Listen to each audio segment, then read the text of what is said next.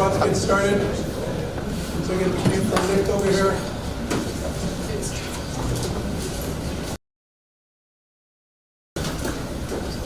Before I get the meeting started, just a couple of housekeeping things. Only because there are no microphones or anything.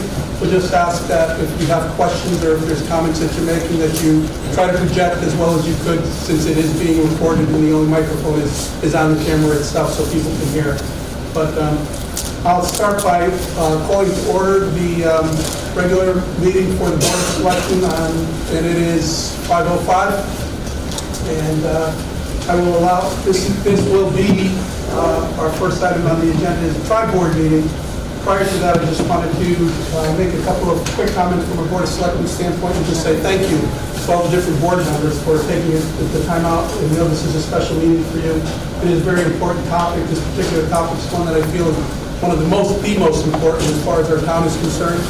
It will help us to determine exactly what direction we go from a Beecher Road school standpoint as it relates to the learning space at Beecher Road. So thank you for all the work you've already done. Thank you for getting it to this point. We're now our three boards. This is the Board of Finance, the Woodbridge Board of Education, Beecher Board, and the Board of Selectmen. So also to the public, we're not having public comment at this meeting very specifically because there's two very major topics that we're going over. In February, we called two regular Board of Selectmen meetings. And there's another Board of Selectmen meeting on the 26th where we will have our regular agenda, and at which point we will indeed have public comment at that meeting. So there will not be public comment this meeting, but I just wanted to explain so folks understood why that's the case. And with that, I will just turn it over to the other board chairs to see if they're opening their particular special meetings. No, want me to start? Please. Okay, I'll call to order the special meeting of the Woodbridge Board of Education at 5:07 p.m. I'm Chair Lynn Piasek. Present is Mike Strambler from the board, Aaron Williamson, Stephen Lawrence, Vice Chair, Jeff Hughes, Lauren Francesi, Jay Daya. I think that's it. Our special meeting agenda on the item on the agenda is tri-board meeting presentation. Susan? I'll call the meeting, call to order special meeting of the Board of Finance. I'm Susan Jacobs, Chair of the Board of Finance. We're here with Tom Handler, Javier Ayas, Dwight Rowland. We are missing two members, and our agenda is the same as Board of Education and Board of Selectmen. Thank you. Yes, I'd like to call the order of the building committee at 5:08. President is Jeff Hughes, Piazzik, Teresa Arabia, Marty Halpern, Justin Reed, and board liaison Rita McDonough. Thank you. I believe that's all our boards who are represented here today. And the first order of business is to receive a presentation, and I will turn it over to the Jeff and the building committee to move forward with that. All set? Start? Yeah, sure. Sure, thank you. I'm Jim Giuliano, I'm president of Construction. You have to speak up more than that. I'm sorry? Exactly. We can't hear you over here. I'm Jim Giuliano, I'm the president of Construction Solutions Group. Thank you for having us this evening to go over our progress on the Beecher Road School. One thing I do want to emphasize, tonight we're not asking for any decisions to be made. Really, it's just kind of a check-in to show you where we are in the progress of evaluating your school and looking at different options. And we will show you the schedule that we'll present here, when later on in this process when we'll be looking for decisions to be made.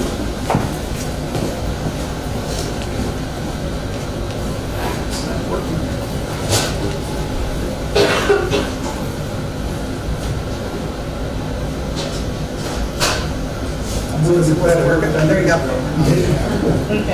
When we talk to you, It worked great before. With me this evening is Antonazzi Associates, the selected design firm that is doing the feasibility study. We have Lisa Yates, architect. We have Mike Ailes, principal. We have Mike Lasasso from Antonazzi, a principal, and Adam McKeon. Their interior, and I know that it's a little bit more of a interior design director. And with CSG, we have Fran DiFiore, who is our educational specialist. She is brought in when we need to do educational specifications, which is a process that we've already completed. Next slide, please. A little bit about CSG and Antonazzi. We've worked together on a number of studies as well as construction projects, design and construction projects. We worked on 2 projects in Norwalk that were both design and construction. That is the Jefferson Elementary School, which was a renovated as new, and the Cranberry Elementary School, which was a brand new school built on the same site of an existing elementary school. We've also worked, or currently working on the Sherman School, which is a renovated as new while occupied, as well as we did a study for Plainville Middle School and West Rocks Middle School in Norwalk. Jim, Yes. out of curiosity, when you say renovated is new, I just want to make sure I'm understanding what that really is. Okay, renovated as new is a term that's used by the state, and excuse me for kind of getting a little technical, but what that means from the state's perspective is that you're going to renovate a school building, and you have to bring up every aspect of that school building to a 20-year standard. So essentially, you're gutting and renovating. Really, the only thing that stays is typically the steel structure, obviously, the slabs and the exterior walls, but the windows will be replaced. Thank you. You're welcome. So how we got here? Back in fall of '22, the Woodbridge Board of Selectmen held the first meeting with the BIUBC. That is always it's a tongue twister, I tell you. The committee, that's what we call you. Yes, that's what we'll do. Establish the committee, and then an enrollment report was commissioned by the Board of Ed in 2022. And then the WBOE, the committee, ad hoc enrollment, instructional needs, and space planning committee, the ad hoc enrollment, instructional needs, and space planning committee formed in March of '23. Report of recommendations was issued in June of 2023. I will say we were brought in, CSG was brought in, I'm kind of fast forwarding here. We were brought in officially in January of last year, 2024. We did get engaged with the Board of Ed in the late fall of 2023, and then officially brought on board January.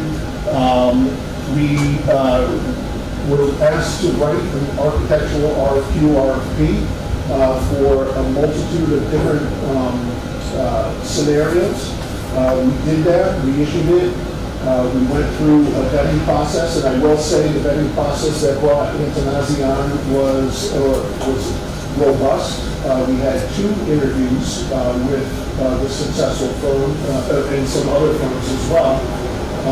And the building committee selected Antonazzi to participate and do the study that we're here to present to you, our where we are in the process right now. All right, with that, I'm going to turn it over to Mike Gales now, and he's going to go See if I through can get this thing back into its a storage. little bit more detail on the study process. Now it's working. It's really working. Sorry, she got to work for me. Good evening, everyone. Mike Ailes from Antonelli Associates. What we'd like to do is just start off with what the process is. And the first slide is, oops, I hit the wrong arrow. Let's try that one. Okay. Start off with the study process. Next.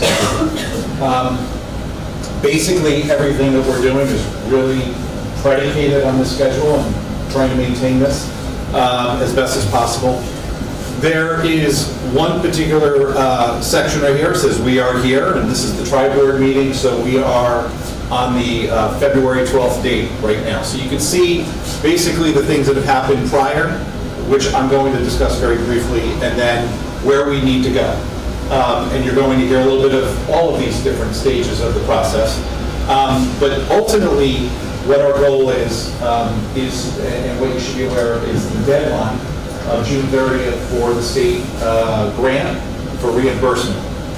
That is the target that we are striving for.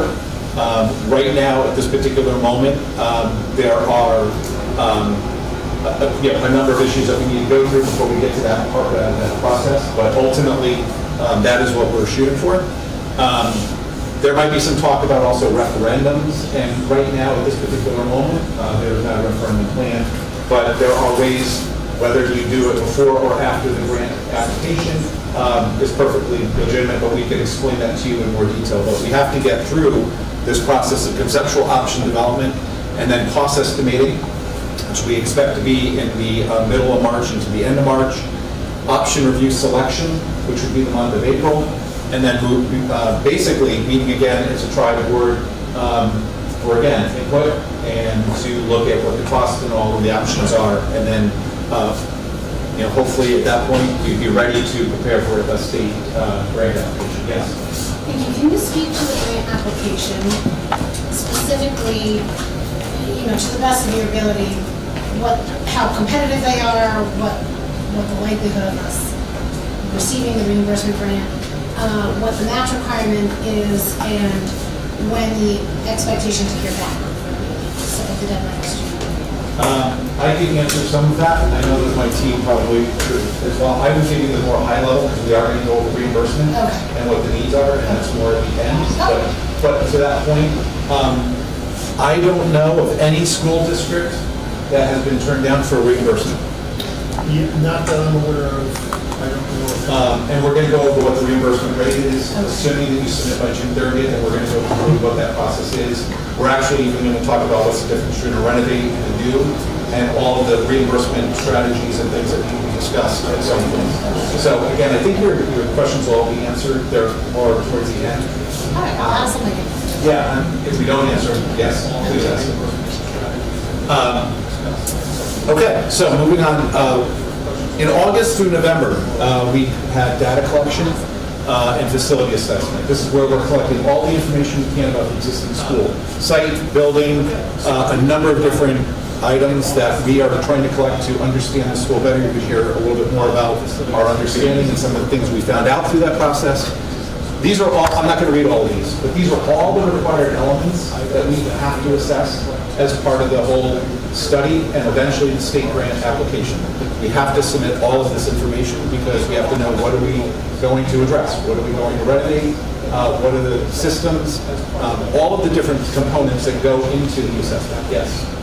So you have the existing renovation for 2013, 15, and have all the documents We have all the- there, so you just update on that? We have all of the documents that have been already previously either created, all of it, yes. And so this all gets into the assessment of the project. One of the things you probably saw on that schedule also is educational specifications. Those educational specifications are an incredibly important process because they are ultimately the guideline for design.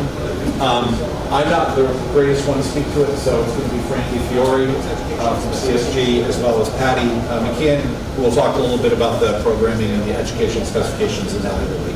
I'm not the greatest one to speak We'll talk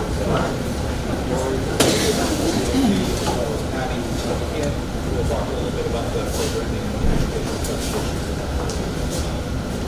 Good evening, everyone. My name is Fran DiFiore, and I do educational specifications. I work for CSG. This is Patty McKeon, one of your residents. And she has assisted, she works for Antonazi, and she assisted in that process. We can talk a little bit about the EdSpec process. You won't have a problem hearing me because I am the educational person and I've got the teacher voice, exactly. So to start the process, we make sure that we find out what the goals and the vision are for the school, for Beecher. And we make sure that that becomes part of the document. There is a section that's called Vision and Goals, and we make sure that there is an understanding of why we have to do what we do. So we call that a rationale. Very early on in the process, the EdSpec is done, and there's a reason for that, because it kind of guides everything else that gets done, and it's the basis for the study. And everyone uses it as a resource because of the nature of how it's put together with all the input from all staff. The review and approval by the Board of Ed is necessary. Educational specifications need to be approved by the Board of Ed in order to go forward with the grant application to the state in June, and so that is part of the grant application is your, what we call EdSpec. Yes? Can I ask a question about that? There was a time when Board of Selectmen approval of EdSpecs also had to happen. Is that still the case? In order to meet state requirements, no, but if you have a local requirement, that's, that would be up to the town of Woodbridge, but from the state's perspective, it's only the Board of Ed that needs to approve the educational specifications.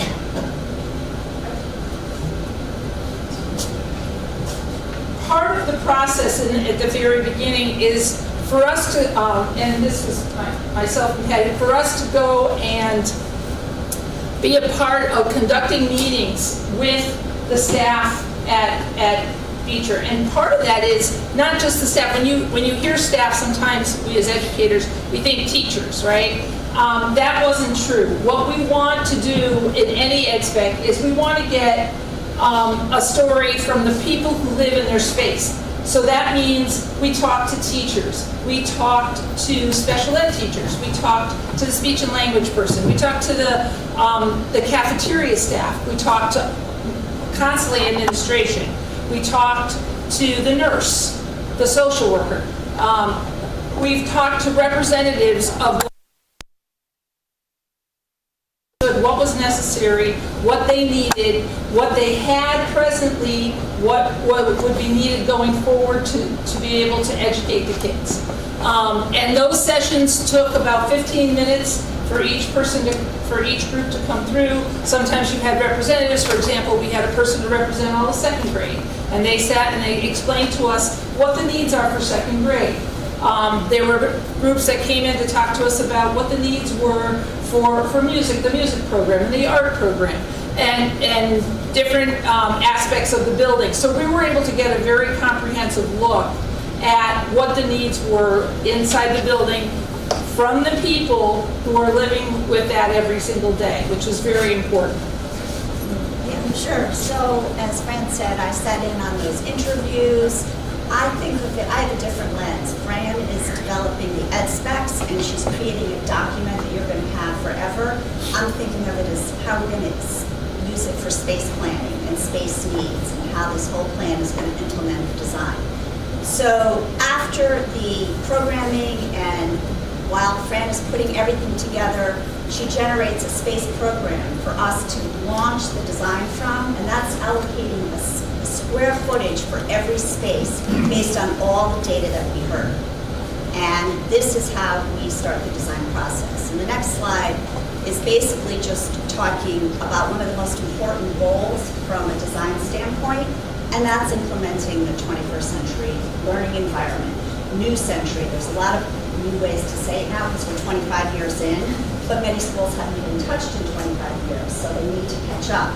But basically, there's 3 goals, and it's the classroom that I like to call it is the third teacher, because I'm repeating myself to some of you that saw a workshop, but the first teacher is the parent or the caregiver. The second teacher is your classroom teacher, and the third teacher is the space, because you need to think of it holistically. You need the tools to implement the programs that are so sophisticated and so fast-paced and changing and evolving. You need to have the right space, and that's creating an authentic, active learning.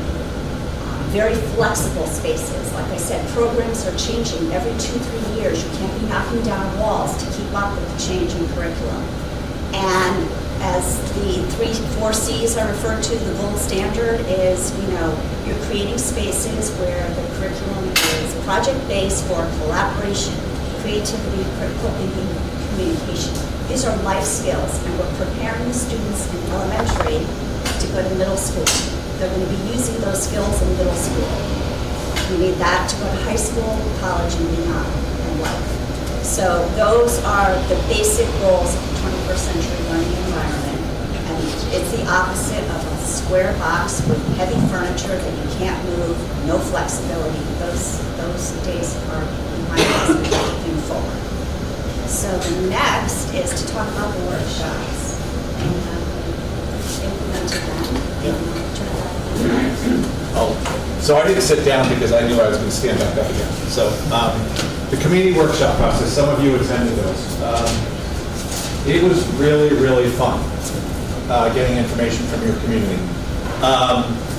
So we collected all the data, we created the ed specs, and now we gain input from the community. So this is a third level of study process, I guess you could say. So we facilitated those workshops. I forgot the exact dates, but there was a middle of January, and then I know February 3rd, because it was last week. And so we facilitated that. We had a much better turnout on the second one. When we do this, we make it as interactive as we can, but we want to make it educational as well. So based on that, one of the things we need to really make sure that we express to anybody who attended was that it is not a design session. We were not going to be showing designs. Tonight, for the first time, you're going to see some input on designs. But we hadn't done that in the workshops. Because what we're trying to do is gain input before we start, as they say, the proverbial putting pencil to paper. We wanted to make sure that we're incorporating as much as we can on the input side. So we made sure it was very clear. There was no design options. It was going to be input only. And after the workshops were completed, we are sharing those findings. In fact, tonight is the first time we're going to be sharing all those findings, plus some additional input that was received earlier today. Thank you, Don. So there were 2 exercises that we did. The first exercise was putting money in a bag. You have a certain amount of money, and you had a limit of how much money you could put in the bag, and again, some of you were there, so you know how that exercise worked. And there were 13 categories, which we explained to everybody on where would you put your money, what's important to you. But you couldn't put money in all the bags, and you couldn't put all the money in one bag. So you had to spread it out. And the results of that came out to about $49,400 was spent in the workshops with beach bucks. And the number one, you can see the list, and it's in order. The number one item that came up was new 21st century classrooms. That got the most input from the community. Specialized instruction programs was number 2. And you can see how it goes down. Sustainable design, 3. Security at entrances perimeter. And you go down. And you see that really new century classrooms really by far was the bigger of the results. As you get lower down, you can see it's 70%, then 10, 10, 9, and so it goes down gradually. So really, when we do this exercise, we're looking to see if there's a real dichotomy between certain issues. And for this one, it was 21st century classrooms. We all thought it was fairly interesting based on what we had heard and what we thought going in, and this is probably part of the process too, that we learned from is that the bottom 2 were renovation of pool for community and eliminate interior ramps and stairs, or ramps and floor levels, which we kind of thought would be the reverse, but it was not. And that does say something about the community and what they are, again, what they're looking for and what they would like to see. So these are the results, and of course, this is all going to be posted eventually, as a PDF on the website. Yes? I'm sorry. Oh. The number of participants, I just missed it. Oh, okay. Yeah, it's approximately 50, because I don't know why it's not 50,000. I don't know where that $600, when someone stole the $600. So if you know anyone who's got feature bucks, let me. Does someone have? Oh, Yes, yeah. I just wanted to ask, so noting that the reduce and eliminate interior ramps and floor levels is at the bottom, Yeah. when you talk about renovating and bringing things up to code, it seems like that might be a necessary thing to do as opposed to an optional thing to do. Just because the community indicates their preference, doesn't mean we don't have to address it. Like, for example, if improving indoor air quality was at the bottom, guess what? We're still improving indoor air quality. So it just shows what the community's thinking about. It doesn't necessarily mean that we're going to pay more attention to one or another, but we certainly take it into as a factor. Can I ask you about the ramps? They were grandfathered in Yeah. prior. Are they still grandfathered in? We're going to address the whole ramp issue in a little bit as part of the design process. So Short answer is no, No longer grandfathered in? not if we renovate as new, but I'll go through that in greater detail. Right, yeah. which is why we didn't renovate it last time. Yeah, there's certain things I can answer, but I don't want to be up here the entire night. So, but thank you for that. The next exercise number 2, was breaking out into subgroups. And so we had smaller groups. They were probably 5 to 8 people were per group that spoke. We had kind of like your rules of engagement, which we always post up there. But the 3 questions were positive aspects, challenges, and items you would like to see. If it hadn't been addressed already, what would you like to have in the project eventually? So, the positives we heard. You're going to see a lot of items on here. And again, it's more for when you're reviewing this at home on the website and you want to see all the recap of these. But ultimately what came out by far was, and you'll see by bold and then as it goes down, playground, garden, and outdoor spaces, and the one large school equals one large community. This relationship the community has with this one school, because so many kids are going to it, they establish relationships that obviously probably all did, but especially when you have pre-K all the way through 6. That was really a resounding theme in the positives. You can see the teacher-staff culture is almost on every study or every workshop we do. Usually the teachers and the staff get a huge shout out, which is not a surprise. And then a very active and community, the community being active in the PTO and what the PTO does for the schools. Those were really the 4, and then you could see all the other ones that came. And some of these, as was brought to my attention when we showed the slide in-house, was a lot of the things that were positives were also challenges. So there's a flip on some of these. So I just want to make sure you knew that just because it's, ramps and levels was a positive here, doesn't mean that it was only a positive, it was also considered a challenge. So there's some flipping of that. Like these 2 columns, Yes, are the things at the top the more frequent occurrences? the ones at the top that are bold were the ones that got the most answers. So it's kind of like whatever got the most, sometimes those apps, you respond to an app or something like that, and it's like a survey, and the bigger, the more answers it gets, the bigger the word gets or something like that. It's somewhat like that. So whatever rose to the top was getting the most answers. Thank you. Can I quickly ask, are these community responses, not teachers? These are community responses. So you had 50 people in the room. Yes. How many of these were school affiliated and how many were general members of the community? Well, we all broke up as facilitators. I would say it was a large community.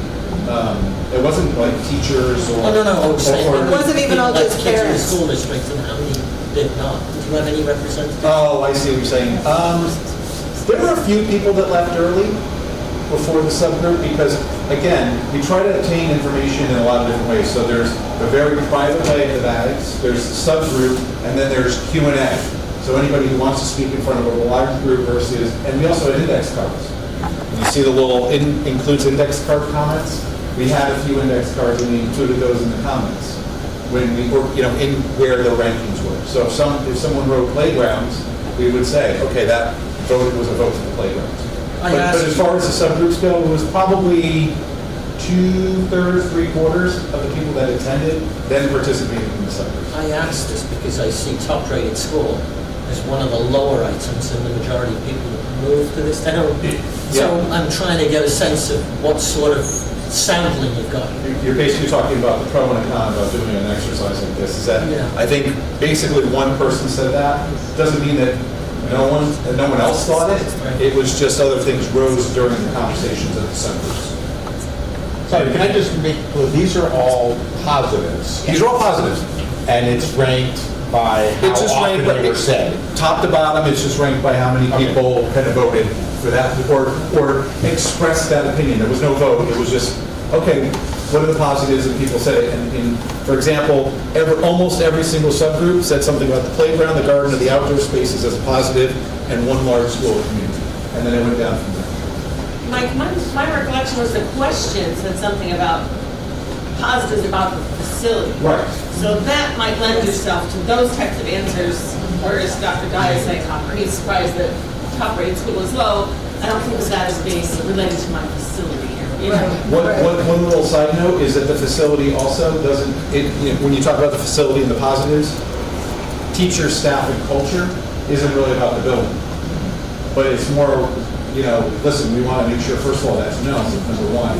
And number two, what could the teachers, the staff, and the faculty, and what could they do with a facility that is much better? I mean, you can imagine what that kind of culture would do in a better facility physically. So that's another way of looking at it. So, thank you for that. Yeah, there were challenges. On challenges, again, more groups said the building sprawl and finding your way through the building was a challenge, and the odd-shaped and unequal classrooms was also something that was mentioned in a lot of subgroups. Too many access points and a small cafeteria were also mentioned, and had a few more comments in the groups. As you'll see, it goes down. There's a lot of challenges here that are listed, but we want to make sure that it's captured, because if you're a community member and you said, empty rotunda, that is a challenge. I mean, what do you do with an empty rotunda? Well, let's use it. That's a challenge that you got it, but you're not using it. Doesn't mean that we can't do something with it or address it in some way, shape, or form. So again, these are all the challenges that were brought up during the subgroups. Can I just ask, I'm just curious about the odd shape of equal-sized classrooms. Yes. Having had 2 kids at that school, and it never crossed my mind. And I'm a design guy. Can people specify a little more about what they meant by that? Because it surprises me that showed up at the top of the list. Well, I was going to say, we are going to, you could answer it, but we're going to definitely address that. I'm surprised by that finding. Right, we will get into that more, but one thing to remember, before we did the community exercises, they watched a presentation about our findings regarding the building. Okay. So there well, was that's right. great. That makes sense. That's a good, There was a discussion about the disparity between the large classrooms and the smallest, being 1,400 square foot versus 600, whatever. Okay. That's what I wondered. So that's what we There was also a targeted tour of the school before the presentation, so people are actually able to see the largest classroom in the building versus the smallest classroom, and there is a huge disparity. Yeah, and I think that's an important point, because I think community members, even those who send their kids to the school, or maybe they're on the school board, may not actually realize that. It hasn't been lifted up, so this is actually very helpful. yes. Agreed. Then we heard other things. So this was that third question. So what did we not address? What was not brought up? And you will see a number of items that are on here that were already addressed. For example, flexible spaces was one that was brought up. There's STEM spaces. There were things that were brought up in the other groups. But this was just kind of like, just throw it out there. And people did it. Obviously, you probably all saw my favorite one, which is zip line. Okay, we got that one. Okay, everyone laughed at that one. But you'll see that there's a lot more individuality in comments in this, because you're really saying just throw stuff out there. So you get sometimes outlandish things, and sometimes it's just, well, all I can think about is the size of the classroom, so I'm going to say it again. But the ones that kind of rose to the top on the subgroups was separate the pre-K 3 from the grade 4 on campus, move the central office off-site, enhance the full day, or enhance pre-K, full day kindergarten, kind of put it together, and then staff student quiet spaces. Those 4 were kind of raised in terms of what the subgroup said. Yes. I'm curious about the central office offsite. Were the participants presented with any information about how the central office used to be offsite and No. then was moved purposely there? No, not to my knowledge. No. They weren't reacting to Yeah. the move of putting it there, they just thought it would be a good idea to take it out. Right, just to note what Lisa said and to go to what you said, or just asked about, the subgroups happened at the very end. So there was a full educational, presentation, the bag exercise happened. So this was really the culmination of the workshop. So everything that everyone heard, they may have just said it again, or at least thought of something differently. But again, that's, some of these comments, again, they might have come up simply because they already heard it and they wanted to reiterate it, or it was something brand new that no one heard. So. And just so I understand, when you say central office staff, you're talking about just the superintendent of the business office or also special ed and other My district services? administration, not special ed, not special Let me education. stay, and so only the superintendent of the business. It's, any central office administrative program. Right. And again, I think a lot of this will be addressed, again, as we go through, you'll be like, oh, okay, special education is there. There are a few other district-wide administrative positions within central office, but special ed as a programmatic portion of the school is incorporated into the school, if that. The special ed officer is. Right, the directors. Not the, we're only talking about the south office. Right, correct. The south office makes, and when we did the X-Specs, we did the same kind of interviewing for central office that we did for the rest of the building. So we have all of those spaces accounted for. And when we get finally to the end of this presentation, Jim will get back into differences in how central office would be funded versus the school and then the pool. Right, so just for reference, though, there are no members of the central office that were here when our central office was in this building.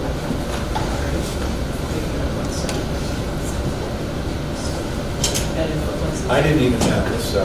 Right, I didn't even. Maybe that's good that we didn't know. Well, Maybe. we purposely brought them back there, and it was a multi-year process to do it. Yeah. So there's rationale. I'm sure there is. There was no historical information that was shared at the limited workshops. Okay. Okay, so we added a slide today. This was a student survey. This was something that came up at one of the workshops. I don't know if it was the first one or second one. It came up at both. But yes. People suggested. And it was suggested to get student input, so 5th and 6th graders were asked. Same questions, although the last one about what would you, it really was addressed, but it was what are the positives and challenges? There is quite a bit of synergy between what the community said and what the students said. Again, not to go through all of this, but you could see that, and there's, by the way, no order. This literally came right from the survey in the order of the survey. So there was no, one was greater than the other. But you can see on the positives and the challenges, there are similarities in how the community responded to how the 5th and 6th graders responded. Whether it has to do with the classroom sizes, what has to do with the length of travel. In some cases, the navigation. Some of the kids positive said the school building is easy to navigate, and yet the community said it's difficult. The wayfinding is difficult. But this is coming right from the 5th and 6th graders that responded, and they also had a few quotes. My favorite is that Ms. Fonda, Mrs. Lemke, and Mrs. Buzzard don't have classrooms, and I always see Mrs. Buzzard running around. So we capture that and made sure that whoever said that sees it on the slide. So, but you can see that, again, I think it was really helpful. I debated today when I got it, I was like, do I have I found time to get this in here because I think it's really important to hear what the students are saying. Because you were saying your kids have gone through the school, well, they probably can relate to that. So, Fifth and sixth graders have the larger classrooms, and you can tell they enjoy having really large classrooms. yeah. Can you speak to how long it's been since this age group has had access to the pool? Or maybe someone else in the board that could. It's surprising. I'm curious because it's not represented by the students. And then I'm wondering how you're reconciling the feedback about the pool, because in your previous slide, the pool was suggested as being used for programming, but in your Bucks slide, it wasn't It's all coming really. out. The whole issue with the pool is going to be addressed as part of our, what we're, some of the proposals that we're thinking about. I guess I can answer that, Andrea. Yeah. My son is a fifth grader. I don't know if this is helpful, Alex. Mine is too, and I can't remember. The answer is they haven't because COVID was their kindergarten year and that all shut down in March, and so my fifth grader hasn't had. I just want to shed light on that. Might be indicative of why the pool isn't represented here from the student's perspective, because those surveyed haven't had the authentic teacher experience. That's probably very much the case. They don't know what it's like to have them. So. And just to give context on the other end of that is that it ended in COVID. So my daughter was a fourth grade in 2020 when we shut down for COVID, and that was the end of the pool. So there's a whole generation of kids now, and parents that didn't have that. Can I just ask that you send us this slide, because that's not in our packet. This slide. I added it 2 hours before this meeting. So, yeah, this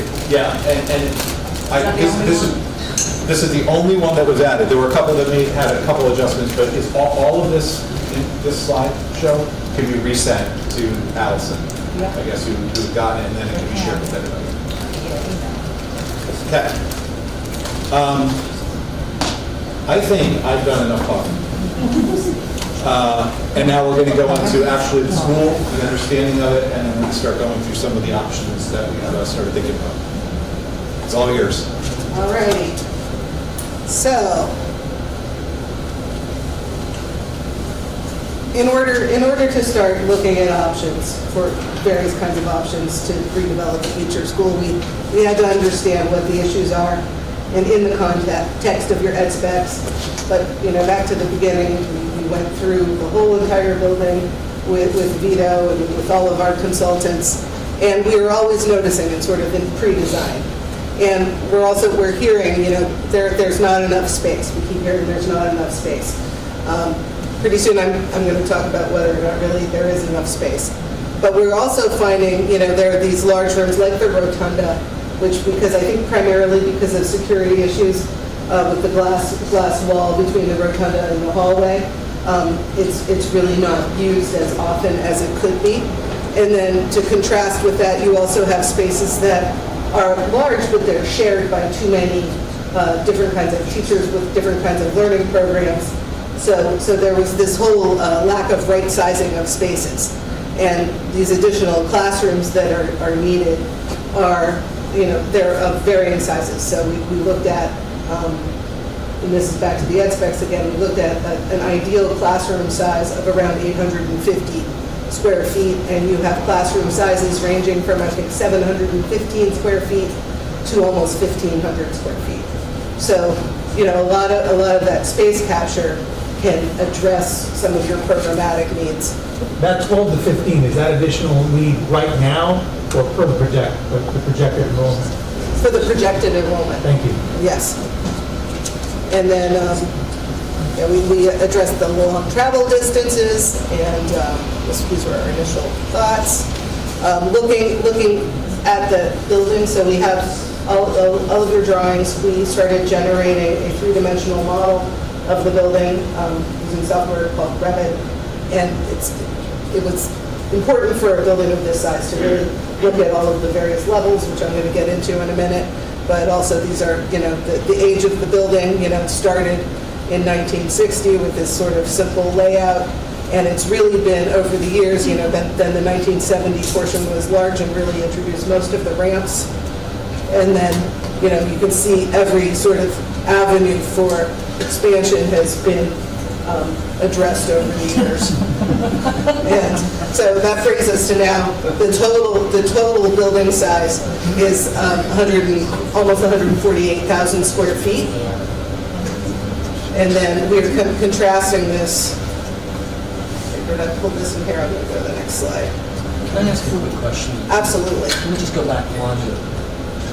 You said 12 to 15 additional classrooms. So of those, how many special education classrooms are included in there as well? What was Yes, the breakdown? so one of the things that I did that's not part of this presentation, you mentioned there's a space program with all of the ideal areas for every kind of space. And then we used that, the breakout of the building to look at all of the existing spaces next to that. So, for instance, special ed, I think there were 7 special ed rooms requested, and then plus different kinds of special ed related resource rooms, and you have 10 special ed spaces. And also something that was sort of, this is an aside, but when we went through the plans, the district was kind enough to help us update some of the room names. Every name that was updated was changed to spec. So you can really see the need sort of rippling through the school. Yeah, it's a variety. I think some of them are core grade level classrooms. Some of them are, I think, like the second Spanish room, a better math room. So they're all different kinds of. And that's actually because of the way the school's managed. That the deficiencies are spread out, so that you're doing the best you can in each department. So yeah, the total school is 147,000 square feet, including the pool and the central office. Your highest projected enrollment, this is going to keep coming up, is 1,039 students. Your current enrollment is 884. And so this is something that we picked up even in the interview. One of the first things we noticed is the school too small because we need more spaces? Or then you look at the state standards and, here's the first, oops, sorry. Go back. I'm getting too excited here. So 134,000 square feet of the 147 is for the school, not the central office and the pool. So you take that 134, which is the current effective size of the school, and you compare that to the space standard, which we have a slide later in the presentation where we tell you exactly how we got there. The space standard allows 130,000 square feet. In renovate is new, Jim will get into this. It's unlikely they're going to make you randomly tear down 4,000 square feet, likely to get a waiver, but in new construction, that 130 would be more likely to apply. Your site is a similar challenge. It's a 43-acre site. It's huge, it's beautiful. It's got a ton of topography, and based on the ramps, we're all guessing that you have a lot of ledge on the site, and that's the reason that they built all those ramps.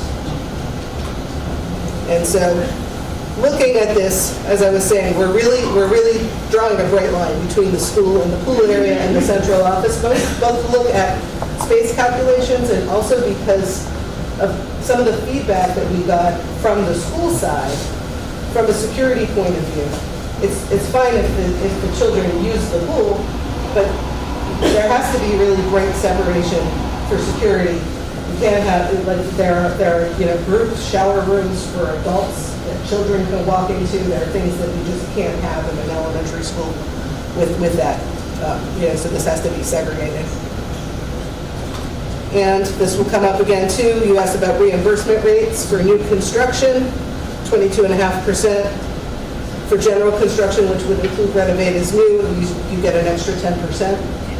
We'll also talk about if, when you look at the cost, if you can prove that new is less than renovate is new, then you get that extra 10%. Sorry if I stole Jim's thunder for later. But so this is the existing school. I'm not going to dwell on this too much, other than we're going to pull it back for reference, and I continue to look at it for reference. You have, come in, you have kindergarten, first grade, the multi-age group is over here, your cafeteria, your library, you go down the ramp, fourth grade, fifth and sixth grader in the triangle, some of the music and specials are down here, and then the big gym. And then this is all called out as phys ed, but it's also a little bit of special ed right now. And now I'm going to get into some of the conceptual ideas, and these really are hot off the presses because, you know, our last committee meeting was only on February 3rd. So we're going to show you a renovate as new option. We're going to show you 2 new construction options, and then we'll sort of go through the future of what kinds of hybrids we're going to do next. So we're going to start with renovate as new, which is an A-series option. In our RFP, the committee asked us to look at various different kinds of options, and we're using those same letters just for consistency. And so our challenges with renovate as new, well, renovate as new is always challenging because it's the most constrained way to design a new school year completely within the existing footprint of the school. And you can make wholesale changes inside, but you have to respect things that can't be changed about the existing building. And for this one in particular, we're looking at trying to right-size your spaces, redistribute the space to reduce travel because we still have the whole footprint, that long school. We have to think about phasing, which we don't show that in detail for renovate as new. We show it a little bit more in the new.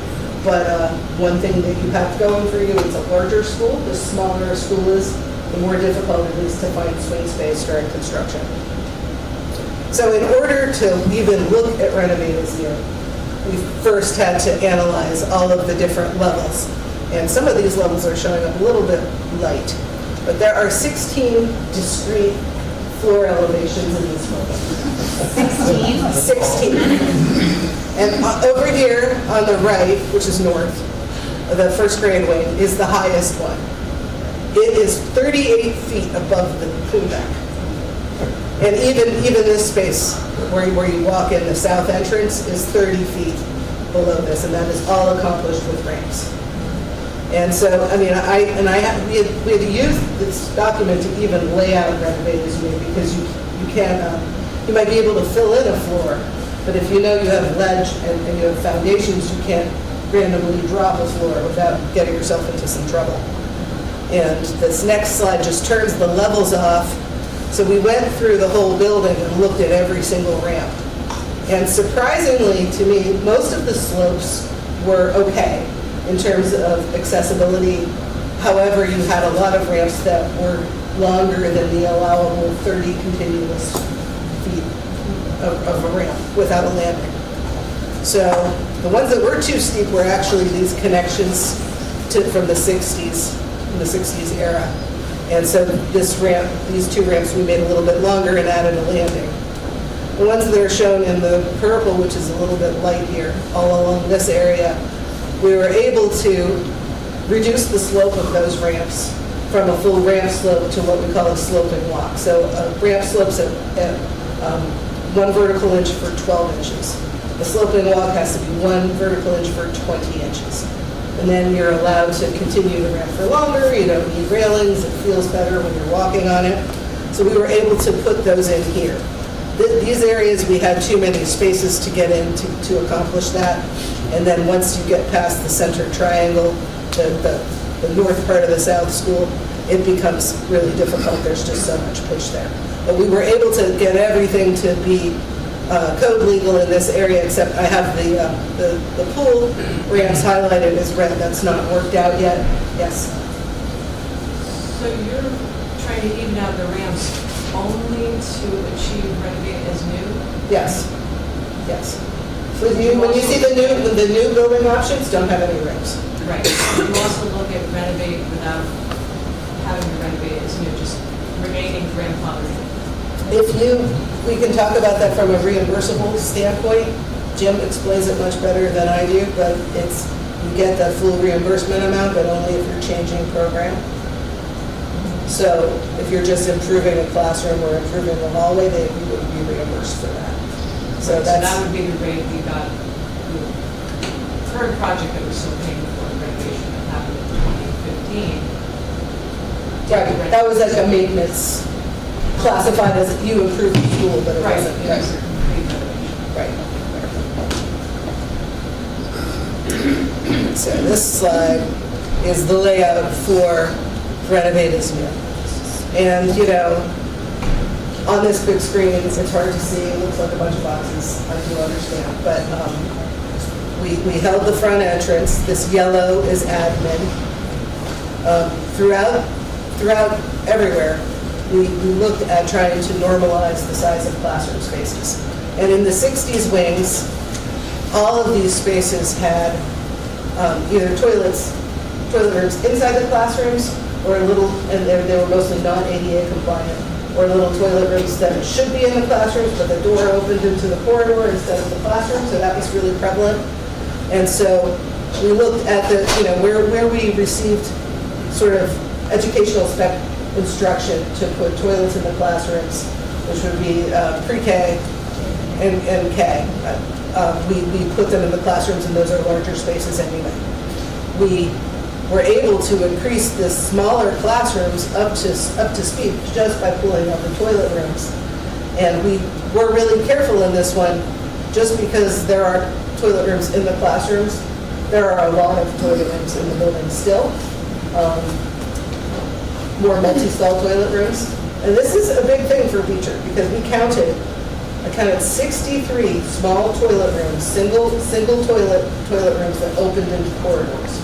That's a ton of maintenance. It's a lot, and most of them weren't even accessible. We're keeping the cafeteria where it is because it was recently done. We're expanding it a little bit into the library. We're pulling the library down to a more normal programmatic space. It's quite large. We can look at, a lot of people really like the size of the library as it is, but if you're going to put a hard stop at 134,000 square feet, you have to decide who doesn't get space because the library gets space. So we're trying to balance it all out. So we have this kindergarten. We took the auxiliary gym and made it more like an auxiliary gym, and we pulled the extra spaces that are in there out.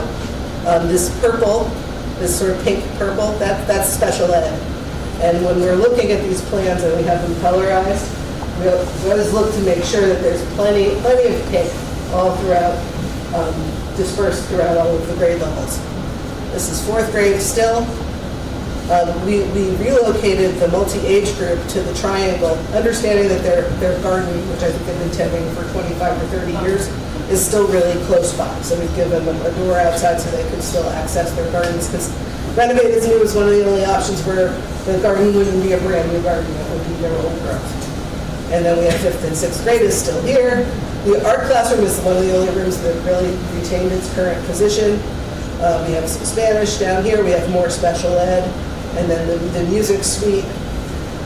One thing that I'm developing here, to get good separation between the pool and the gym, even though it's a couple hundred extra square feet, I think we should take the locker room that's on the upper level and give it to the school, because that allows us to achieve much better separation with the rest of the space. And then also for this one, looking at the program, we would propose a slight expansion to the central office space because it's outside of that restricted 130 square feet. And then you want to introduce the new options. Do you want me to MC or do you want to drive? Do you mind driving? Not at all. Your lightsaber. Good evening. Again, my name is Michael Lasasso. What we want to introduce to you, and I think Lisa did a really excellent job of going through the analysis of the existing building and the challenges.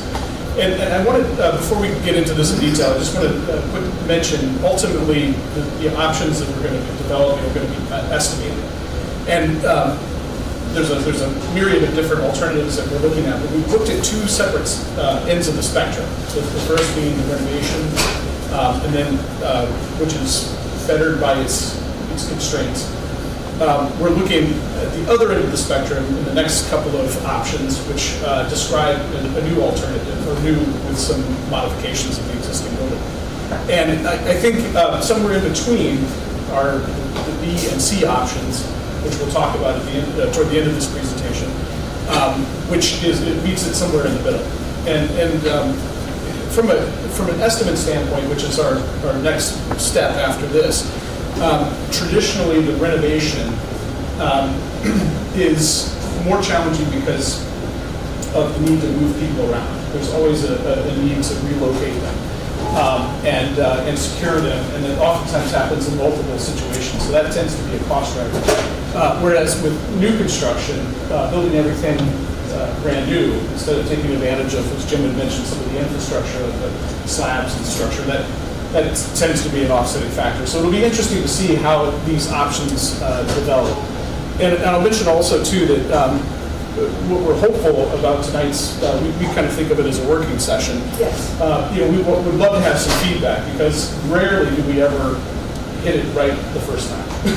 There's always some room for improvement, different opinions and input. We find it all helpful and quite welcome. So we're doing our best with this first pass, and we're excited about it. I think there's some merit relative to the information we collected at the workshops and interviewing the staff. So I guess without any further ado, we'll let Lisa go into the next scheme. Right, so this is the first of the two new options that we'll share with you tonight, and we're calling them out by where you enter the building. This one retains an entrance at the north side of the building. We would intentionally start a phase one to the north of the existing building. We always think the first pieces of a building like this that you construct, they become a lifeboat. So you can start offloading functions into these spaces so you can keep moving.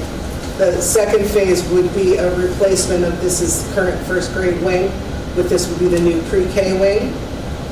And then we would start to build over this footprint coming down.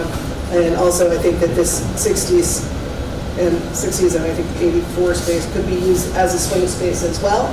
We would also rely on the south end of the school as potential swing space area. And as we keep saying, these are hot off the presses. We've started to do site layouts. These have not been vetted out by our civil yet, so there's not enough parking shown on here yet. We're definitely going to address that kind of thing. But we're looking at your topo, and we're trying to make sure we can get a loop around the school, because that's sort of the most critical thing. Then you can start talking about which part is the bus loop, which part is the driving loop, and make it all really function for you. We have a garden space up here. You'll see I have a multi-age group up in this corner. And we have a complete separation of the pool and the existing gym in this one. So I intentionally left the gym attached to the pool. That would all become a community space that could be used by the students, and that's sort of something that we'll get into in terms of grants. And this one also leaves the Board of Ed, but expands it into the current assembly space, some of the other spaces that already exist down there. This could just as easily develop, both of these could, with the Board of Ed central offices being attached to the school. But gotta start somewhere. This is where we started. So this is a new building layout, and north was up in the last slide. Now north is to the right. So this is our front entrance at the north side of the building. You come in and admin is right there with a secure entrance. The cafeteria is also very centrally located. One of the things that we think is really strong about this particular scheme, when we were doing the ed specs, there was a call. It would be really nice to have an assembly space that's large enough for the entire student body. But in order to put one in that is uniquely that function, will sort of blow your space standard out of the water. So by positioning the Ox Gym right next to the main gymnasium, we can put a removable wall in there and have a nice large assembly space. This is the first grade wing right off of the lobby. This is the pre-K wing over here. This is multi-age group, and their garden would be outside. This is the library. These are some of the specials. These are Spanish, ELL. As we come down here, we have the music suite is positioned adjacent to the assembly space and also away from the other classrooms, which is good for acoustic transfer. We have our receiving and main utility spaces central to the building. We also have potential loading area right next to it. And then as you keep coming down here, this line here, we address the hillside by adding a split level, basically. So as you go down, this longer one accommodates the 5th and 6th graders and special ed 2nd grade is here. And as you go up, we have 3rd grade here, 3rd and 4th grade. And so we have one art classroom at one end and one at the other end. The north one has the north light. But it was, I have to say, for all of us, it's very freeing when you start packing everything into a renovated new option, and then you look at a new option instead, because you sort of can remove all of those constraints and get more of those relationships and compact the building a little bit differently. But, ideally, we try to pick the best of both. So the upper level is the second floor of the area that. Sorry? The upper level that you're showing is the second floor.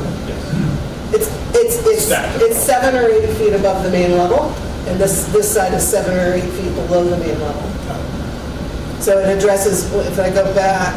So they would all have the same roof line? No, and actually the roof line will be popping all over the place, because we'll do large spaces like the gym and the cafeteria will be higher than classroom spaces, so we can introduce high windows, that kind of thing. And if you can see, there's more topography here. This lighter portion is that upper level. So this is all on one level, and then this goes down and up. So just so I understand, that other screen that you were just showing us, that is not repurposing any existing space. Correct. It's building all new space. Both of these options, the new options, are all new. So basically demolishing the That's school. correct. And can we do that before we're done paying for the renovations? That we're not done until 2035. So that would be something. We can't demolish what we just renovated. Well, you can. It would be prorated, and I think Jim could speak to it. I think for the purposes of this presentation, though, again, we're addressing the RFP as it was generated, which was a new option, an addition, and a renovation, or a series of So alternatives. the cost of demolishing the space that we got state funding to renovate 10, 12 years ago, that would be factored into the two cost estimates, so we can figure out whether we can do anything like this. Yes. For sure. Yes. This is, They're both very costly. Renovated new is also very costly. right. And that's why I asked if you also looked into just renovating. Yeah, it doesn't, whether you renovate as new or new, that cost of, you said 2015, that cost has to be accounted for in either scenario, because the state is saying, we gave you money in 2015, and now, it has to be prorated for your reimbursement right now, So when you say regardless of what you prorated, do. are they gonna want the money back? No, what they don't ask for a check back, what they'll do is, Take it off your they'll take it off your reimbursement. So you're 10 years How many in, finished? you're halfway through, right, we're 2025, you're halfway through your, You have another 10 years. you have another 10 years, so they prorate that 10 years of whatever that cost was. Today, 10 years today, your project is not going to start for a couple of years anyway. No, it's when you submit the grant application. But it's also when the project just goes out as well, too, so we have to look at that. Yeah, we're gonna have to look at that. Can you please speak to the difference in impervious surface in this new build example relative to the current? So we have not done a full analysis of impervious surface, nor have we designed the site. So, but I think it stands to reason that, and the next scheme actually compacts the building footprint even further. If you're compacting the building footprint, you have opportunity to reduce impervious surface. Quickly ask about occupancy. So students will need to be housed somewhere Yes. during this renovation. So if you have renovators new, can you have occupied and not or partially Yes. occupied? However, if you're going to have a new construction, then we're going to have to find a place to house 850 There's students. no path forward without a really strong phasing plan. And the phasing plan, we review that actually with our cost estimators at the very beginning.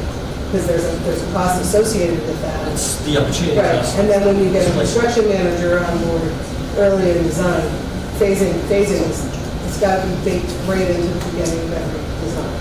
That speaks to what I was alluding to about the cost estimate, and what we see as being, drivers between the renovation versus a new or expansion. Usually the renovation tends to be driven by the phasing.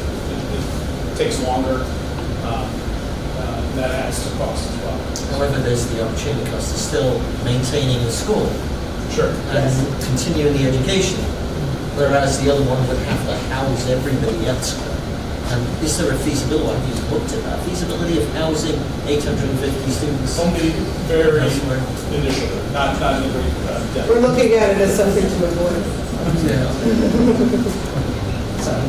Thank you. Quick question, just in terms, because it's a split level design, disability access, is it an elevator, is it? Right, so right where the stair is, there's an elevator right at that point. And then is it designed in a way that, in a sense, a child with physical disability would, for the most part, stay on that level for the course of the day? They'd be able to go to most specials. Right, there are enough specials on that level. And also, these are sort of right out of the gate. We'll review them again with the school, and if we find, oh no, this special ed is not used as much by this grade level, it's used by another grade level, we can do a lot of swapping out of these spaces, because part of the point of this, we're assigning all of the spaces in the program. But if we have the right size spaces and they're modular enough, I always know we're getting close when we sit with a group and they move the names around, right? Instead of the whole thing, because it shows us that we've got that modularity going and we can sort of take care of everyone. Ready? I'm set. Okay. So I'm afraid I'm not going to be able to address your concerns at all with this. I'm probably going even further at the other end of that spectrum. But in this option, we looked at, as Lisa had mentioned, a more compact version of the same space program incorporated into a different structure. I apologize for the color rendering, but the two more yellow, or orange and yellow at the top, are representing new wings that would be constructed initially outside of the footprint of the existing school. So that work would be done independent, or while the existing school is still in operation. And we, in both schemes actually, we opted to begin that construction on the nice level parking lot that we have at the top. And the goal with this was really to organize it around a central theme that we saw in some of the interviews, which is this garden space. Now I know that the ultimate desire is to have large meeting space, internal meeting space, but I felt the concept of the garden was a strong one relative to the program of the multi-age group. And so we introduced that into the program as a means of organizing the space, and also organized all of the classroom spaces around that space, so that every grade essentially had a glimpse into the garden from their vantage point. The other half of the building, the more brownish looking stuff, which was supposed to be more orange, is essentially the balance of the program. And we chose to build this on top of the footprint of the existing building. I think to whoever brought up the concern about lot coverage or impervious surface. So that there is hopefully a benefit that we would at least maintain the same, if not offset it to a certain extent.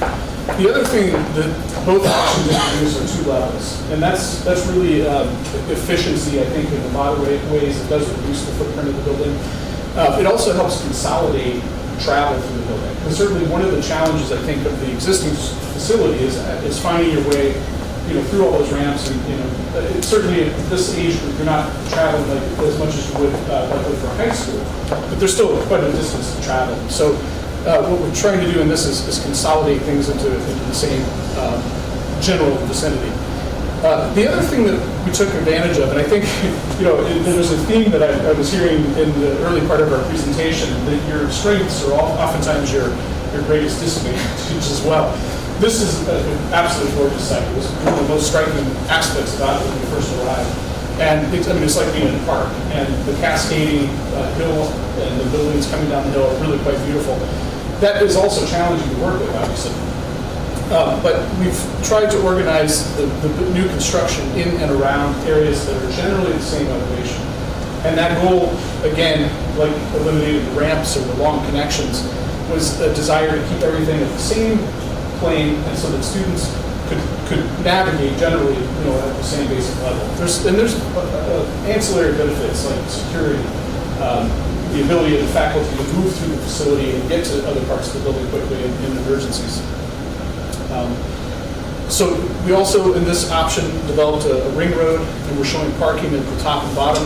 One of the things, and I'm not sure if this is a concern or not, but the parking at the top and the bottom, we think we've done in large facilities like this, broken it up. And there's benefits to that in that the parking at the top, for example, could be converted easily into a parent drop-off for the pre-K, which occupy that side of the building. Larger parking, probably even larger than is described there, is beneficial for after-hours use. If, say, for example, the gymnasiums, which are in that sort of dark panhandle-shaped piece, are being utilized after hours. And then, of course, the benefit of the road connecting everything also offers, again, another level of security and safety. Emergency responders can access the full perimeter.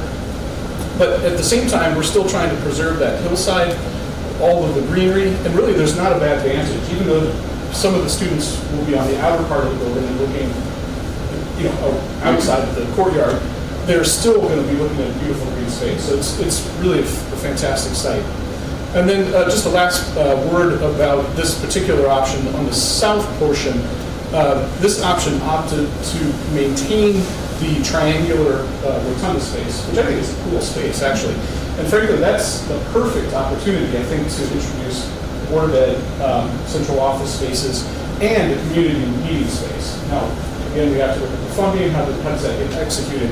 But it's a wonderful structure with the blue ams, exposed timber, so it's quite exciting. We may not be as tied to the renovated new constraints over here. We might get a little bit more grandfathering. Yeah, it's possible if it's treated as a central office facility. And then the pool and the facilities to the south essentially remain in the same configuration that exists. Question? To my recollection, there used to be, and I think still are, woods trails through the woods, I think named after a creek because it gets restricted. Would those be affected by this? Do you know? That's the dark line on the map. Yeah, so okay. I'm affecting them by driving over them. Over that. I wasn't aware of that, I apologize. Yeah. I assumed that was access. Well, actually, the outer boundary looks like it's really intact. It's essentially that shorter connection closer to the building that would be impacted. So. But it does put the playground on the other side of the driveway. Correct, yes. Yeah, we're not in the playground area. That was one of the constraints that we were trying to work on. I think, honestly, that could, I'm glad you mentioned it because it's something that in the future development of this, we can explore, expanding upon even further. Yeah, the foot by the state trail would be a staff member that was dear to many students and people. Gotcha. All right. Forget this scheme. But, there's a lot of other more, relevant things to consider. No, but it's an excellent point and certainly appropriate for the site. So. Yeah. And when we put ring roads around schools, we almost always think about how do we gate them off? Because they're not busy all day. They're busy. We like to have a nice parent queue. Fire marshal likes to see access around the whole building. But there's no reason in most cases that we can't put gates on either end. And maybe the trail goes alongside it, but it doesn't have to be such a traffic and vehicular kind of feature in the day. I would hate to see that outdoor space changed too significantly. It provides great refuge for students and integrates, I think, some concepts of different types of education, like Waldorf education, where kids can they have walkways through nature. That's very helpful. Well, and I'm hopeful, and I guess maybe go to the next slide. That same loves doing good trails too. Our civil engineer. That same theme, I'm hopeful, can be introduced into the garden itself. And while we were developing this, I I think one of the most unique programmatic aspects I've certainly never encountered in another school is the multi-age group component, which is prominently featured at one end of the building. It's at the end of the caps, the end of the courtyard, and the concept is actually to introduce their gardens inside of the space. We intentionally designed it in a manner that was large enough to really accommodate it. North is now on the right-hand side, so we have a beautiful south exposure, and we try to keep the portions of the building that are to the south and east of that courtyard low, so that you got the sun inside there, whereas the section on the west and south are two-story spaces. And as I mentioned before, all of the green that surrounds it, the lighter green, represents the standard classrooms. So again, the way the proposed plan groups these spaces, the pink spaces are the resource spaces, and they sort of demark the difference between age groups. So each grade level has an opportunity to view into the garden. Again, others will have an excellent view looking in the other direction. The lower grades, K and pre-K, are located there. Yep, exactly. And again, with the parking at the side, we thought that was a good opportunity to introduce a drop-off, which probably cycles at a different time frame than the average or the remainder of the students that arrived at the school. At the other end of the courtyard, we have the art spaces, and again, with north-facing light, but also looking into the garden, which I think is another sort of secondary focus, so that we begin to migrate into the common spaces of the building, and so all of the students understand that as partial ownership. It's not just their space; it's ours. But we also have a place to go in the building, which is defined for them as well. There's envisioning taking out the doors, the classroom doors. Pardon, I didn't hear the first part. Right now, all the classrooms have a door to the outside. You're not envisioning that. We didn't propose that for this particular plan. We do have obvious at-grade exits for the younger grades, but it certainly could be introduced. And even in the resource rooms, we are showing doors into the courtyard. The idea is to bring them in as much as possible to utilize that. The doors to the exterior were one of those things that came up as a positive and a negative. Because people really like how that they can get out into the existing, your beautiful site. And your security people absolutely hate it, which they should. So we did put $1 million worth of security in to address that in that renovation. Right, correct. But it's still a door. Right, so it's still something that needs to be maintained. But it's one of the nice things about introducing a courtyard, because you can be a lot more free with the doorways into the courtyard. Right. Because they're a layer of security in and of themselves. This option continues southward with the common spaces, and similar to the previous scheme, we've introduced it's really hard to see, I'm going to actually walk to the screen here. This area. We can stop guessing what you're going to talk about. So effectively, this portion of the school is lower by a story, and that is designed essentially to make a connection back to the Board of Ed spaces, the central office spaces that are on the other side of the street. It also provides a secondary advantage. Those three blue classrooms that are grouped south of the are music rooms, and they benefit from higher ceilings. So we have the opportunity to raise that ceiling at the same elevation as the adjacent gymnasium, even, which is probably more than it needs, but it gives that extra volume for improved sound quality. In the orange and the blue and the admin spaces that are yellow, we're on top of essentially the position of the existing cafeteria, kitchen, and the existing media center. They've been identified, but again, trying not to expand too much beyond that footprint as much as we can, so that we're not dealing with blasting or dealing with ledge, things of that nature. This option tries again to get as much outdoor exposure as possible with all the perimeter glazing. We do have some interior spaces, but they're secondary shared spaces for PE activities, things of that nature, so they're not necessarily focused on the outdoors. And if you go to the next slide, you just see the balance of the upper Out of level. curiosity, before you move on, I just... Sure. This is 106,000 square feet. You mentioned 130,000 square feet that's... The total is, This is the upper level. Thank you. yeah, Here we go. right, subtracting the courtyard. These are the upper level grades, and the block that's, I guess, to the top of the plan, headed right, are the third and fourth graders. The fifth and sixth are stacked in that section to the south.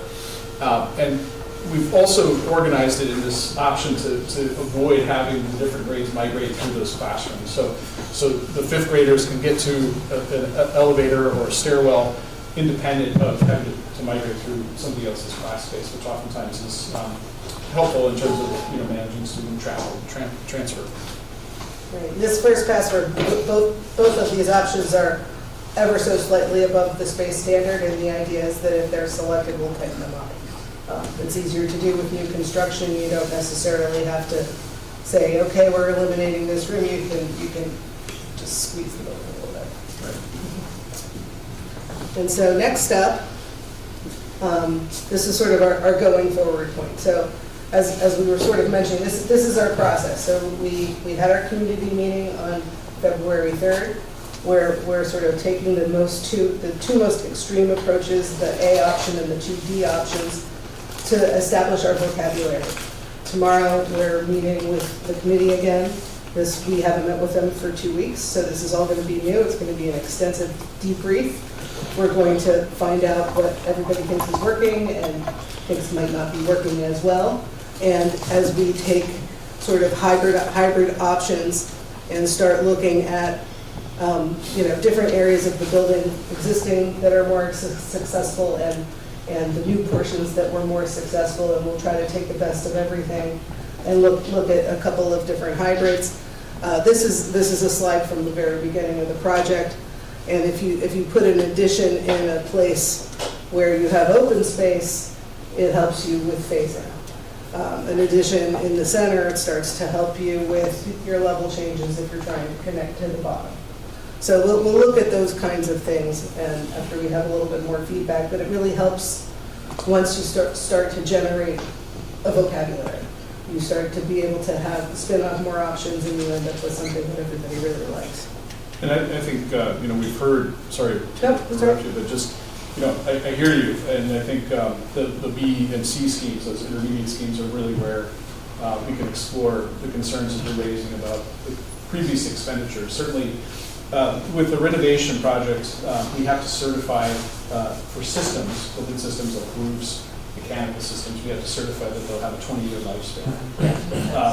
That's what we did in 2015. Yeah. So 20 years. We have those documents. We have all that information, right? I have documentation that's actually through 1995. Okay. I know Vito told me about the more recent stuff, but I don't have full drawings. I feel like we need to do a little bit more investigating on that for sure. There's a lot of work. Yeah. I'm sure there is, and we saw the work, but we don't have the paper. Yeah, and I think the structural part though has to be certified for 50 years.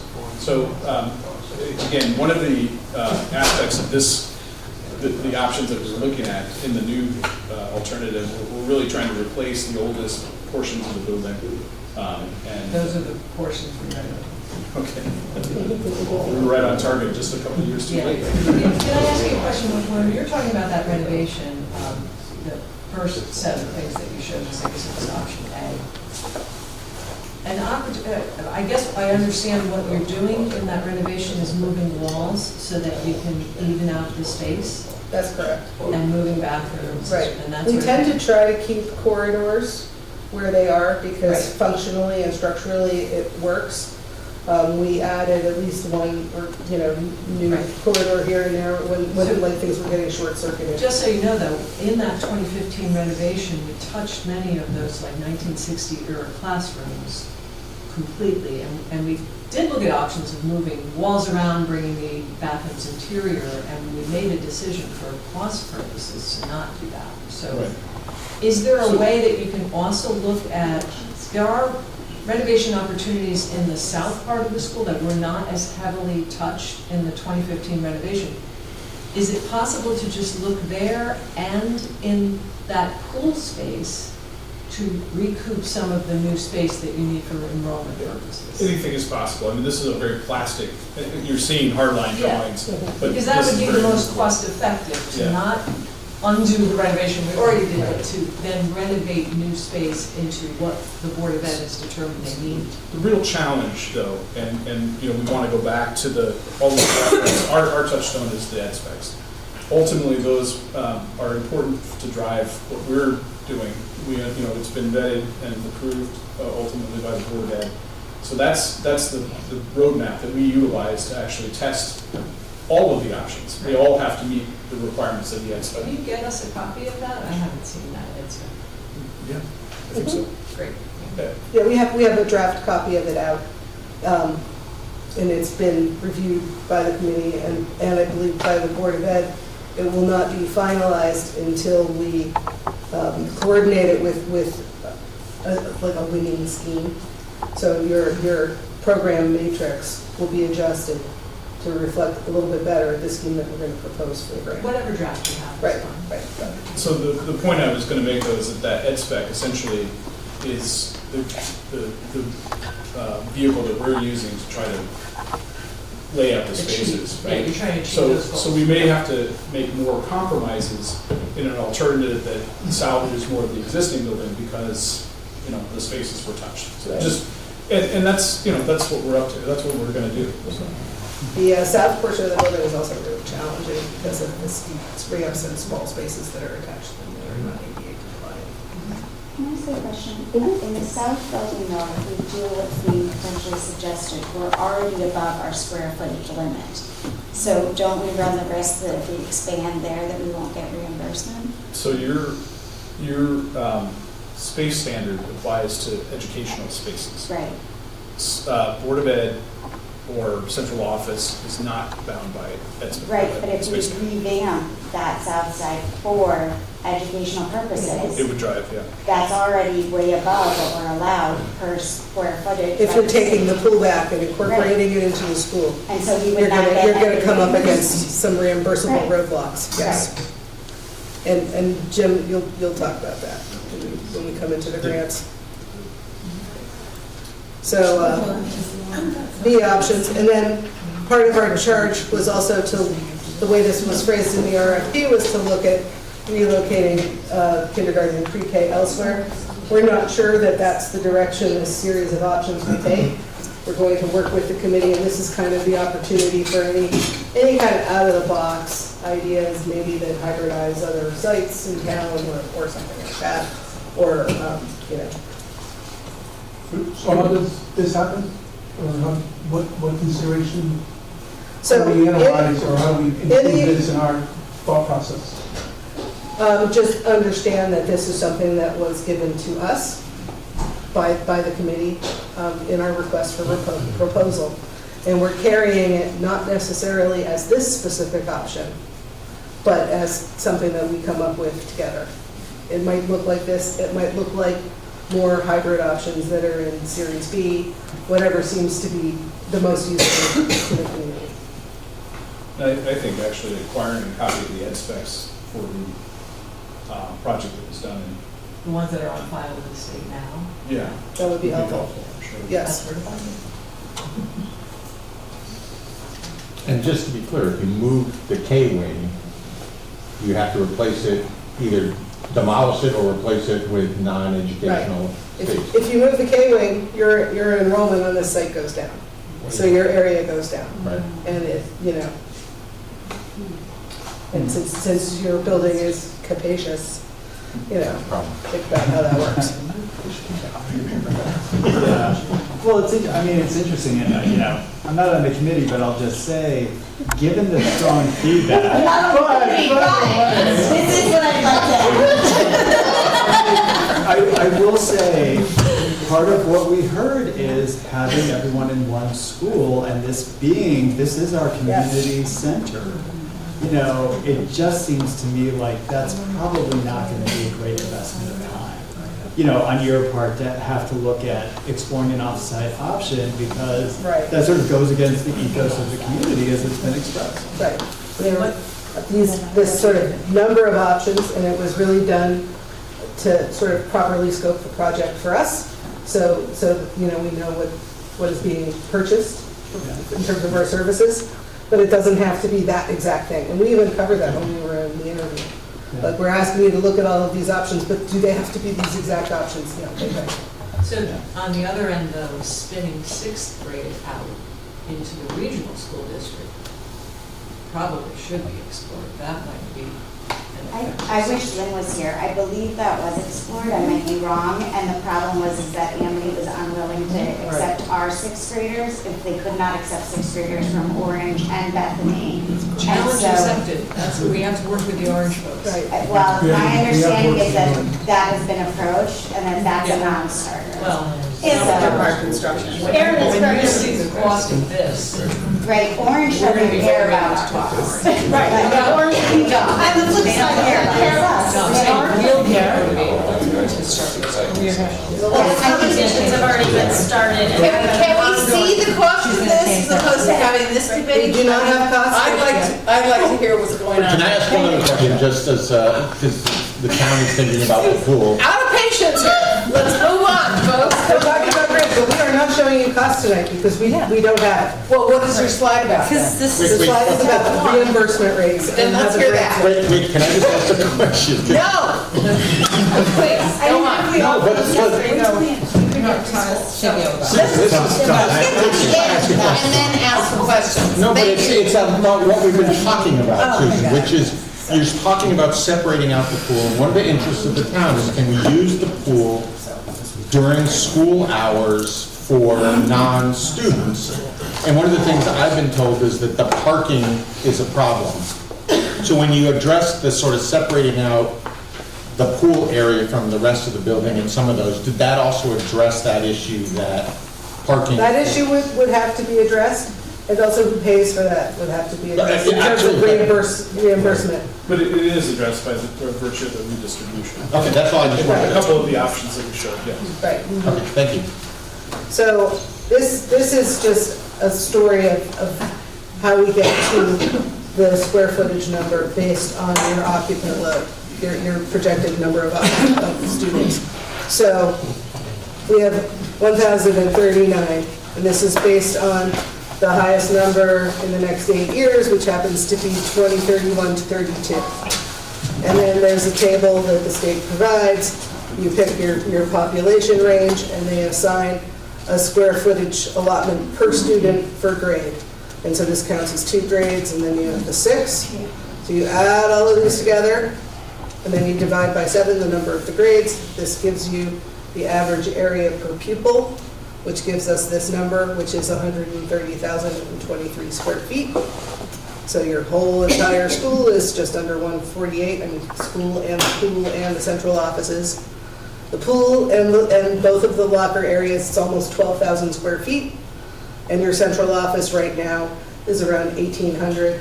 I think our educational programmatic area is more like 2,600, so it's a little bit undersized. And we have a few more slides about grants, and Jim is going to address those. I'll happily MC for you, Jim, and use the clicker. Are you willing to just specify the source of those enrollment projections, the data? Yeah, I think it was Dr. Prada.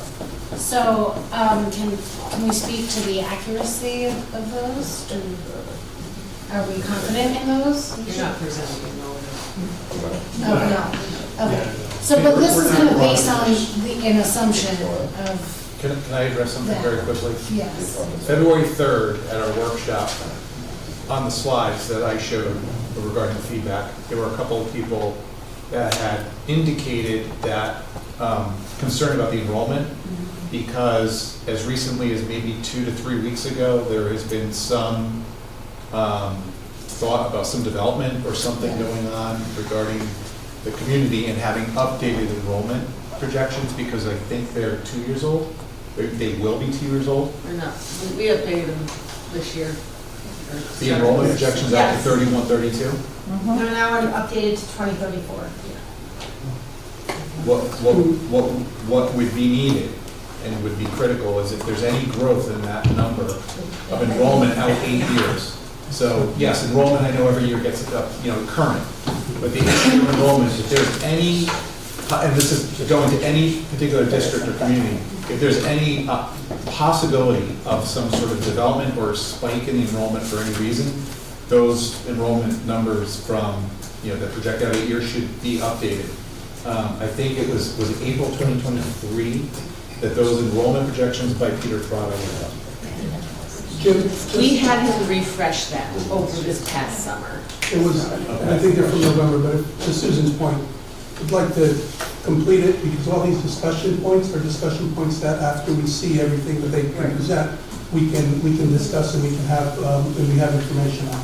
So everything that everybody's mentioned, there is something to be said about that, but let's, yes, I appreciate it. So let's hear let's hear the rest of the presentation and then we can go into the discussion. Getting close. If it's something to do with the slide, by all means, ask your question, but if it's something to do beyond that, let's hold those and then we can have the discussion afterwards. Thank you. Okay, reimbursement. The three categories up here, we have the renovation status, which we talked about, which I referred to as renovation as new.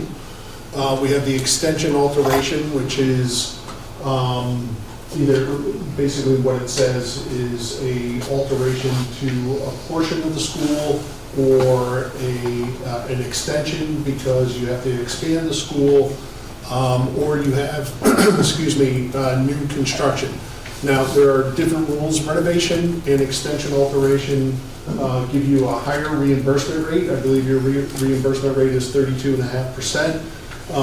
New construction, they try to disincentivize districts.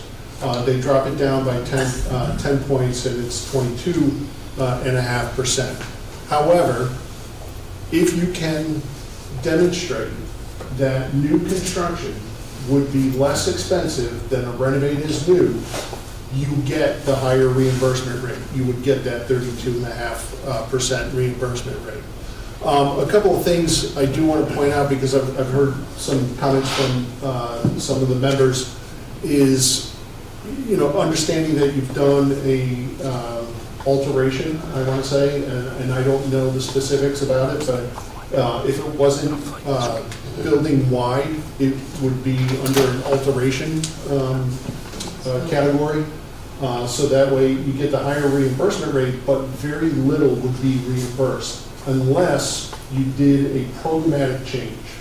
So for instance, if we're going to leave classrooms as classrooms, go in there, put new ceilings in, paint them, whatever, that's considered maintenance and repair and the state would not reimburse you for that.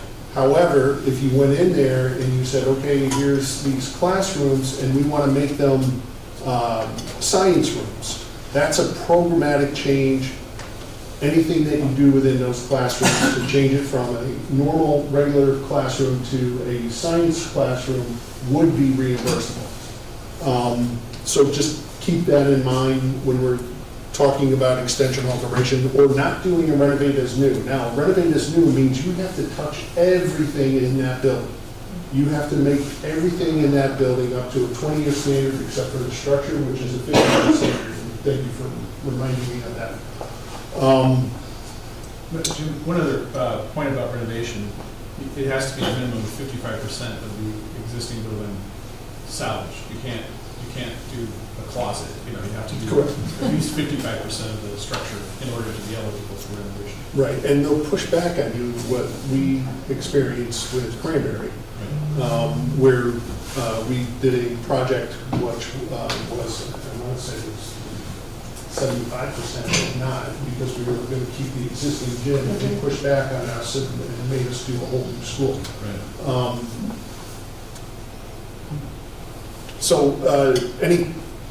We can move on. Can I just ask, sorry, just one other question. On that, you get the higher reimbursement if you can demonstrate that new is less than renovate? If new is, building a new school is less than, yeah. Does that include housing, shifting, the cost to move people to a new area as you're renovating, or is it just the construction cost? when, Phasing. The phasing. yeah, no, the phasing would be part of the cost of the project. Okay. I just want to make sure. Yep. Right, So- when we have them estimated at this stage, we have them look at that cost, regardless of whether or not that will ultimately be in the construction cost, it might turn into an owner's soft cost, but because there's so much disparity based on the way you're approaching the project, we have the estimators take a look at that. Correct. There was a much larger project where it was a new school being built kind of hopscotch with an existing school. We noticed that we were spending about $10 million just in temporary construction. I made a suggestion to the owner that this is kind of wasteful, and they ended up building a brand new school off on their football field rather than hopscotching it, so to speak. Backwards, Brad? I'm sorry. I went backwards because I skipped forward to answer the question. Oh, okay. Yeah, our goal is always to maximize the state reimbursement. Looking at non-eligible and limited eligible, again, trying to minimize those categories when we're looking at the design, as well as even phasing. Yep. Okay, we just talked about. Did this one. We talked about that. So for the grant application, we're going to need 2 grant applications. I just want to make that clear. One for the school and then one for the central office. They look at those as 2 separate projects. So with everything that's required for the resolutions to move forward into a grant application, the state is going to require these resolutions, 2 by the Board of Select Persons and 1 by the Board of Ed. There is one by the Board of Ed about the ed specs. It doesn't look like it made it, but that you authorize the Board of Education to apply for the grant application. That's number 1. Number 2 is that the building committee has hereby been established as the building committee for this project, and that the Board of Select Persons hereby authorizes at least the preparation of schematic drawings and outline specifications, which we're doing through this process.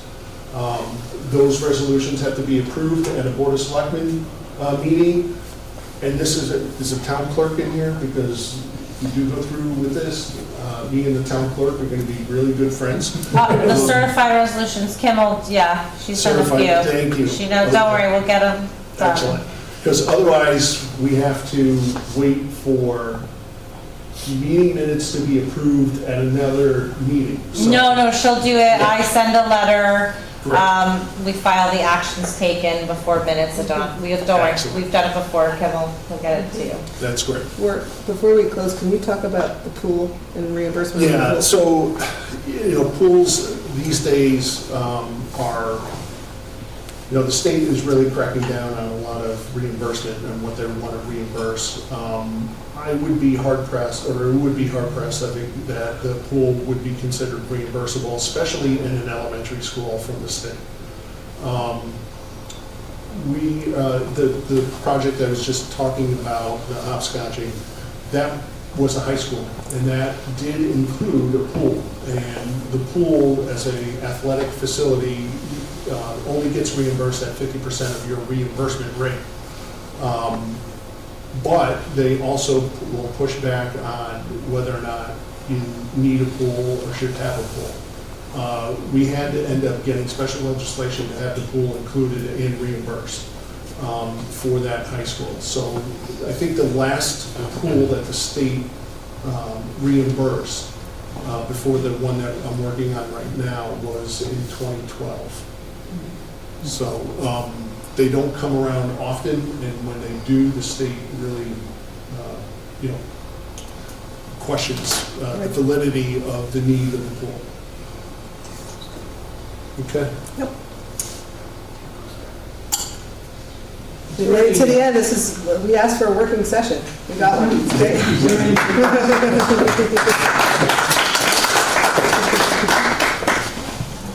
Is there anything that's come out recently from a state budget standpoint that makes you think there might be less than what's anticipated as far as reimbursement is concerned? No, not anything that I've heard. You know, like the question was at the beginning of the presentation, you know, how many schools or have you had, or do you know of any grant applications that were not approved? I've not heard any. I think actually, there have been some that have been postponed to the next session, you know, that for whatever reason. It could have been, we're ready. You would be not prepared, or Yeah. something of that nature. Okay. But deferred, but not denied necessarily. I did read that when the governor gave his update, that there was some discussion about possibly looking at the grant office and tiering the reimbursements based on the different communities, much like they did with the excess cost grants. That's not set yet. I don't think that would apply to this year, but that is a discussion for the future. I guess we'll keep our eyes out for that. Okay. Yeah, no, I've not, you know, the school construction grant, or the amount of grants that have been requested have significantly fallen off over the past couple of years. You know, we used to look at billion-dollar school construction grant approvals. Now we're looking at maybe 300 million, 500 million. You know, they're much less than what they used to be.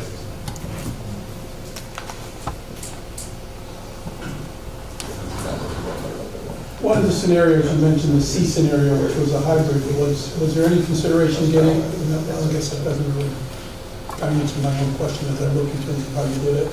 Just in terms of, you were talking about putting grades off-site, and just wasn't sure if there was an opportunity to do something on-site with different grades and, you know, ordering all So, the building. you know, we're officially agnostic and we'll follow what the community and the community wants, but we feel like you have a huge site and you have a big building and you have a lot of people who want to be on the site, so, you know. What? Right. I actually have a question. First of all, thank you. It was an amazing presentation. I know a lot of people in this room, including me, have been on more than one beach or building committee over the decades. And I've had kids go through the system. But you'll have to remind me, if we started tomorrow and everything went according to schedule, what does a project like this take? Is it 2 years, 2.5 years? Do you have any idea at this point, just like what a round time frame would be? Well, yeah, I mean, it all depends.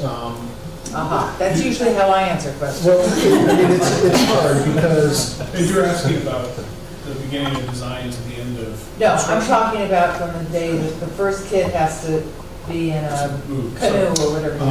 So if we submitted... Construction period. Right, if we submitted a grant application this June 30th, what I would recommend is you go out to RFP for architect and CM services that summer, get the professional team on board, and I would say that the design would probably be, if it's a renovated as new, it would probably be around 10 to 12 months. Is that, you know, I'm not a designer, so I have to 10 to 12 months. And then that would take us to the fall of, 25, that would take us to the fall of 26, late fall of 26. We'd probably go through a state review process in that winter around between Thanksgiving and Christmas, and probably get approval to go out to bid in January. We'd have bidding and scope review January, February, and have shovels in the ground in March of 26. So, but your question is after shovels in the ground. Excuse me, 27. 27 and then a year to complete the project? Well, so if we have a manageable new construction project on a clean site, it's 15 to 18 months. Yeah, well, this is a big, yeah. This one's bigger, This so one's maybe a bigger, little so bit I more. would say about 18 months. But yeah. we're looking so far, and we're not done. We'll keep trying to, move construction areas outside of your building footprint. So we're still dealing with phasing though, and I want to just make sure. Right, no, and I think it's important for the public to understand that this is not happening day after Right. tomorrow. Right. We're talking about an extended period of time. We've heard a bit about 2015 and, the fact that we did a project like this in 2015, which was supposed to be a 20-year project. 10 years into it, we're looking at doing another project. Correct. And it's supposed to be 20 years. What do we learn from one to not make the same, go in the same direction now?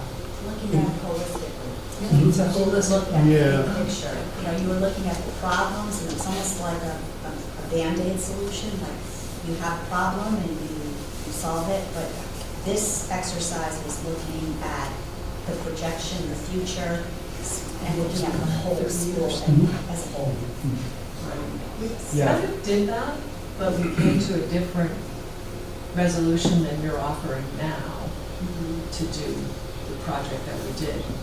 I have a quick question about going to referendum with construction documents or with an estimate, or? You would have an estimate, it would be the estimate that we would be submitting to the state.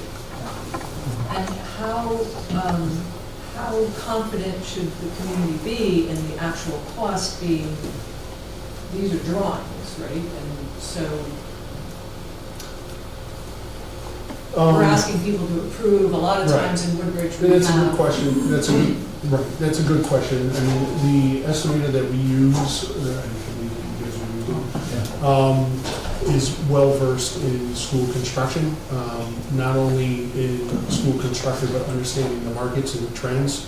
Now, will tariffs have an effect on cost? I don't know, who knows? But looking at historical data, we're able to project out escalation. And the estimator that Internazi is proposing, and actually that I use as well, like I said, knows the Connecticut market very well. Probably has estimated almost since, for about 8-9 years now, estimated, I'd say 75% of the schools in Connecticut. I mean, he gave us a presentation, it's over 10 years that he's been on his own. 15 years prior to that, he was the chief estimator for a large construction management firm. So he has a very large repository of case study information. Right. So all this is developed before we would go to a referendum, Correct. potentially in the fall. Correct. Right. Well, We this need is to developed. Set a date. This is developed before June 30th, because we have to have that for the grant application. We have to have that cost for the grant application. You can't submit a grant application without a cost. Right, and we have to give you direction on which of those Correct. options before you can even, you're not going to spec out all of these costs. We're going to look at, I think, at a couple of different options. So that was my last question. Do you need funding between now and June 30th? There is existing funding, but is there any funding later tonight? We're going to be talking about next year's budget. Is there any estimate of cost for next year's budget that will be needed in July 1? Well, yeah, well, that's kind of tough to say because, you have to look at whether or not you're going to have a referendum and when you're going to have the referendum, right? Because from my perspective, as soon as that referendum passes, you want to hit time is your worst enemy in a construction project, because it just eats away at the value of the project. So as soon as you can get started after a successful referendum, I would highly recommend it and that you plan for that. Because you need to get moving quickly. Right. So in we're order literally to- making decisions tonight about the budget, but maybe there's a few weeks of room to get a number if we need a number. A number for the entire. More importantly, I think, or a way to get to a number is if we're going, the way we're going to pay for this is through bond. So that's not going to be part of our budget. However, one of the things you mentioned, for example, is that as soon as you give us the estimates, we want to go out to RFP in the summer to hire an architect to do what we're doing. Right, but usually you need a referendum, right? That usually costs dollars, and that's a budget item. That's a budget dollar. If I could clarify, typically what we'll do is, those items will be in the referendum cost. So, you know. those That'll be are- included, okay. So, and that's what I'm just wondering if there's any items that fall outside of that that we need to be concerned about. I think that's what Sheila's. You have an existing budget and you're okay inside. So you're looking for, would you be looking for a budget to go, let's just say, for instance, from July 1st to the referendum? Is that? Yeah, the referendum's in September, Right, but your budget ends June 30. correct. Nothing is happening between here and then. You're right, I don't disagree. Yeah. The other piece of that, I'm sorry, that kind of tails on, and this is just more, the dates, the timeline you just outlined, for example, for Susan's question, says that in 2 years, 3 years, we're doing something. Here's a need currently.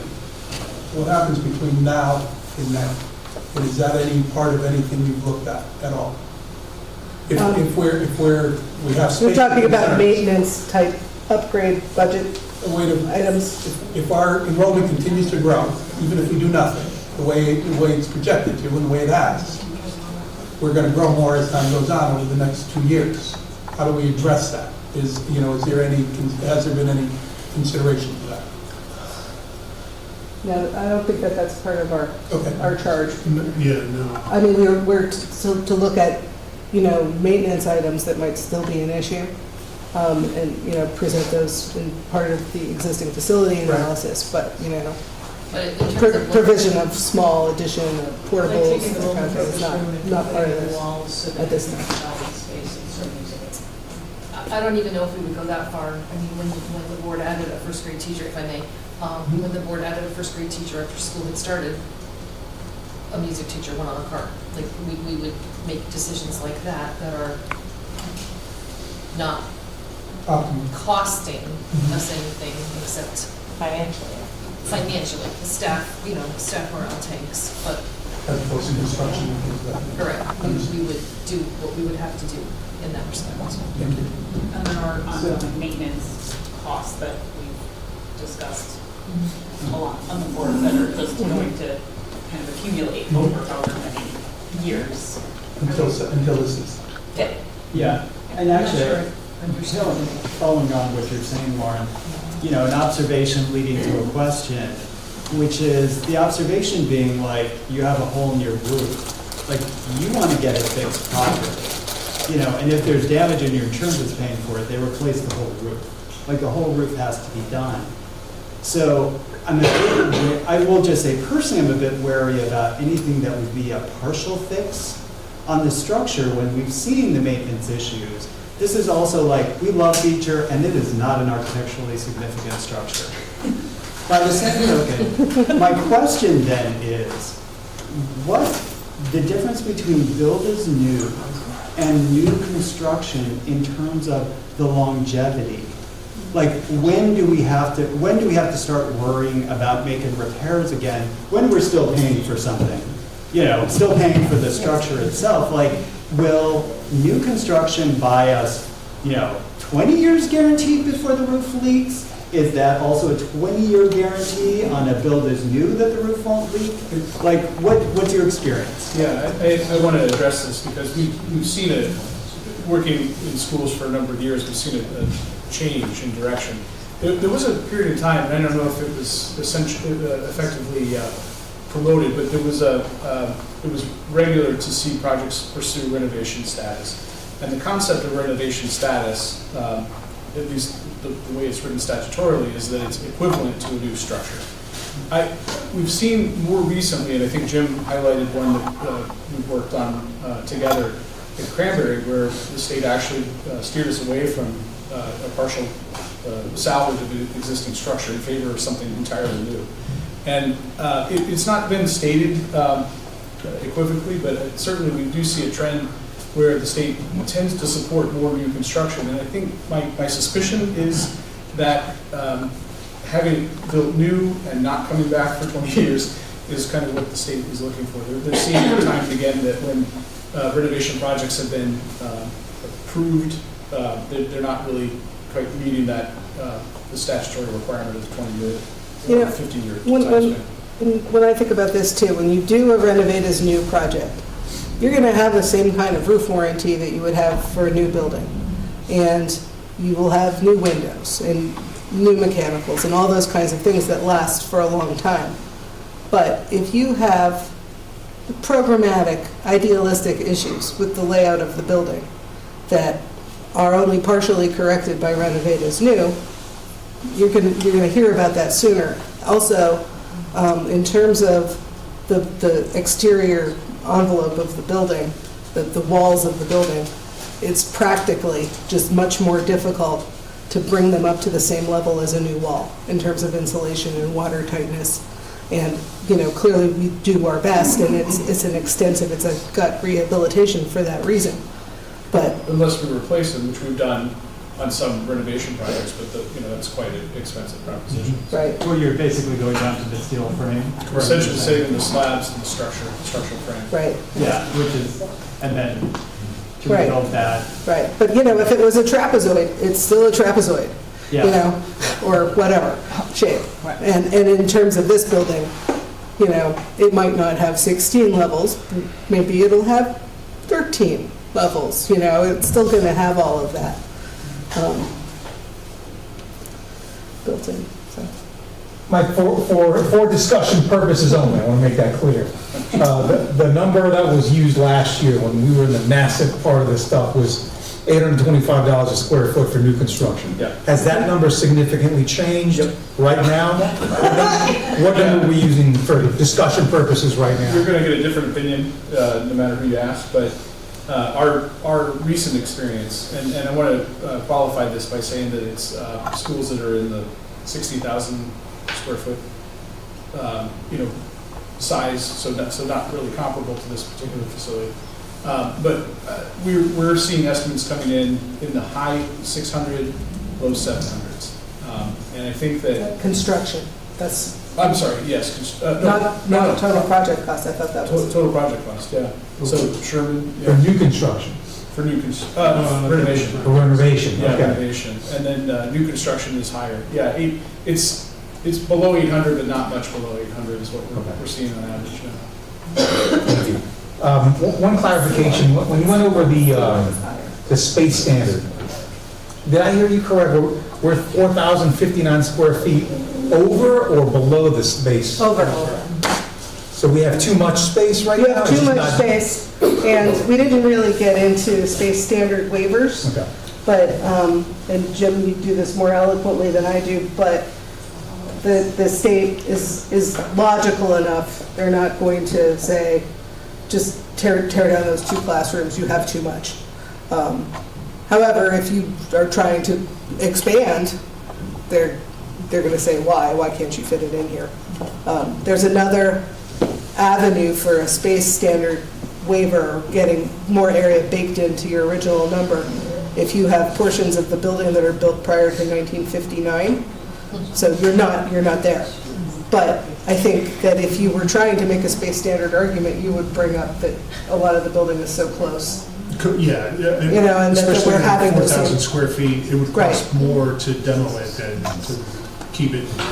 Right. I'll mention though that since the current administration is in place at the OGA, I don't believe they've approved a space standard. This is information about a month old. Space waiver. Right. In the situation, I agree with you, it's very difficult. However, in a situation like this, I think we might be able to get it through the OGA process without having to go special legislation. Right.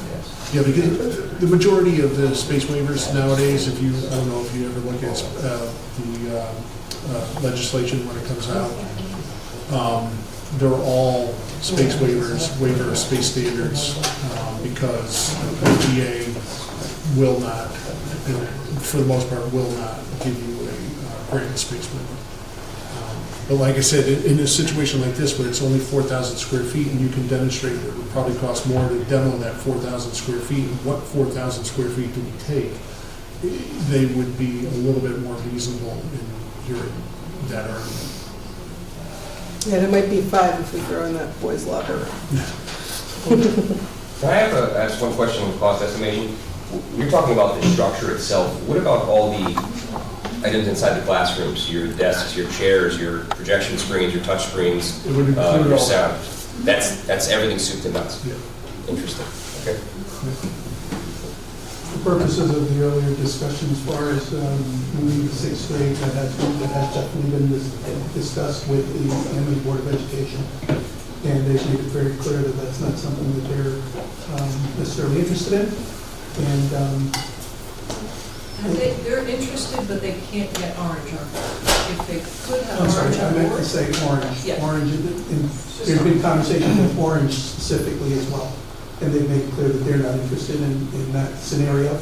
Additionally, Amity Board has indicated that there are some challenges related to the campus in Bethany that would also, that are also things that would need to be considered and addressed before anything like that happens.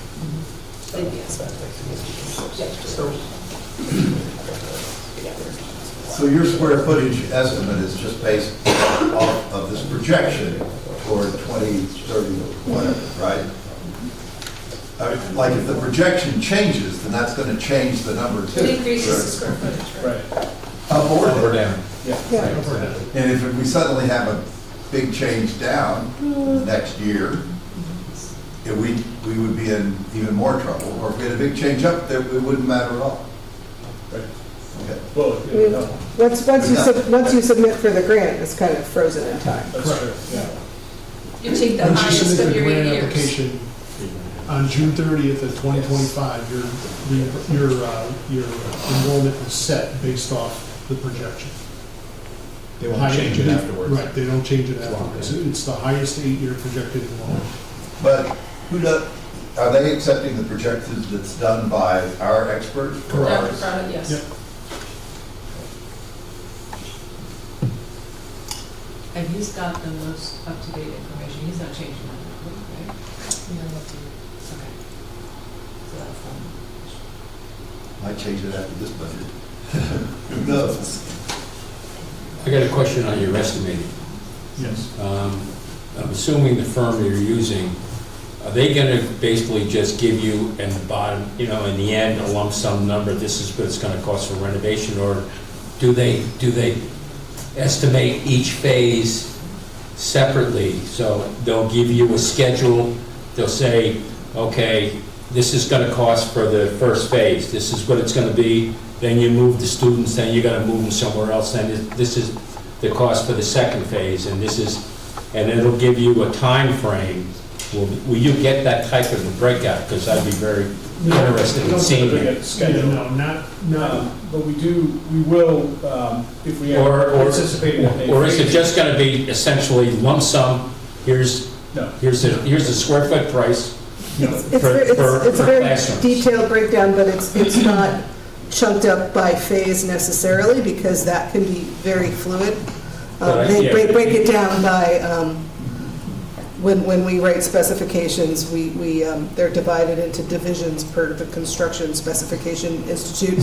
They follow those, so you'll get a number for steel, you'll get a number for concrete, and with. No, but then how do you estimate for the escalation? So, Okay, the first phase is going to be the cheapest. Second phase, you're going to have an escalation of 6-8%. Third phase, if you have another phase, it's going to be another escalation or whatever it is. And you're going to average it in the end? Traditionally, he will take it to the midpoint of construction. Is generally how they approach it, unless there's some unique aspect of the phasing of the project. And then he'll be able to give us a detail of what the schedule would look like. Or you guys would present, based on the estimate, this is how long it's going to take, this is the cost, to do phase, to do the scheme A or B or new or whatever. You'll be able to tell us the actual schedule from start to finish. We typically don't generate a schedule because we're not. But they do establish a number of months for construction over. Yeah. We establish, we Yes. establish the number, Yeah. Right. but it's not broken down by phase one, phase two, because we haven't done enough investigation at this point to understand where mechanical, where we can cut off mechanicals, where it makes sense. Yeah, but I'm for just that saying, but area. it looks like in your renovation, you're doing it in a series of phases. You have to estimate that by phases. Yes. You can't just say, this is gonna be the total cost, and okay, we'll split it, and we'll say, this is gonna be an escalation factor. Yeah, he does take You into have to, account. because you're gonna have to also incorporate costs for escalation. I'm just concerned that we're gonna get the right number, so we go to the state, we get the grant, and then all of a sudden, we bid it, and it's way over budget. And then it's a serious problem. Right, we do. So that's what The I just, process typically is CM at risk. So when we hire the CM, we hire the CM shortly at, well, this is how CSG typically does it. We'll hire the architect first, get them going, then we'll hire the CM about a month to 2 months after that. The CM and the architect and the owner's rep will work together Right, I understand. during the Yeah. design. I understand the process. Yeah. So we're doing check estimates. So we're going to do an estimate, schematic design, design development, and then usually we'll do one at construction documents. Yes. But during, design development usually is your main estimate, meaning that's where if you're going to have, escalation or your costs are, you're trending higher than what your budget is, then you start going in there and looking at value management, value engineering. Value engineering, yeah. Right, where can we reduce costs? One of the reasons we like working with Tom is he has the knowledge that you're describing. He bakes it into the estimate, even at a very conceptual level. So it's not an unfamiliar process to him. We also incorporate a variety of different contingencies. So in addition to escalation, there would be a design and estimating contingency factored in. Construction contingency and Yeah. everything else you Yep. do. So you're familiar with that whole process, I know, and it's, I can say, and the reason we continually use Pan American Consulting as our cost estimator is because he has never let us down. So every project that we've done, we've always been on the mark with him, so. Okay. No, I'm just concerned, I just want to make sure whatever we go in on June 30th is going to be the right number for a project that could start a year and a half, a few years later. Sure. That's the major concern. Right. And that it's, has the right cost. Correct. Okay.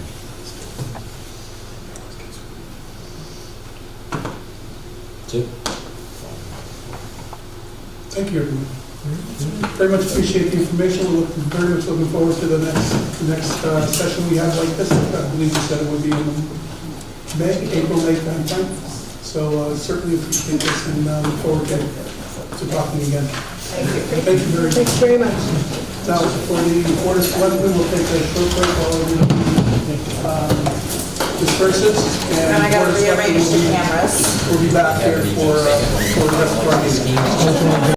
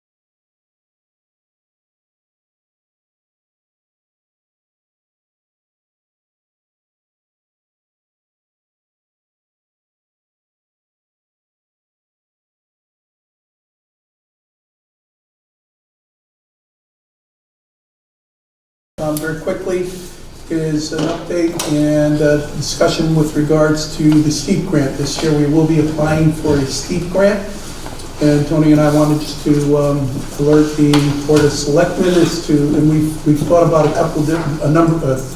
several different projects where we could use it. We originally were looking at a project at Keys Road, specifically to incorporate a bike playground, an ADA compliant trail around the entire fields, athletic fields, and potential for a slab, I guess I'll call it, but an opportunity where a slab where we can do a splash pad, pickleball, and a number of other things like that. That project is not fleshed out enough for us to really apply and feel good about that application, based on our conversations with people at Sprague and some other people who do this all the time. So we then looked at the possibility of doing the Grove area, which we have all the data that we need for that. That's a project that had been anticipated, and the amount of money that we could get was near what was anticipated as needed. So that was a project we looked at because based on again, reviewing the information with some of the experts, they felt that was a better project that we'd go after. Subsequently, Tony spoke with Jeanette in regards to a project here at the Center Building, where we didn't complete the project as it relates to the bathrooms and the outer area of the gym, outside of the gym, and a couple, and also I think they were also looking at the area, programming space upstairs where the child center is now. And that, after looking at everything and speaking with these people, we felt that was our best option. We have all the material that we need for that, and the expenses is substantial enough to really influence and make us look at that. So that's what we're looking at. And what we wanted to make sure that you were aware of that. The reason I'm bringing it up now as part of this meeting is very specifically because it's due by the 20th. They gave it to us at the end of January, or they opened it up at the end of January, but it's due on the 20th of this month, so we have to move very quickly. So you're making you've got some different projects, you're making choices, and you're ruling out recreation and the Grove, and you're focusing in on this. Is that what I heard? That's what you heard. Okay. Primarily, I didn't need to hear the other two things. Let me paraphrase, you got this moving. So let me make sure you understand. It's one of the reasons for that is obviously assessing what we have the best opportunity to really achieve. So these are all things we would like to do. And if we have money, we would do it. So at this particular point in time, this project is the one that we feel we're in the best position to obtain. We's a pretty big word. I'm not sure that we, but I would agree that the project here that had other parts that should be completed is a higher priority than those other things. it has several of the checks off several of the boxes which would have a successful application. One is recreational facility improvements, which this is because it's adjacent to the gym. Another is social services, senior centers, which this is also adjacent to and used by the senior center. And third, and most importantly, it has design documents already. So we're shovel ready. We can, the moment we get the grant award, we just have to do a few things upstairs, but primarily we're ready to go out to bid, start the project, and get it completed. So it checks off a lot of boxes. The grant is for up to $1 million, and it's not. There's a match that's suggested. We've already had a match for this because we spent design dollars designing a portion of the gym, which went towards designing. So we've designed, spent town dollars designing that area already. We also spent dollars on Silver Petrocelli to analyze the center building as a whole, of which the child center was a portion. So we've already spent design dollars on both those spaces. And so that's also a plus. And that'll count as on that. Right, plus the budget, we put in $20,000 to renovate the child center space. So if you remember from last year's budget process, we had $20,000 in the budget to help renovate the child center space. So there's a child center left to go to church. So that's another $20,000 we use as a match. So zero match. So there's no additional match required. Okay, That's your question. That is. Yeah. And would this, and the same would not apply to those other two projects? Correct. But no. Got it. Well, there was some match associated with waiving because of what we're doing at the work that we did, preparation work we did at the community center and the grove being tied to that. But we don't have design documents. Correct. So we would have to spend, quite a bit getting design documents. Yeah, Yeah. exactly. It's not as far along. Right, correct. Okay. Right. So that answers one of my two questions. My remaining question now is, who's going to oversee the project? Should we get this funding? The existing building committee? Yes, I've talked to some We got a members of the team in building place. committees, we have the team in place, getting the team back together. There you go. Get Get the band back together. That's perfect. Yes. Good. Are there materials you can share with us? So we're About gathering this? the application, as Mika indicated, it's due Thursday. So we're sort of right in the Yeah. middle of putting together all the materials. Yeah, I feel uncomfortable providing input without seeing what's what. There's nothing, we can send you a copy of the grant, what the state puts out saying that it's available. That's all that there is right now. Everything else we're putting together as we speak. I just remember being taken back after finally seeing the written application for the country club consultant, the bar grant. I just don't want to feel like that again. So I don't know, it's just, I understand we have to work within deadlines. Moving so quickly is uncomfortable for me. With such a little, it's due Thursday, a week It's due a from week from Thursday. A week from Yeah, a tomorrow. week from tomorrow. Are we able At 4 to o'clock. get a copy as soon as you do Sure, have it? Sure, yeah, you're welcome to Of have a course. copy. By next I meeting, don't know if that you'll helps. have- If you go on their website, you can see a blank copy of the application. What we don't want to do is miss, what we don't want to do is miss a deadline. That's what we don't want to do. It's an opportunity for us to secure some funding. We don't want to miss a deadline. We're going to move forward with it, and we will be provided the documentation as relates to it. If we get the grant, we can always say no. Okay. That was the other piece that we asked. So if for some reason we wanted to Could. stop the project, we could stop it and just give the money back. Yeah. Correct. Correct. You don't anticipate. we're Well, gonna do that's, that. yeah, that doesn't seem to be our way, but I do appreciate that ability and flexibility. We've obtained multiple grants.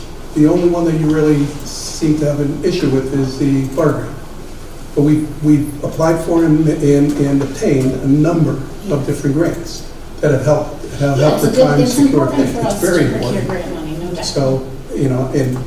So, okay. What do you Well, need for us to do now?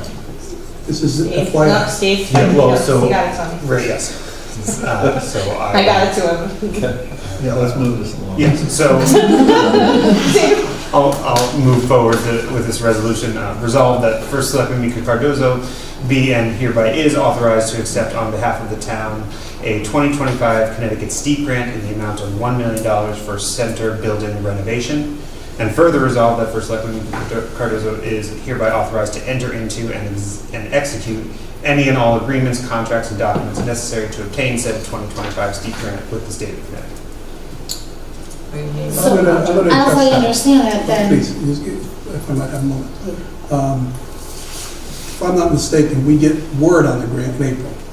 April, yeah, 3rd. Right. So I don't think we need the resolution this Don't think we meeting. need it. This meeting.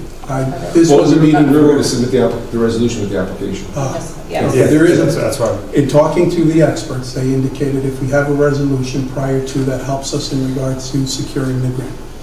One of the parts of the grant I'm sorry. is that you need legislative body approval. Like it shows the legislative body is in Right. support of the application Right. process, We're so it just helps making this them procure the Yeah. funding. so if I understand that, that means that if awarded, you have the.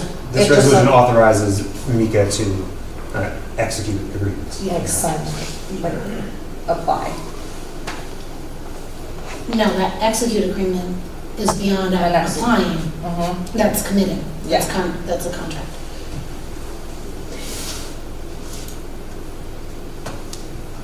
Was The that grant motion? application, does the grant application need the execution approval or just approval to apply for the grant from a legislative body? As the last sentence, execute any and all agreements, contracts, and documents necessary to obtain said 2025 steep grant with the state of Connecticut.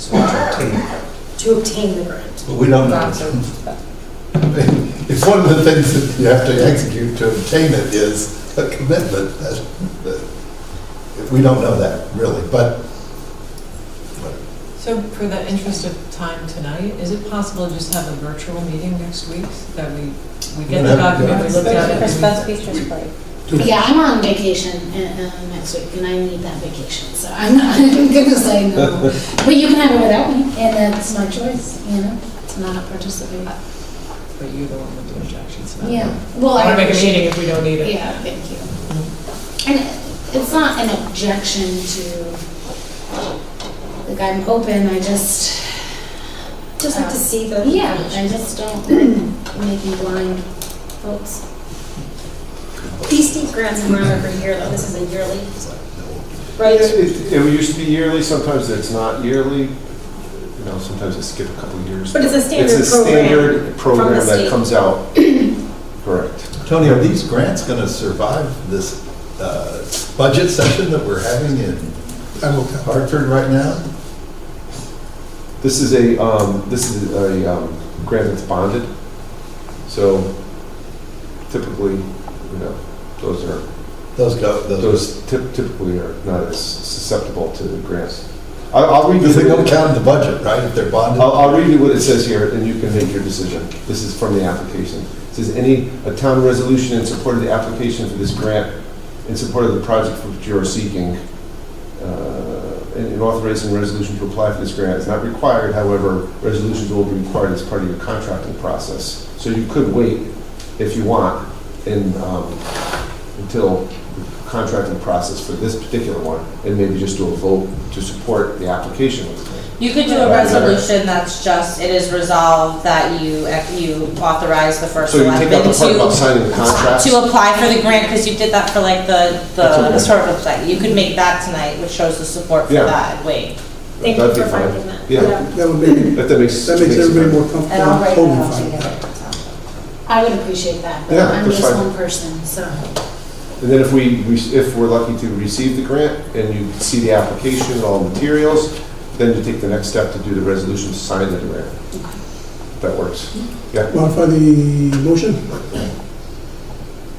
So modified. It's not a motion. It hasn't been said. You're asking them to consider a resolution, so what you're asking is, I'm asking the board to consider this I don't think it's resolution. a motion until it's seconded. If he wants to modify it down before it's seconded. Yeah. Do we have a second yet? No, No. we didn't, we just wanted to discuss. We don't. Can we just substitute in that part that you just read, Tony? About,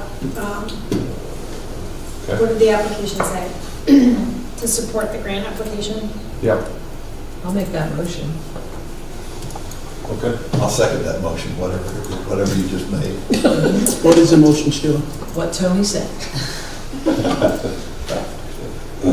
Cut and paste it, it'll go right in the minutes. It'll be perfect. We know what he said.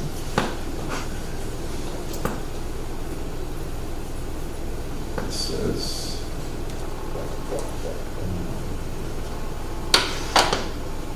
Rewind that videotape. it just says, a town resolution in support of the application for this grant, and in support of the project for which you are seeking this grant. Yes. Support the project and the grant application. That's exactly what it says here. Yep. That's the motion. And I second it. Okay. Additional discussion? All in favor? Motion carries. Next item on the agenda is a discussion of the 2026 fiscal year budget to be filed with the Board of Finance. What time is it? So Mika, as we're starting, this is discussion, do we intend to take action tonight, or is it potentially we're going to leave this open and act later in the month? We can. We can. The intent is, if it's possible for us to resolve it tonight, why not? But certainly we can. So Mika, my understanding is you and Tony have made some adjustments, recommendations since we last worked together with the Board of Finance. Is there somewhere that you want to start with this? I think it helps most if Tony starts with the rundown in terms of what we've done. Sure. Okay. We can start with the capital, I think would be the best place to start. And just to clarify procedure here, if we see something that is, we would like to discuss, should we do it now or wait till after you present the summary of changes, proposed changes? I'd go over the summary, let him go over, First. because he might hit on something that you see. If there's something that he doesn't hit on, then we should bring it up at the time that he brings it up for that department or that line item. Okay. So starting with capital. Capital, yes. Actually, before we start with capital, one other thing I just want to mention is if you go to the summary, okay, I think this is just sort of an overview of the entire budget. It'd be a good place just to sort of review the summary document. And so as presented to you, this is the, has all of the departments listed along the side. As presented this evening, the budget is a 6.11% expenditure increase, a 4.45% non-tax revenue increase, and a 6.3% tax increase, which would give you a mill rate of 33.12 for real estate and 32.46 for autos. This is down from the approximately 10%. About 10%. And you can see the capital budget is the last line. This is capital non-recurring. And that's what we'll be going over. And it's a 5.83% increase. If you look at the list of departments, all the way down to the bottom, this is capital non-recurring. That's the taxes. That's the tax portion of the capital budget that we're going to be reviewing.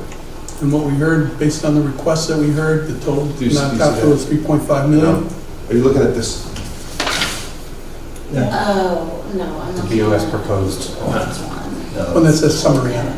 It's a summary. And then if you go all the way to here, at the bottom, capital, and then that's the one that we're first.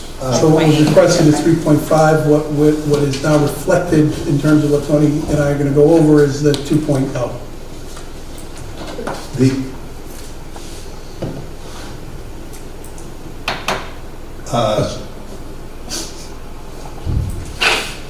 I think we're going to have a really hard time with this budget when it comes town meeting time. And I think it's related to some things that are unanticipated about all of the things that have happened this year. The reassessment, when I look at our grand list and I look at a 6%, 6% increase, which was more than we did last year. But I'm just looking at it and figuring the only way that math works for me is that I've got to assume that when we were told by our assessor that 60% was the average increase, but that was maybe on the percentages if you took everybody's percentage, but that particular percentage was not applied equally across the spectrum of homes. I would guess that anybody who had a $2 million home did not see a 60% increase. That they, based on how it's coming out, that they may have seen a 20% increase or something like that. Or no increase at all. Or no increase at all, a very small increase, yeah. Right, which is, I've heard from a lot of people who have much, like 1/10 of that, who are seeing huge increases. And based on this particular mill rate, would see an additional $3,000 or $4,000 on their home. Indeed. And that seems to me to be very regressive in terms of its effect. It may have been the way to go when you look at the market, and maybe the people who are in the big homes with the high tax bracket, with the $2 million house or whatever, are going to pay 5 or 6% more. But usually, if your budget goes up 6%, you expect that your tax rates, the dollars you pay are gonna go up 6%. After this year, that would be the case, correct? After this year. But this year, It's, we're gonna see a lot there. The wealthy homes, I'm absolutely certain, we're not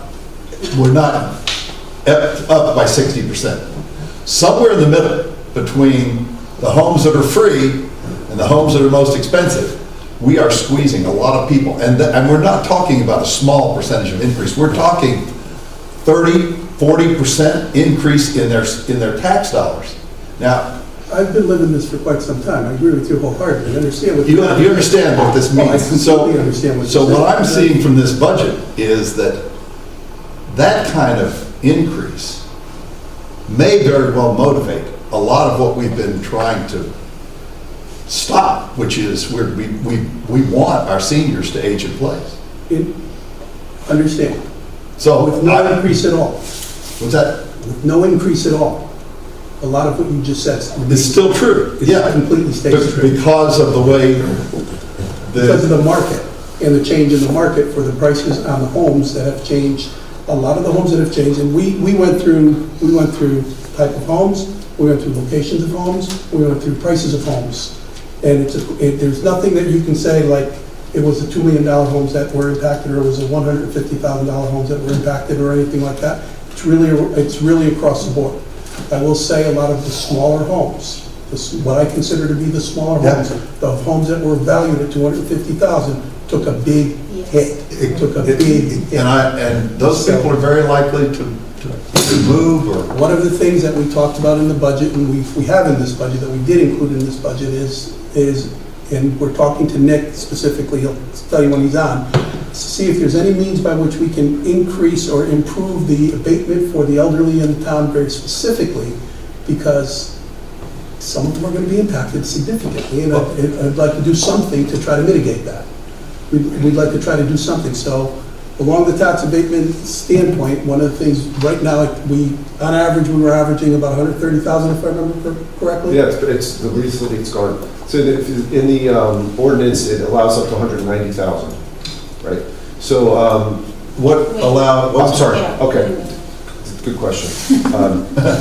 Tax credits for income eligible households, senior households. Yeah. The ordinance allows for up to a total of $190,000 in the budget in credits. Right. Lately, we were at 130. We dipped down to 100,000. Now it's up a little bit, but we're not close to 190 in terms of people actually getting these credits, because either there's not enough of them, they're not applying, or the credit's too low, or the income's too low. There's a number of ways to address that if you want to reach that. To address the thresholds on that. There's two phases of that, Maria, two items associated with that. One, what we did is from the budget number, if I'm not mistaken, we put in. I put back to 190. I used to budget lower because we didn't use it, so I would budget 130. So this year we put it up to the 190 very specifically because we'd like to maximize it if there's any other. 190 being the amount that we give out tax credits to income eligible seniors. And eligibility comes in at. It's, there's two tiers. There's the tier one, which is up to the state amount, which is in the $50,000 range, if I remember correctly. And then it's 1.5 times that, it's in the $70,000 range. So household income. And in our previous board, David Lover brought forward a plan that was to be more aggressive toward seniors for our town, because the vision was that aging in place was actually good for our town, both in the sense of seniors here. Mika, you've approached it with the idea that over 55 housing is the issue, but we haven't really achieved, other than the very expensive ones down in Toll Brothers, we haven't achieved that. We have achieved a point where we're probably going to push a lot of seniors over the edge, I would think, given the choice between going to Florida, selling your house at what apparently is market rate now, taking your money down to Florida and paying $3,000 a year for your taxes, and having a very, very nice place to live in. versus staying here and paying, an extra $5,000 or $4,000 in their taxes. And so I kind of think that the reason it was being addressed by David's proposal was that if we kept for every senior who stayed in their 4-bedroom or 3-bedroom home that chose to stay in Woodbridge, we would save possibly $40,000 or $60,000, depending on the number of children who moved in to go into the Amity system. And the proposal was pretty simple. It was just like, okay, freeze their taxes at where they are right now, and then they know. That way, if they are on a fixed income, they will know what their taxes are going to be. And there will be a cost to us, because like this year, instead of their taxes going up several $1,000s, it would have been the same. And we would have had to make up, as a town, the rest of us would have had to make that up. But what we wouldn't see is 10 seniors moving out and 40 kids moving in, and which would have a hugely negative impact on our future budgets, because 40 kids moving in at $20,000 a kid into the high school is going to be a lot of money for us. So I'm apologetic that I didn't foresee that this was going to happen as a result of the assessment. But it's been, as I've done the math and I've looked at this and I looked at the proposed budget, I realized that it doesn't matter how, if you didn't go up at all, we would still be shifting the cost. If we had the same budget, we would be shifting the cost onto that population, whoever it is. I don't even know who it is, because I'm not the assessor. I didn't do that stuff. But I do know, I've heard from a lot of people who said, wow, my taxes are double, or I'm going way up. And chances are, they won't double. And but yes, it's something. I guess I realize it's way before you did. You did, which is the reason that we looked at some possibilities. The only issue I have with what Dr. Lober projected or proposed, from what I knew of it. Obviously, we haven't proposed or looked at anything along those lines, but that was regardless of your income. Yeah. There are a number of seniors in town who will stay in town if they want to stay in town, and who will move if they want to move. And it has nothing to do with the taxes they're paying. It doesn't have anything to do with the taxes, but this is not a small difference. Which is the reason that I specifically looked for whatever we had available to us, considering this information is what, weeks old? May I ask a question? Please. And then I do think there's room, and I appreciate the work you've done to reduce the request to what you presented to us tonight to discuss.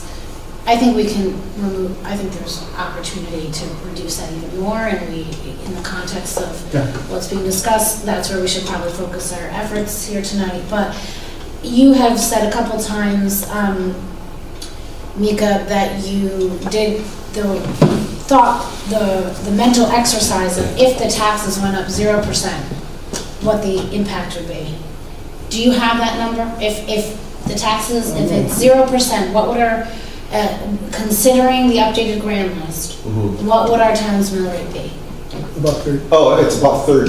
Yeah. That's what it would be. Yeah. Just note to sort of cap that off, one of the things, David, that we'll talk about in ordinance, because Mika had brought this, is we have the tax credit ordinance as it exists limits that abatement to 190,000, but we could adjust that in ordinance, so that could come up at our next Board of Selectmen meeting. It's one of the reasons why we're having an ordinance meeting. Got it. Next week. Yeah. Because we could talk about You can hear now? And I think addressing seniors is, obviously it's a priority, and we're all as a board on the same page with that. And as a young person raising kids in this town, I also need homage to be paid to sustaining those that are trying. The economy isn't what it was for young parents now as it was a generation ago. It's harder, and we should be doing things to make it easier for everybody to live here. Understanding the caveat of prioritizing seniors for many reasons, but there has to be room for everybody to to flourish. Well, also moving that burden to exactly the group you're talking about. When we increase the money we're putting aside for senior Yeah. tax stabilization, which I think I'm in favor of this, and I'm interested to hear how it gets through ordinance. But I think I also understand that, Tony, you've already worked that in only, so the number that changes in the BOS proposed budget tax calculation sheet Right. shows us that number. Correct. So that's currently at 190. So we would be setting the stage for something that still has to get through ordinance. Or it could be, or if ordinance makes a change, it could be adjusted later in the process. Or So the we'll still finance have a can little adjust it. time. Okay.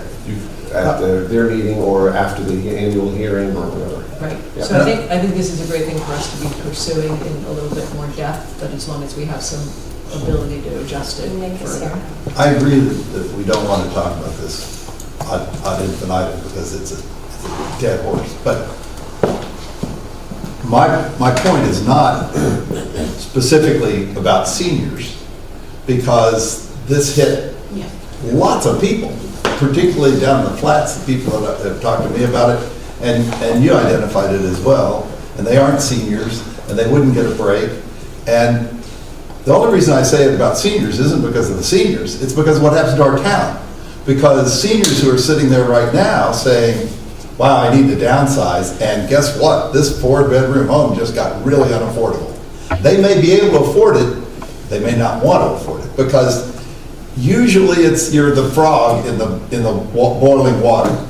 You know, the temperature gets turned up a little bit and you don't jump out. But when the temperature goes from, cold to boiling, all of a sudden, you don't even go near it. And I think that we got to be ready for the fact that this may be a catalyst, because we don't control it. After this assessment, we don't really control it. There's nothing, I just feel badly that there's nothing we can do about it. There's nothing, not after the assessment, it's. This is controlling the budget. No. But then it's on us to control the budget, like, we have to be particularly aggressive. The way this is played out. And really always. Past assessments did not do this. They just didn't. No, they, of course, the 5 years ago, the house values went down, and believe me, I was there. Yeah. There was a number of people who called and complained that that the town's not doing something right because the home values are going down. Now, our home values, the net value your net value in terms of your property has just increased significantly. But I totally understand. I did the calculations a long time ago, and the reason we've gotten to where we are is very specifically, if your house went up 100%, your taxes are going to increase substantially. They won't increase 100%. They could increase 30%. They could increase 40%, which is a lot of money for a lot of people. Okay? A lot of people. This is something that, but it's something we can't control. And I don't say that to displace or to dispel or to defer. It's something that every 5 years we have to do a reevaluation. Period. That's the law. Yep. And we have to go by what the market bears. Understood. And the market is bearing what it's bearing. That's it. Believe me, my taxes are going up as well. Everybody's taxes are going up. No, not everybody. No, Because it's a redistribution of taxes. So people whose home values went up under 20% are likely to have a tax reduction. They will pay less taxes even with this budget. They'll probably pay less taxes. Okay? Well, to the extent that a lot of those people have very nice big homes, that's very unfortunate, because it exaggerates the reason the regressive nature of tax. And one of the reasons is, and this is from the assessor and from the consultants and from talking to others, is generally because they were probably overtaxed previously. So if your house did not go up significantly with this new market, it's because your house was valued higher than what the previous market should be. I'm just telling you what the information that we've been provided. So, I would say that you're maybe on the right track, but it's not that they were over-assessed previously. They were assessed at market rate. And everybody's now assessed at market rate. And if market rate didn't go up for the $2 million houses, bravo. But nobody gets anything out of a change in somebody putting a price tag on your house until you sell it. totally agree. And rich, the people who have the most money and are most content and love our town are very unlikely to move if they can afford to stay here because they like it and everything else. And they are the people who are most likely to be able to afford it. And, so many of us are in the position of being able to afford it. That's very nice. But the people who realize that their house is worth a lot and they feel like, yeah, this is too much, those are what we're telling to go. And then We're not telling them to go, David. The market is indicating that this They is what should. it is. It's not where, and it's an important thing to say because we're not telling, what we need to do, you want to be aggressive on the budget, that's what we control. We can do that. What we're presenting you here is not necessarily what me and Tony would have said. There were other things we were going to take out, and I said, you know what? Let the board. Okay. Let the board look at it. So here's the thing, and I believe that you are on top of this and know what's happening, and I'm just slow to the gate, slow out of the gate. Knowing that it was happening, I would have preferred that you went to all these people and said, you better come back with zero budget on us because we're going to get killed on this, and it's going to change our town. Because I think that's what's going to happen. But let's go ahead and have a real discussion. David, the increase, even the increase we're talking about adds I know, about as you said, 6%. exactly what you said. So if my taxes were going to go up 35%, if that's what my taxes are going up, this budget will be 2 or 3% of that. I know that. I know that. Okay? I know that. But knowing it in advance, we should do everything we can. It all adds up, and it all adds up every year. 2 or 3% we could have shaved off last year, would have been, it just, And understanding that a 0% budget means a budget cut. So if we're prepared to cut programs, and we're prepared to do that and cut people, that's what it's gonna take. Because you can't do 0% without cutting. Like, and when I say cuts, it's gotta be program cuts, it's gotta be personnel cuts. And because we have very specifically, we have to pay We have to pay the increases in the contract. Our costs of goods have gone up just like everyone else's costs have gone up. So you're talking about 2.5% for labor, you're talking about another 3% for inflation on different things. Yeah. So without doing anything, obviously we need more money. We don't have any additional sources. The only place we get money is from our taxpayers. And our grand list has stayed flat in terms of our overall grand list has stayed flat, so we haven't had growth. We haven't had any additional revenues coming from any additional locations. So if we want to do that, have at it. Let's go. Let's do it. I agree with you. I'm just saying that, and the assessment is required, and I'm not arguing that we can do anything about it. I'm just saying that, 5%, and, for the last 5 years, people are willing to pay 5%. And I think we can get there again or below. No, we can't, we're, whatever. But let's get there. So I just want to make a couple points. Yeah. There's a sheet I sent to you which has expenditure increase by category. So it just gives you an idea of the expenditure increases by each subgroup.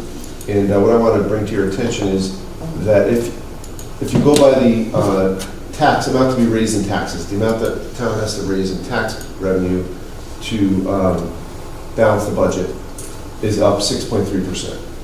If you want to get below 5%, it's $700,000, which gives you a framework.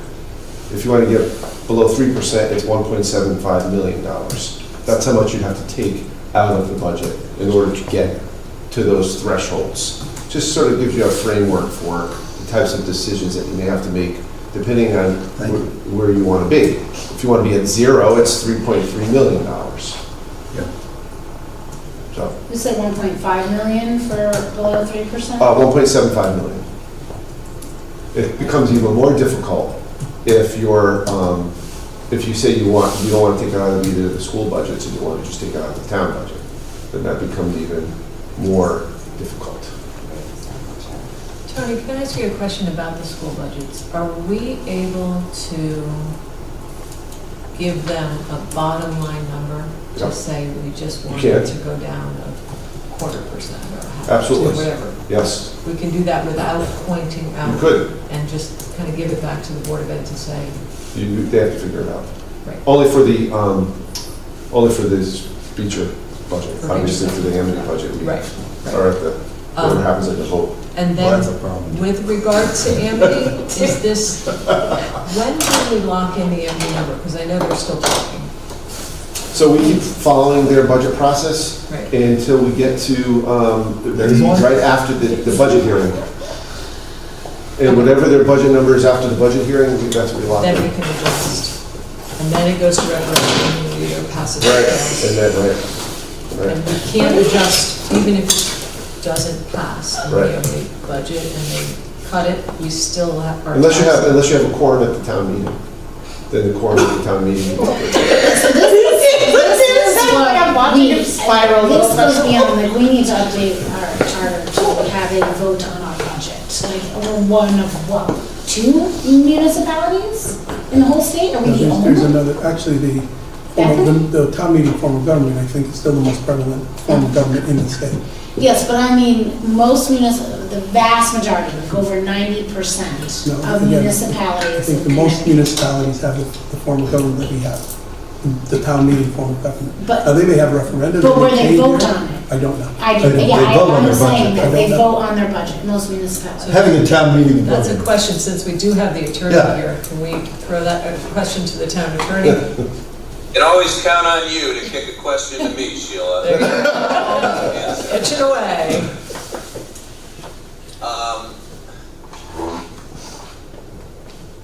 So, this is not the simplest thing to answer because there's different permutations to the town meeting form of government. Most of the smaller towns that I represent still use a town meeting form of government. But yeah, it depends on the specific language in each charter as to what constitutes a quorum of an in-person town meeting sufficient to actually hold the vote with the folks who actually show up if a quorum is met. That's not unusual. Some of my other towns that have this town meeting form of government do have these kind of quirky, what constitutes a quorum, and the numbers are different for each town. So I wouldn't say that we are clearly different than a lot of municipalities. But yeah, oftentimes there is not a quorum when folks come into a noticed town meeting, and that necessarily under these other municipalities' charter provisions triggers an immediate removal to a machine vote that obviously implicates the whole populace. So, And we don't have that provision in our charter to go to a town vote, to a machine vote. I don't know that off the top of my head. Nick, with those other towns, having a town meeting versus having a machine vote on your budget, you could have a town meeting but still have a referendum vote, correct? Yes. And what I'm assuming is that a lot of people that have town meetings don't do their budget there. They do it in a referendum. Is that true or not?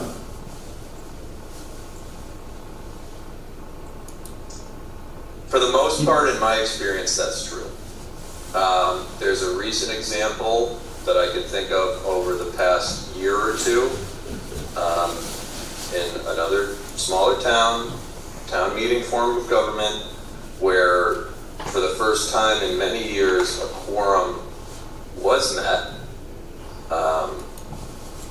and it seemed like there was some workings amongst the public and the residents to actually show up so that there was a quorum that then triggered the provisions of the charter that allowed for amendments from the floor of that town meeting. So that has transpired and it can transpire, but yeah, for the most part, it just gets removed, it gets pushed to a full machine vote. But I'm trying to pull up our charter right now to see exactly what it says, but I've already talked to Nick and Birch and Moses about charter revision. Yeah. That's something that's down the road a little bit. Yeah, it is. So it's something that we can certainly bring up and discuss, but I think right now we need to start. If we talking about lose, the budget. if the budget gets rejected, or if there is a town meeting where our budget gets rejected, our process requires us to go through line item by line item, which would take All night, which we've been training for since January, guys. You got us ready, Sid. All right, let's get into it, shall we? What we need to do is focus on the budget and let's take these things up as matters that we need to consider going forward. Okay, so should we go for capital? We pulled the 6-year, capital plan. I'll go over some of the adjustments that we made, and then I'll go from there. Just to orient you to the document, the 2026 year, this is department request, and then this is Board of Selectmen recommendation. The Board of Selectmen recommendation column is the column that would be funded in the budget. The bold items are typically the ones that are funded. If it's not bold or it has like a letter next to it, it gives you a sort of it's like a key to what the funding is for that particular item. And I can go through each one as we go. So if you go to Board of Education, clearly with a large project being discussed, we didn't feel it was appropriate at this time to fund any of these capital items, except for the playground. That was the thought there. So Tony, quick question, it's a bold number, which means pay as you go? Correct. Okay. And then I guess I have to ask, from some of the schematics we saw, that playground doesn't exist anymore. So that you could certainly remove that as well, if you feel that's Wait a necessary. year, maybe patch it. The reason for that was it seemed to be, seems to be some damage to it. Right, but if it's going to be totally removed 3 years from now, just patch it to get us from point A to point B. So it's just one potential, and That's what the $21,000 is for, no? It's to replace the rubber board surface. The entire surface? We can either go department by department, or I can just go through the whole budget, however you prefer. I think going by department works. Yeah. We can just go through Yeah, the yeah. document this way. Next one is Board of Selectmen, and basically we've done a few things here. First is we've moved up the demolition 1 year. You'll see that's not bolded. That has a 3 next to it, which with 3 on our key is something that would be bonded. So that's just in a 6-year capital plan that you want to also show. I don't even say. We got to go back. Yeah, I understand. But you have to also show what your obligations are for borrowing, as well as pay-as-you-go, because it's supposed to be a 6-year snapshot of all of your obligations. Clearly, or possible financial obligations. Clearly, there's something missing from the department previous to this, which you should probably discuss. We do need discuss that now? Yes, before we move forward from the Board of Education. Yep. I think you should consider. Mika, what do you think, looking at the Board of Ed, and did we move that $20,000 out? Because it would be better to patch it if we're going to. And then if we're going to have a referendum about what we just saw earlier on Beecher, when is that referendum going to happen? Because if we go to Amity referendum, which is obviously the Amity school referendum will pass because we're the only ones taking a big hit on it. So, Orange could be happy as it could be, and so is Bethany. So we're gonna be paying for the problem there. Are we going to be able to get a referendum through after bad news and after all the bad news? Referendum will probably happen in, like we were talking about, the September, October timeframe. It'll probably happen toward the end of 2025, if that's your question. The referendum they were talking about to go Beecher Road for the Beecher. Yes. Beecher to get Yes. in line for their grant. Yes. Yes. And that would probably be sometime the end of this year. It's got to be scheduled before the June 30 application, so that date has to be set. The referendum doesn't have to happen before June 30, but it has to be set, and it needs to be set before the November election. Correct. So sometime between June 30th and November. So we would know we would need a dollar amount in order to set a referendum date. Yes, we would, and we would get, that's what they're gonna That get. dollar amount would come in time for the April setting where we have to make, that's the last chance we have to make an adjustment. We feel we should put a dollar amount in here that's significant. For this 6-year snapshot. For the 6-year Because we snapshot. envision the cost. Correct. So what cost do we envision? That's what we wanted to talk about. So we didn't get numbers tonight. We didn't get any numbers, but we did get a number. We got a $650 number Per square foot. times 130,000 square feet, which comes out to be about $84 million. 32%, take 30% off of that, or 32% off of that, and you're talking about $54 million. So that's for a brand new building. That's for No, brand new. I thought you said And 65 was, 650 per square foot was for renovation. That's renovation. Yeah. Renovation new. Renovation new. And I will tell you that when we looked at all of this in that time frame when we were doing the 2015 project, we started with a new building, 60. So now it's 80. That's the escalation. It's the exact same problem we dealt with 15 years ago. I wish you'd have built a new building. No, we decided at that time that we could not throw away all the recent modifications and everything that was already existing. You will always have this same problem. My sense never is be able to that throw for away. purposes of our discussion, that we should put a $40 million, I'm gonna just throw a number out for a placeholder, $40 or $50 million numbers in 29 or 30, so that there's something on here for the Beecher Road project. Okay. Okay, and it's a bonded number, so it doesn't affect our budget now at all, obviously. But it's something that, from a look standpoint, we should have that in here. And take out all the other numbers. Correct. Take out all the other. So what's the impact? Not anything on it. Well, there'd be no impact No on impact this at all year. on our budget. because- No, I'm saying if you take out all the piecemeal projects that are here and replace it with one number further out, and some of these, we have a lot in 2027. Do we have a sense of what we're talking about? About $461,000, $461,304. Or if you take them all out from to 31, it's $870,564. All right, so for the sake of illustrating further, go down to the Board of Selectmen set, and we have the police department and the center building. And both of those need numbers, just like Beecher does. So we put those in there. Yeah, they're in there. Right. Are we, is that the total, we think, for the center building? Well, we're doing it in phases. Yeah. So we're going from, that was 41 last year, and we're going down to Well, 10.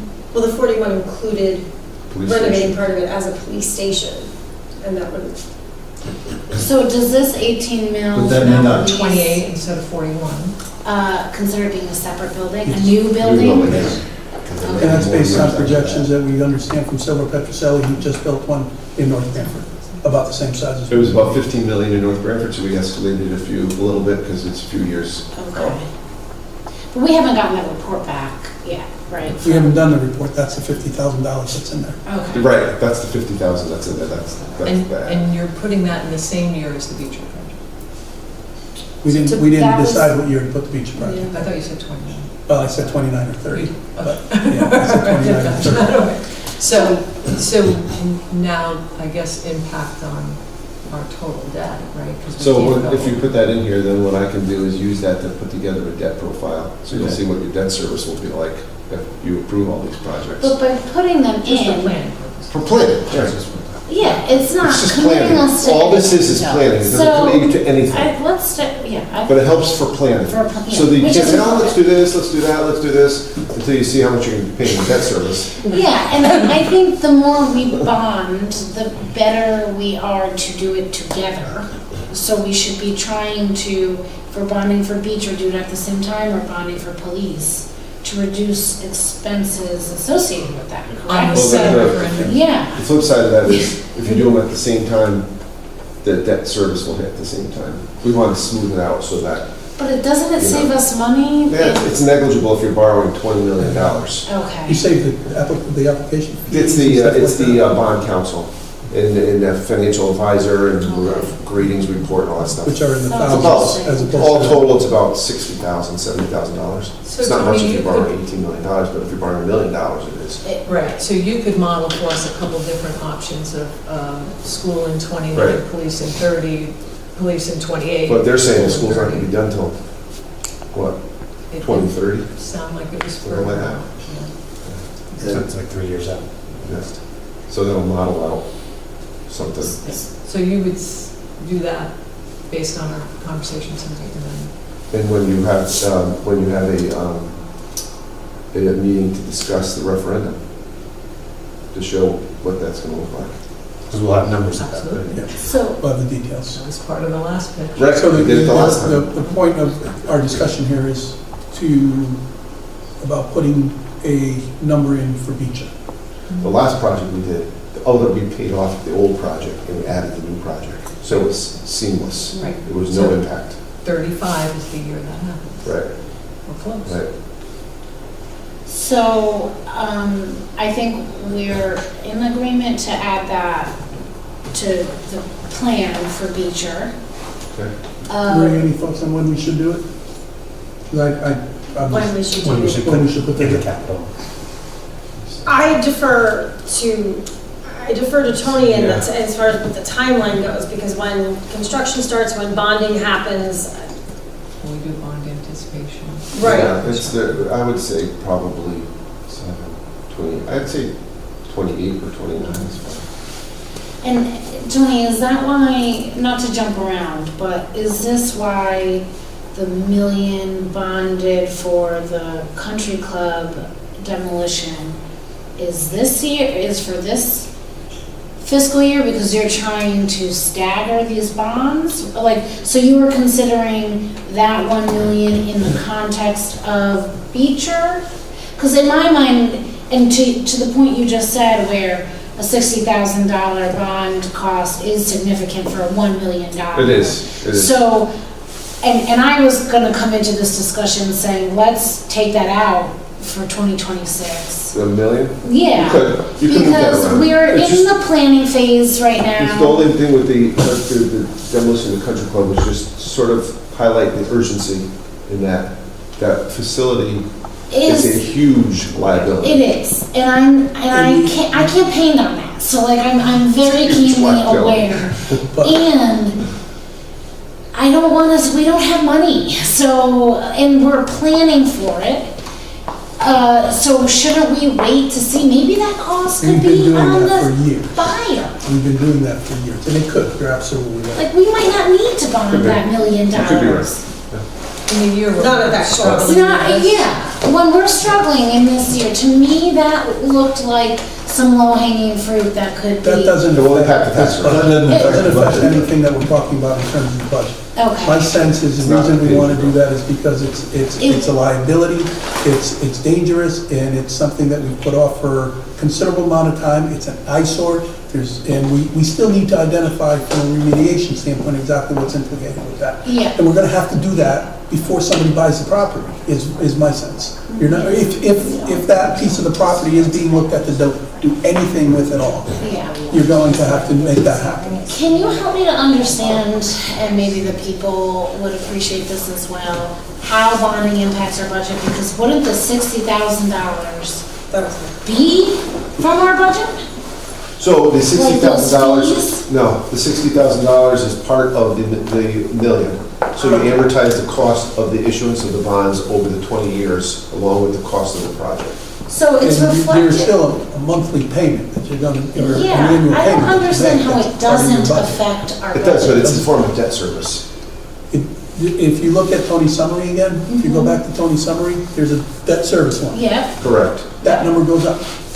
correct. So that the impact, if we were to push it off and say it's not happening next year, is that debt service. I didn't put it in that either. but that debt So we don't have to service say anything? No. goes into the map. I don't, like if you're considering debt service an expenditure, Right.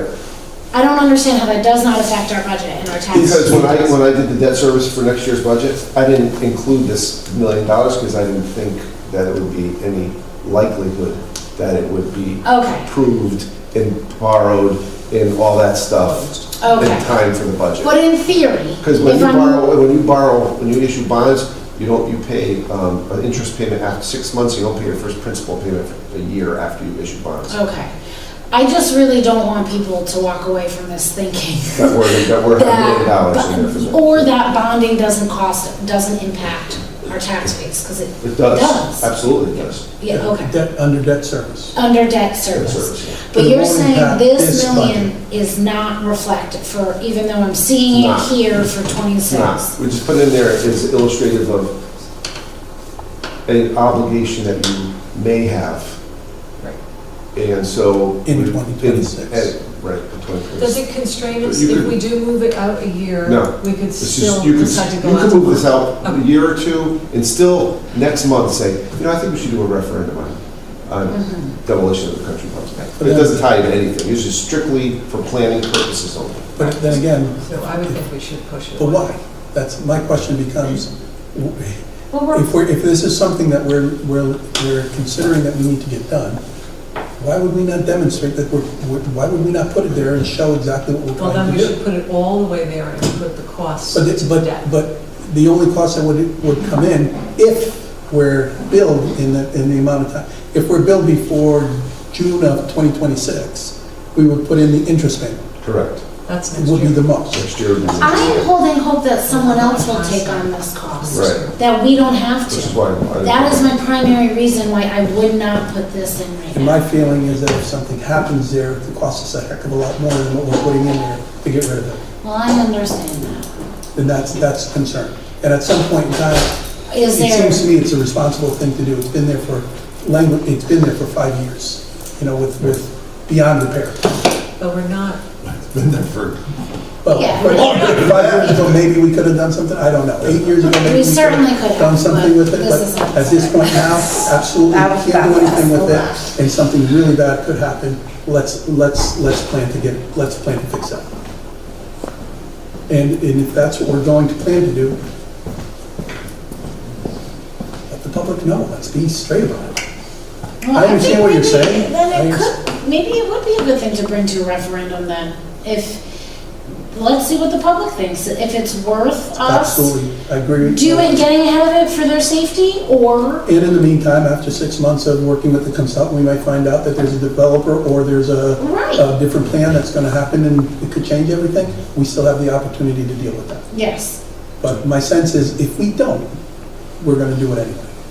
Do we have the cost of how many referendums we're gonna run this year? Because that's How much does it like cost to run roughly a $10,000 to referendum? $15,000 per That referendum, much? and I thought it that's, was like 3. that's Just some mailings Sorry. out. it's free if you do the canvassing. So plus the new machines, then the ballots you gotta order, it's a lot. let's just, because we'll keep things moving. Just curious. From, do we want to put in 2029 or 2030, the $50 million number there? For Or beach. $40 million. Beach and For- Metro. Yeah. 50's probably right. 28 or 29, 28 or 29? right? 28. You could 28. always get 15, pushed 28. back. and- Yep. What I was hearing was that the earliest they could get going would be, the earliest it could be was be, Middle of 26. yeah, 27. middle of 27. Exactly. Before they would have anything ready to go. First shove, This is first just shove, March 27th. illustrative, again, this is just illustrative of Right. the obligation. What we most likely would probably do in that case is issue cash flow, bonds based on cash flow. Year 1, probably 10 million to get the project started. Year 2, because you can't borrow too much at once if you haven't spent it, you have an arbitrage issue. So So if you want to pick 1 year, pick 29. yeah, that's how we do it. 29? 29, yeah. Okay. Are we going through and making the changes now? Like, are we taking out the 21,260 for the playground? Are we, So did we we're decide taking on that? notes on what you're, and so at the end, we'll state them all and then you can Okay. vote. Okay. I would advocate for keeping the 20, I mean, we're a few years from doing anything there, and that's a small amount to fix a playground. But that's The reason we great. kept in is because by the Yeah, that's time they get great. to removing that playground, it could be 3 years. That's- So, Well, but it's okay. if our concern is that we need it done now, then 3 years when in year 4 they will rip it up. That doesn't make sense. So I think emergency patching it, not for this dollar amount, but in their maintenance line. And that's one way of saying that, you know, we think the project has to happen, but we prefer you try to find that in your maintenance, patch it in your maintenance. So the hole where the spot is in the place.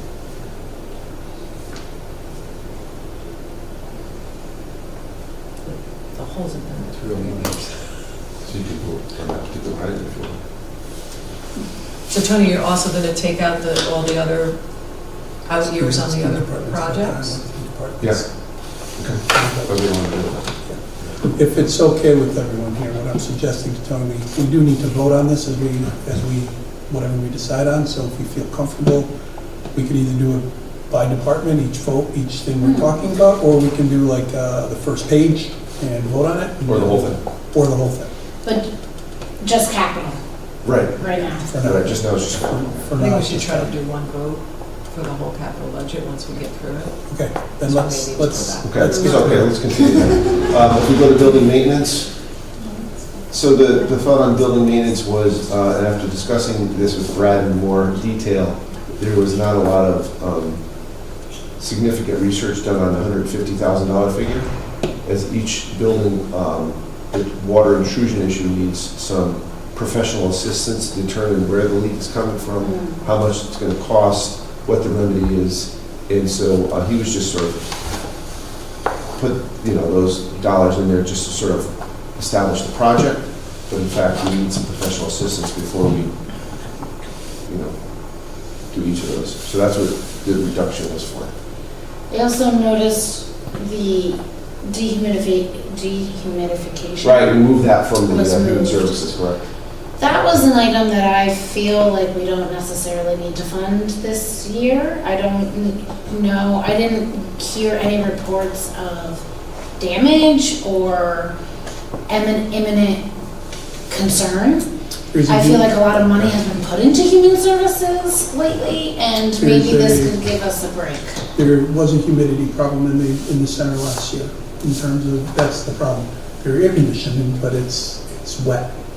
But is that leading to mold, is that leading Because to an issue? Because that mold wasn't brought up, respiratory issues weren't brought up. It sounded more just like a comfort/discomfort thing, which I'm not trying to belittle, but. I think it's an energy expenditure. But I think it's really important that we address, especially if we're talking about renovations elsewhere, right? I want people to be assured that the money we put in here and the system is functioning as advertised. So I don't know that it's 20,000. There may be some adjustments that can be made to the building management system that solves the problem. No capital expenditure, just Brad has been through this in terms of, this is very much based on them having spent a year trying to mitigate. So the was it issue. designed wrong, and should we Yes. be going back? Yes. Okay, So what- maybe we need a can't. lawsuit? It Like was- what? So frustrating. So much was put in, and to have to now Well, spend it's more taxpayer. upsetting to hear that the project we just did and we thought was spec'd properly is not functioning. That's more upsetting than we need to make some adjustments in existing.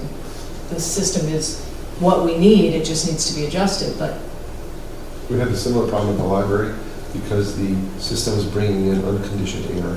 So when it's very humid outside, the dampers.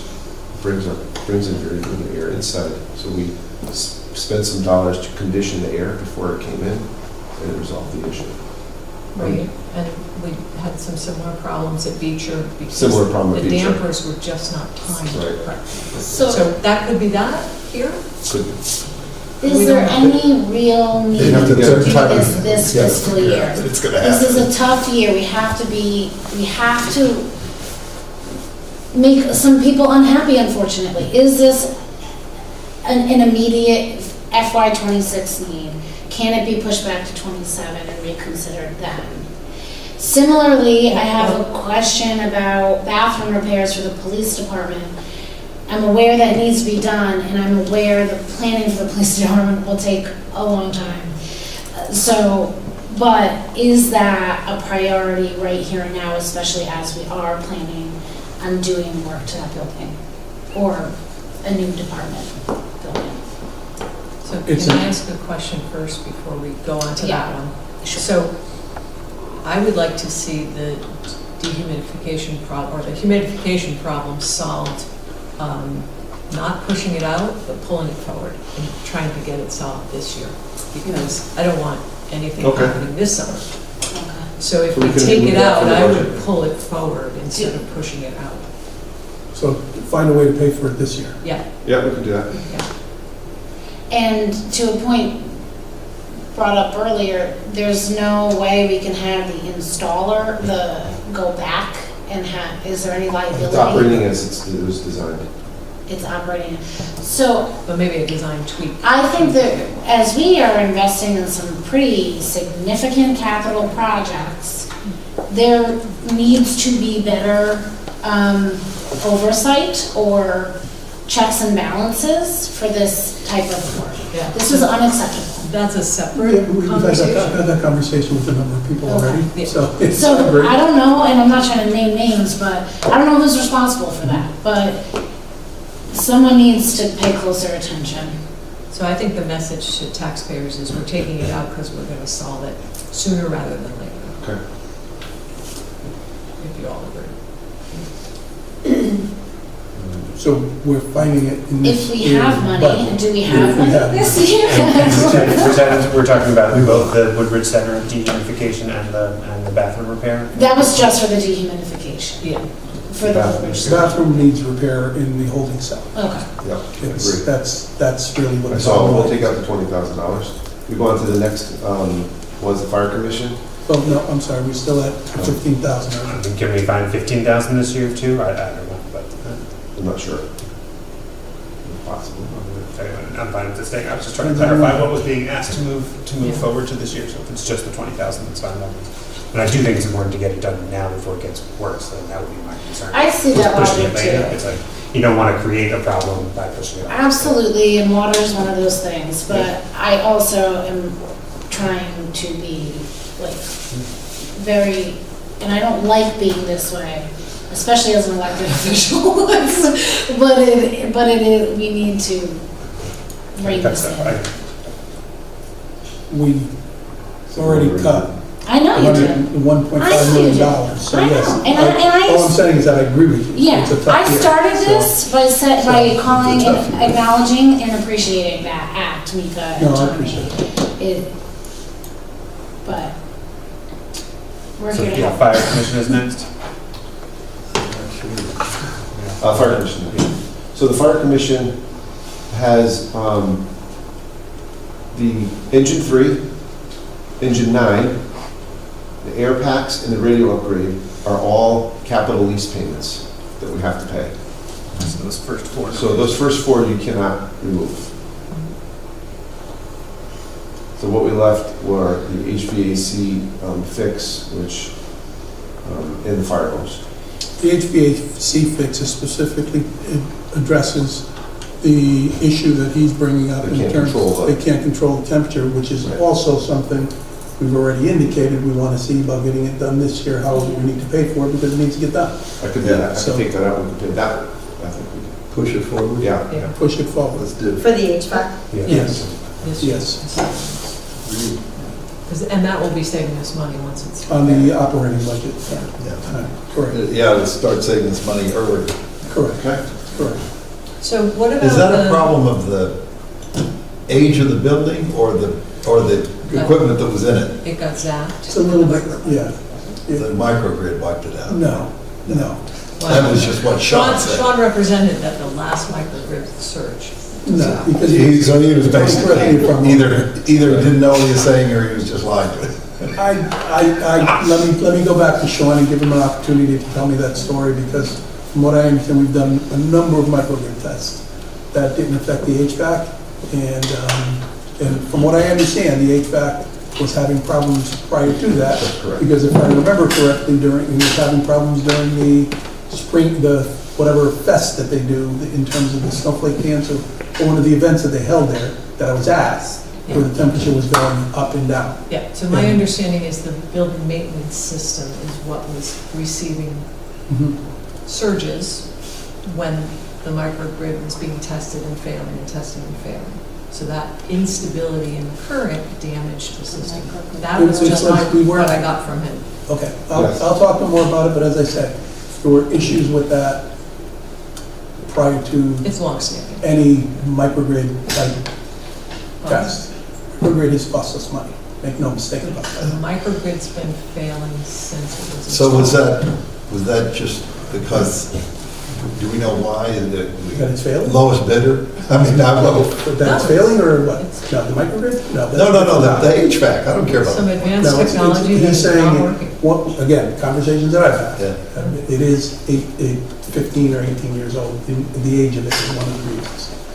So, but, We gotta- I'll talk to Sean. Bottom line is, it needs to be fixed. Yeah, we're trying to pull it forward. right? Correct. That's what we decided. So I had a question about the vehicles, right? So you've got both of them out of here. What if one goes out of commission and we immediately need to replace it? Are we We deal with it like we deal with anything that happens like that. We have to make a decision on how we have to pay for it if something happens. Have we They're ever both- seemed to me that there explored was a little... donating, donations? Like, aren't there vehicle and boat donation services, for example?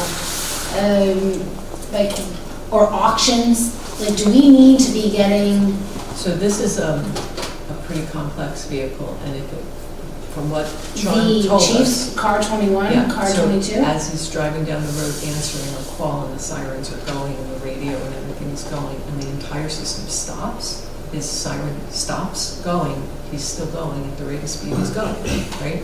So I'm just concerned that we've got a little bit of liability here if we continue. And my understanding is they're experiencing failures and rolling, and we're going to wait another year before we address it. So that's a concern. I understand where you're coming from, Mika. If it suddenly fails and it has to be replaced, then we go to contingency, and that's what we do. Is that your sense of it? It's a 6-year-old car with 60,000 miles on it. I understand that it could, if there's a problem with the electrical, then we should have the electrical checked and fixed. We don't have it, we do need to make some hard decisions right now, and this is one of those hard decisions. In terms of it, if it's not working to the degree that it's dangerous, that hasn't been expressed to me.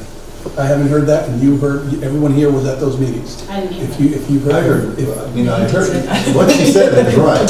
He said that the lights were I don't have it on. from any other No, source. Because the electric. As I said, if it's a danger, he didn't present it as if it was a dangerous situation. He said there were malfunctions. All right, so we have time. If it needs to get changed, we'll go with what we have here. And if he gives you more information and you want to change it when we get further down the line, we do that. We could, yeah, we could do that. Let's do that. We'll look out for vehicle donations. I have definitely read something about it. I don't know if they're Cars for kids. emergency vehicles or for more people in need. But there are auctions, like, we just don't, I don't know. We spend so much money. That's true. Everything is expensive, but. Yeah, I mean, this. So are we suggesting that we put the $70,000 back for the chief's vehicle? Is that what we're suggesting? Sheila? No, I'm going with what you said, Mika, unless we get more information later down the road. Thank you. Human Services, we indicated earlier, we moved the dehumidification, which we discussed we're now taking out and funding this year. Information Systems, that's a... Wait, I'm sorry, Tony. Sure. The 85,000. Right, okay. Why is that posted as 85 and not 15? Because 85 is the total expenditure. But it's not, oh, but we front it? Yeah, right, you have to appropriate the total, then we get reimbursed. So in the tax? Tax is only 15. Okay, Yeah. thank you. See, it's in the note, it says 15,000 from the general fund Yeah, budget yeah. and 70 from the grant. Yeah, So I just don't. the calculation at the bottom of the page is only 15. Okay, thank you. Yeah. Information Systems is a lease. When we did all these leases, the short-term rates were like 1%, 1.5%. They were so low. It made sense to do it at that time. No change to the library. No change to parks. In police, we removed the police vehicle. And just for purposes of making sure we understand the parks vehicle, well, we haven't there, never mind. Do we ever And the- rent these vehicles? I'm sorry? Do we ever rent some, I mean, the parks vehicle can't have to have a lot of special radios or anything like all the others, does it? It's more expensive than Trails. No, It's a truck, it's a Pulls different it. type of vehicle. Is this the dump Because truck? this Was is- this the dump This isn't a truck? dump truck. This Oh, is that was the the one dump pulls- truck. This is the one that pulls all the landscaping equipment. Oh, this So it's a isn't, trailer. okay. This is a pickup. Yeah, the one that- yeah, if I'm not Less mistaken. years than- Do you assume Wouldn't, if we the bought a big used one, way? wouldn't we, Yeah, that's wouldn't, not- wouldn't that's that not- save us some, I'm sorry. save us money to buy a used one? We could look into it. Yeah, like we buy so many vehicles every year, or we get consistent requests. They all have a great purpose, I understand. Can we do it differently? Yep. That isn't as expensive. Every vehicle has most of its depreciation in the first year, no matter what, right? I mean, it drops and then it starts sliding Yeah, down. so you can't bond it. So pay as you go is, But- oh, really, our own We house. would have to, for Correct, the bid but process, because most of what we buy. used as opposed to new, So we would have to identify. We have bought used in the past. I mean, if we can find used, we can save some money after, I mean, we'd have to still budget. We used, We can look into it. yeah, I'm not sure about lease, but we'll certainly look into it.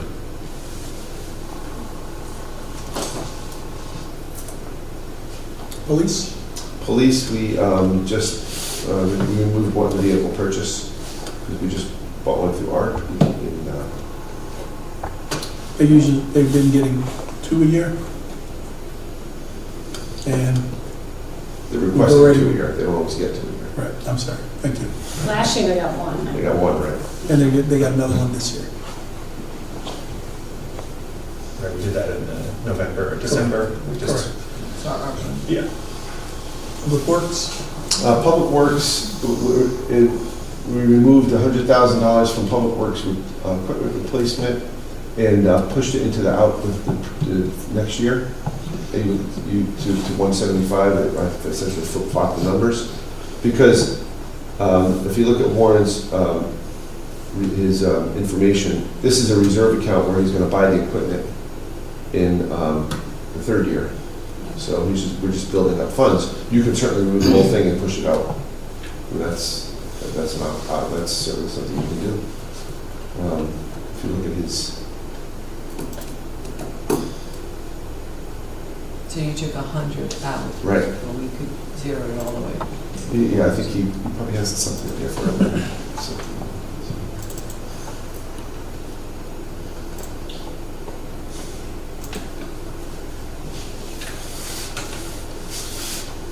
I mean, I'd leave a little in there. Do you have that sheet, Karen? Capital sheet? The backup? Yeah.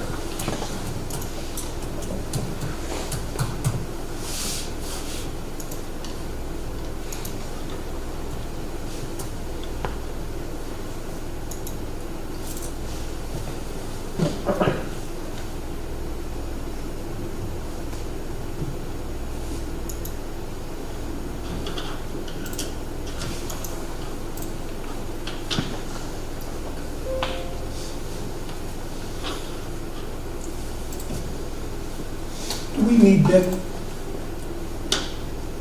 Come on, let him go, so he can stop building. Are we going to Dick, can we, I don't think we, I don't know.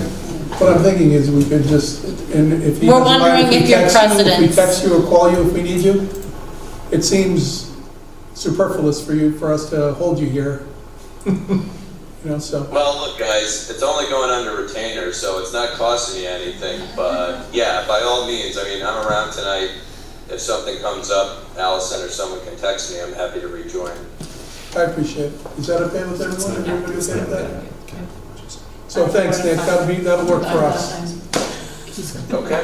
I'll text you if I I'm need not you. gonna say no to that. Thanks, guys. Have a good night. Thanks, Can I make a Nick. motion to cut off? So, Just keep that one handy at Just to all keep times. us, yeah, Anything interesting? just to keep us engaged. Save the electricity. There you go. Sign science stuff. Briefly, just, 10. We take out another 75, it's going to be part of that, and there's removing. So about 15,000 of it is for current purchase of capital equipment in the garage. The rest of it's for future purchase. I'm sorry. Of the $75,000, 60 is just. 60 banking. is banking, so you can remove 60 and operations. And just put it in the Put in the following. following year. Okay with that. Okay. Yeah, I don't. Put the budget over. No, This year, the biggest impact. I hope all these departments know that this is not an enjoyable experience. And to take things they're asking away, you know, prevent that. I think they're used to that. Yeah. Oh, we understand what we're trying to do. Okay, we can go on. Yes, Recreation, we removed these panels. There's a note here, 1-4 for the baseball diamond. Was that on there at one point and Yeah, taken out? I took it out. Okay. We want to move it to a year Well, no, out? it was $250,000 for a baseball diamond. It's said in every single year. And every single year we take it out. It's like almost like a game. We didn't ask for it this year. He did. What's that? We didn't mention it this year. Yeah, he asked me. Oh, you did? Oh, yeah. Yeah. Very last thing is Was the last one? It's definitely, every other town, Yeah. the entire universe. I remember it from last year, but I And didn't. it was $250,000 about 15 years ago when, that probably cost $500,000. But, his point Oh, is so made, he that's feels that. Yeah, not an no, accurate absolutely. We're not- estimate. Oh, okay. I understand his point. Yeah. Thomas Darlinghouse? Thomas Darling House, so this is the full amount of the ice house and horse barn renovation was $109,300, and but it's 50% reimbursement grant if they get the grant.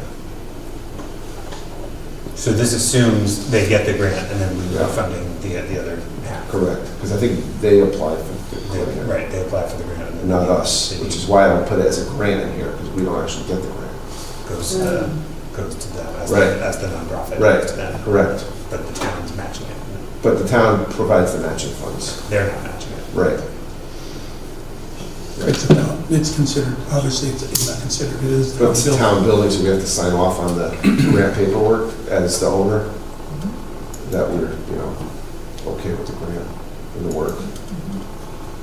We've run into that before, The calendar. because it's always a timing thing when they come to us. Right.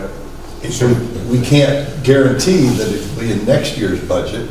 Right. So if they come to us anytime after now, Right. for next year, it has to roll. And that's exactly what did happen in the last budget. We took it out, we didn't include it in the last budget. Yeah. And so it's, Yeah, so we've got to do it now. But then if that's they the only don't, reason we said, that's the only reason it's there, so yes. if they don't get the grant, then this money doesn't get expended. Correct. So, but that doesn't help on the tax front. Right, Because we're taxing that's the risk you based take, on- that's the risk you take by keeping it in there, is if you don't get the grant, then. But if they did- raise $55,000 in taxes for the. Right, well, if we took it out, They couldn't even apply. well, they couldn't apply, I mean, we could still, do we have to show that the funds have been appropriated? I mean, there's different things. Oh, they could if they used their own funds, They but could they use their wouldn't be able, we wouldn't be able to pay for it. Well, what I guess I'm asking is, can we sign off on a grant approval without showing it in the budget? We can say, yes, we approve the application of this, and then if it goes through, we But they're approve not. it. Do you remember we went through this with Jerry when he was town council? It's separate, but Massaro is town property. We ask for approval for grants all the time. We don't ask for any funding back. It's a different situation, but all it is a landowner approval. Now, maybe this grant is different, but what they're asking for is landowner approval, not showing that the town is paying for anything. Now, in those cases, Massaro doesn't ask the town to pay for anything. In this case, I realize Thomas Darwin is. The difference is, is it the same thing with, do we own the barns, do we own the house, do we own everything that's on the Sorrow? Yes. You don't own the equipment, but the buildings, yes. So when we've done a town. And in fact, You don't pay taxes, right? Or are We pay a personal property tax or our stuff. Oh. Yes, there's some, but no, Okay. as a house, it's not I mean, I don't own the house. It's not on the ground. But the building, my point is more for, maybe we don't need to tax on it. But if they get Well, if they get it, then we don't have the funds. well, I guess that would be the question is how would we fund it if we did? Yeah, not that much if we're gonna be. It's too much. Yeah. We have to sign a paper as the owner. Well, my point is that happens all the time through Mazar. Right, Mazar, We come to say, Super clear But you cover it if we don't pay. well, we don't ask for any money from the town. They always cover. Right, well, this is money that's coming. I guess my point is, I don't know if their It's the same application thing. says the town is funding it. Right. But I understand they're asking. Does this, They have an understanding of this stuff. My point is, I just don't know if their application needs to say that we're showing that we're funding it. I don't think so. That was my guess, because that's I my don't think experience so. with. Yeah, no, I don't believe it does, but we have to have the funds if they get it. Sure. Right. If you want to. because this is the match amount This is the requested? match. I see. So Okay, the that's- previous number, the request is for the full. Right. But, I see. and I'm not saying we should move it, but I was wondering, if it's possible to not tax on it, then great to not tax on it. I suppose if they don't get it, we can address other projects Yeah. that are needed. Or it could, I mean, we're pushing other projects They do out. raise money and spend it. No, of course, I know, I realize they do, but I'm much appreciated. And, but it could go into the contingency, right? Or- Sure, I mean, there's other projects that are gonna come up, Yeah. and that we've pushed out, Yeah. that we can address with these funds if they don't. You could, If they that's don't get correct. it. That's So, correct, you could certainly do that. There's Yeah. gonna be other Tony- needy timely things. If we don't spend all of our contingency in one fiscal year, can it be considered? You can, It's how we're gonna you fix can this. prepay stuff, Okay, which we've done, okay, and we would probably do here. okay, But it's Yeah. after taxes. You're taxed on what we're doing now. right. So, but then we can save some money for what we're doing. My suggestion is you work hard to reduce this budget and not rely on a contingency that may or may not be there. Yeah, yeah, And then if it is there, it'll be even less yeah. than Right. what you did. Okay, thank you. I was, Well, I'm fine with it staying as is, I just wanted to sort of clarify that. Thank you. Okay, and then we just pushed out the compactor container replacement to the other 2 years. That's another situation where he was, putting money aside for a future expenditure, so we just pushed it to those 2 years. Obviously, if we have a crisis or a problem at the transfer station, we could take, fund it at that time. Why is the number here 3.2 and the number in the summary 2.0? Because 3.2 is the total expenditure. Then look below it. Oh, 2.0. 2.0 is operating, that's the taxes. In the grant. 190 is grant funds, that's $1 million. the $1 million for the bond fund. Right? Thank you. The grant funds is 100,000 for most of it. For the paving, there's the 15,000 for the, 15, Vehicle? no, 60, what was it, 85, 70,000 for the vehicle, for the human services, 20 for the meeting room. That's the whole thing. Is there a number we're at now? Did you So, know?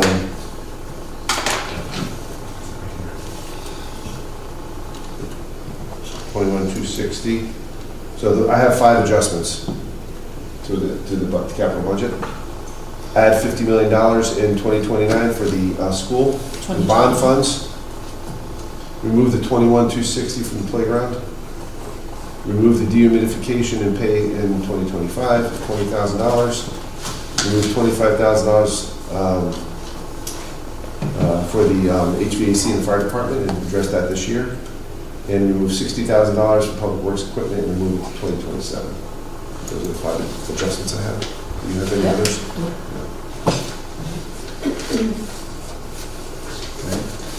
I'm sorry, Tony, did you say the HVAC as well for the fire commission? Yes. Okay.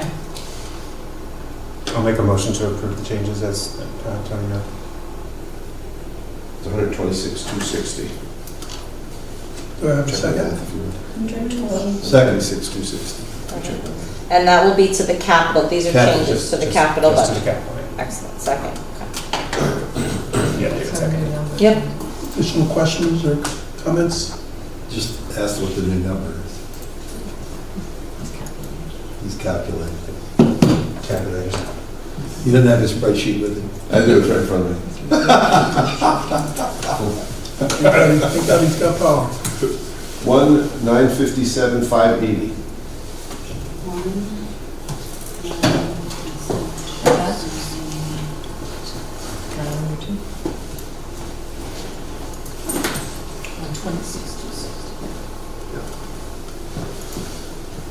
Any comments, questions? All in favor? Instead of the two, I'm sorry, instead of the Yes. 283. 2,083,40. Okay, thank you. I'll take that again, all in favor? Thank you. Motion carries. And we are getting into the operating budget.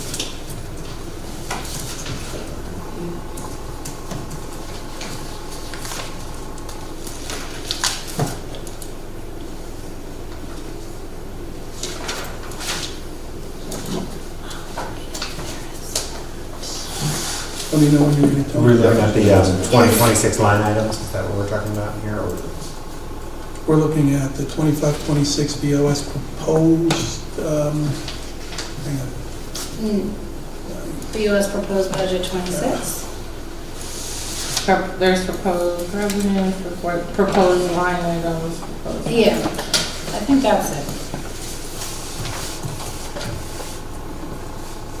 Proposed line items.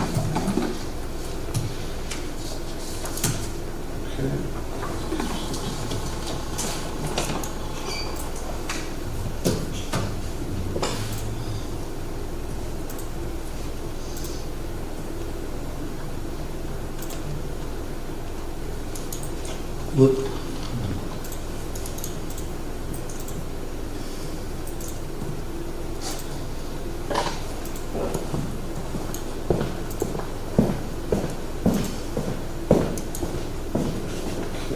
Line items, right? So, usually what we'll do is go through each department and just highlight some of the changes that were made. There are 2 changes to this budget. We're on Board of Selectmen. Board of Selectmen, I'm sorry, yeah.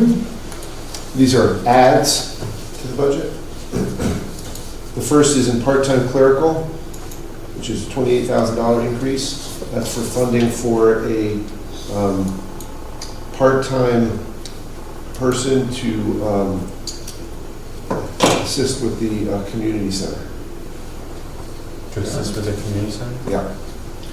This is for a community center director to develop the programs and schedules that are required to commit to building and use.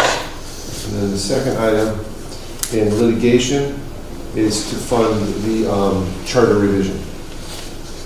100,000? No, from 72 to We 100. needed to ask him a question.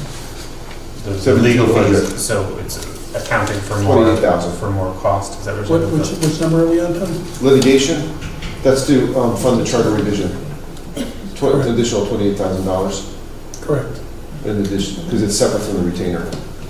So do we know about timing? Charter? Yeah, we plan to put the commission in place, I'd say by the end of, or by the beginning of May, by our May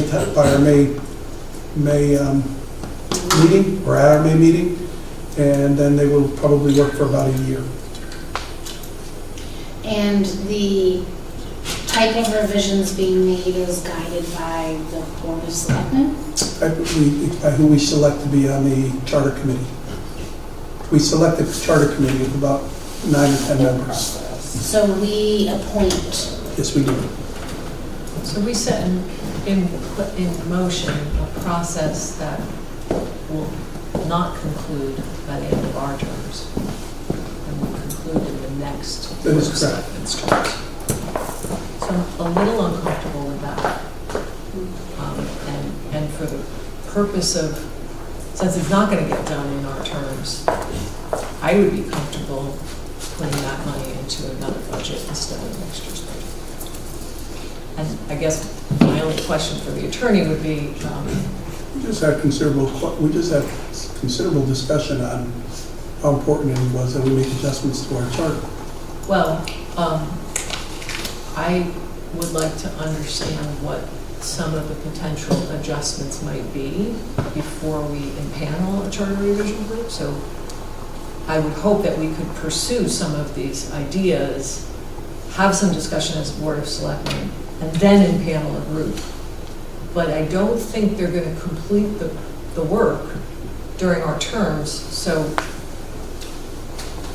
Well, this puts money aside to do this, and it Yeah, and I would could start. put it into the following. Well, it could start in January too, so, we could budget for it so that it could happen So whenever half the next the term amount? starts. You could do half, yeah. I mean, I don't know how long it takes is the point, but It's we've about just a talked year. about, and it's come up I mean, previously, that's I- important to do, so budgeting for it. And I seems like the sensible idea to of do. starting in January, because that's going to be the Board of Selectmen that would hopefully see it through as well. So if we put half of the amount in, because you can't spend a year's worth of money. But you're in then half a year. going through, then you're going through a second, a Budget. second budget hearing, but you're going through a third election with No, I mean- incorrect information. So from start, As from far as the the Starts about a day year, we it takes about a impanel. year. Okay, to do yeah. it. So And that it's a would be the commission. next Board of Selectmen's term. Yes, they would need at least 6 months of budget. We would be bridging over 2 budgets, the cost of charter revision, which seems reasonable. I'd prefer that we do That it. makes sense to me. That seems like a sound approach. I think we should be Clarify what you're exploring. suggesting. So explore from now until December what options we think that should be pursued, and then impanel in January with the new Board of Selectmen. There's 6 months worth of funding. They need to ensure the other 6 months to get to conclusion next December, not this December, We and need to get it to find referendum and get next it passed in November. 6 months. If you're gonna do it, rather than waiting till December, I have no problem with what you're saying, except for the fact that you don't wanna go through another election cycle, No, we only knowing that a we month get elected away. every 2 years, though. So you're saying another federal election cycle? Correct. So, Well, that doesn't- because- That doesn't When does that happen? That doesn't- Yeah, Does so I that don't have think to do it's that? That's what I'm saying. I'm just thinking of Yeah. Board of Selectmen. The next Board of Selectmen should More. see it all the way. Yeah. We should put 6 months' worth of financing in, so that next Board of Selection, we may all be on that next Board of Selection, I'm not saying we're not, but at least then it gets concluded in the term of that board. So you're suggesting, so the number would be 86 instead of 100, so if we did half. Well, no, it's not What's that much. the point? He's saying from the original From the request, original. it wouldn't go up The to expense. 8,000, it would go up 14. Yeah, Yeah. Yeah. Town council was the one who recommended that we get it started sooner rather than later. So I understand what you're saying, we can do, no. What I can do is review with town council, and this is an item we can take up specifically at our 26th meeting. And February? February 26th meeting. Can we Because- start with my suggestion and then add it back if we need to? at the Yes. end of the month? By all means, yes, that's fine. What I'm saying is I don't think you need any money if you're going to do what you're suggesting, because you're hiring a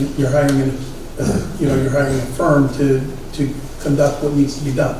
If you're not going to start it until January of 2027, then 2026, then, That's when you right, engage, yeah. We'll change this to 26, no, this is 26. No, it's 26. Yeah, I'm sorry. You need half. Yep, we need, You have the funding. You need half the money. Yeah, from January to if June. they bill us like half. If they go, well, No, Yeah, no, they'll bill us monthly as they work. Normally do, so we just need, that money 6 months worth of. Right, If it's so once a year. 14. Got it, good. we're fine. Works for me. Tony, you mentioned, well, I'd like to talk about this part-time clerical, and in your additions, correct me if I'm wrong, the line item 52,100, general professional services for 95,000 and change. Right, that's the planner. That's a town planner. Yeah. That is in addition, because that's not grant funded this year. That's correct. So, Not to say we can't get grants for it, but we don't have grants for it. yeah, I'd like to pause to talk about that. Please. And, because that's a heftier line item on the BOS budget. I expressed some initial thoughts about this when we first discussed this at a previous, budget meeting. To date, at least I, as a member of the Board of Selectmen, have not received any information about what this town planner is doing or would be proposed to be doing with this fiscal year with the 95,000. I don't understand its value, especially at a critical budget year like this. I also really question the specific entity with whom we're consulting. And it's not that I'm opposed to having a town planner's services, but I am opposed to this town planner and to us paying 95,000 this year. Just to clarify, I do the not- town planner, a portion of it is 83,928. Why am I saying, Because there's other items in there. There's $6,000, there's an EAP, Employee Assistance Program, there's a bunch of items in there. oh, lumped into general professional There's just, services? there's Okay, general that actually, updates. it doesn't change how I feel, but Yeah. when I read this, I did think it was closer to 85, so Yeah. it's 83, 83,928. 9, okay. Thank you, Tony. Okay. To Andrea's point, what, from your perspective, Mika and Tony, what have they helped you with? What workload have they taken off of you, or what have they helped you do more efficiently? They've been in contact with the businesses down in the business district. They are coordinating the activities, for example, Connecticut Main Street that we signed on for. They're helping with coordination of their efforts in terms of the full assessment of the business district to identify vacancies and things of that nature. Chris Sullivan consults with him on a regular basis. He provides assistance to the Town Planning and Zoning Commission. He provides us assistance with regards to different demographic type reports, like he did our POCD indicates, for example, that our school enrollment is declining. He provides the Woodbridge specific type information that we would want in terms of the demographics. So is that information has that already, will it come to the Board of Selectmen, or does it go right? I haven't sent it to the Board of Selectmen, but certainly I can. It's certainly, I mean, they're deliverables, they're tangible reports, so Yeah. I'm happy to send it to the Board of Selectmen, that's not a problem. It's basically whatever we ask them for in terms of helping us make decisions as relates to economic development, zoning, and what's happening from a state perspective with guidelines as relates to housing in particular. And can you clarify who the consultant is and what the... Justin LaFontaine is our representative from Goldman, York. We Yes, received 2 bids. One was from a company outside of Connecticut, and Goldman and York was a Connecticut company that we received a response to. And we selected Goldman and York because they were a Connecticut company. Sure. I believe there to be some level of conflict of interest in Gorman and York and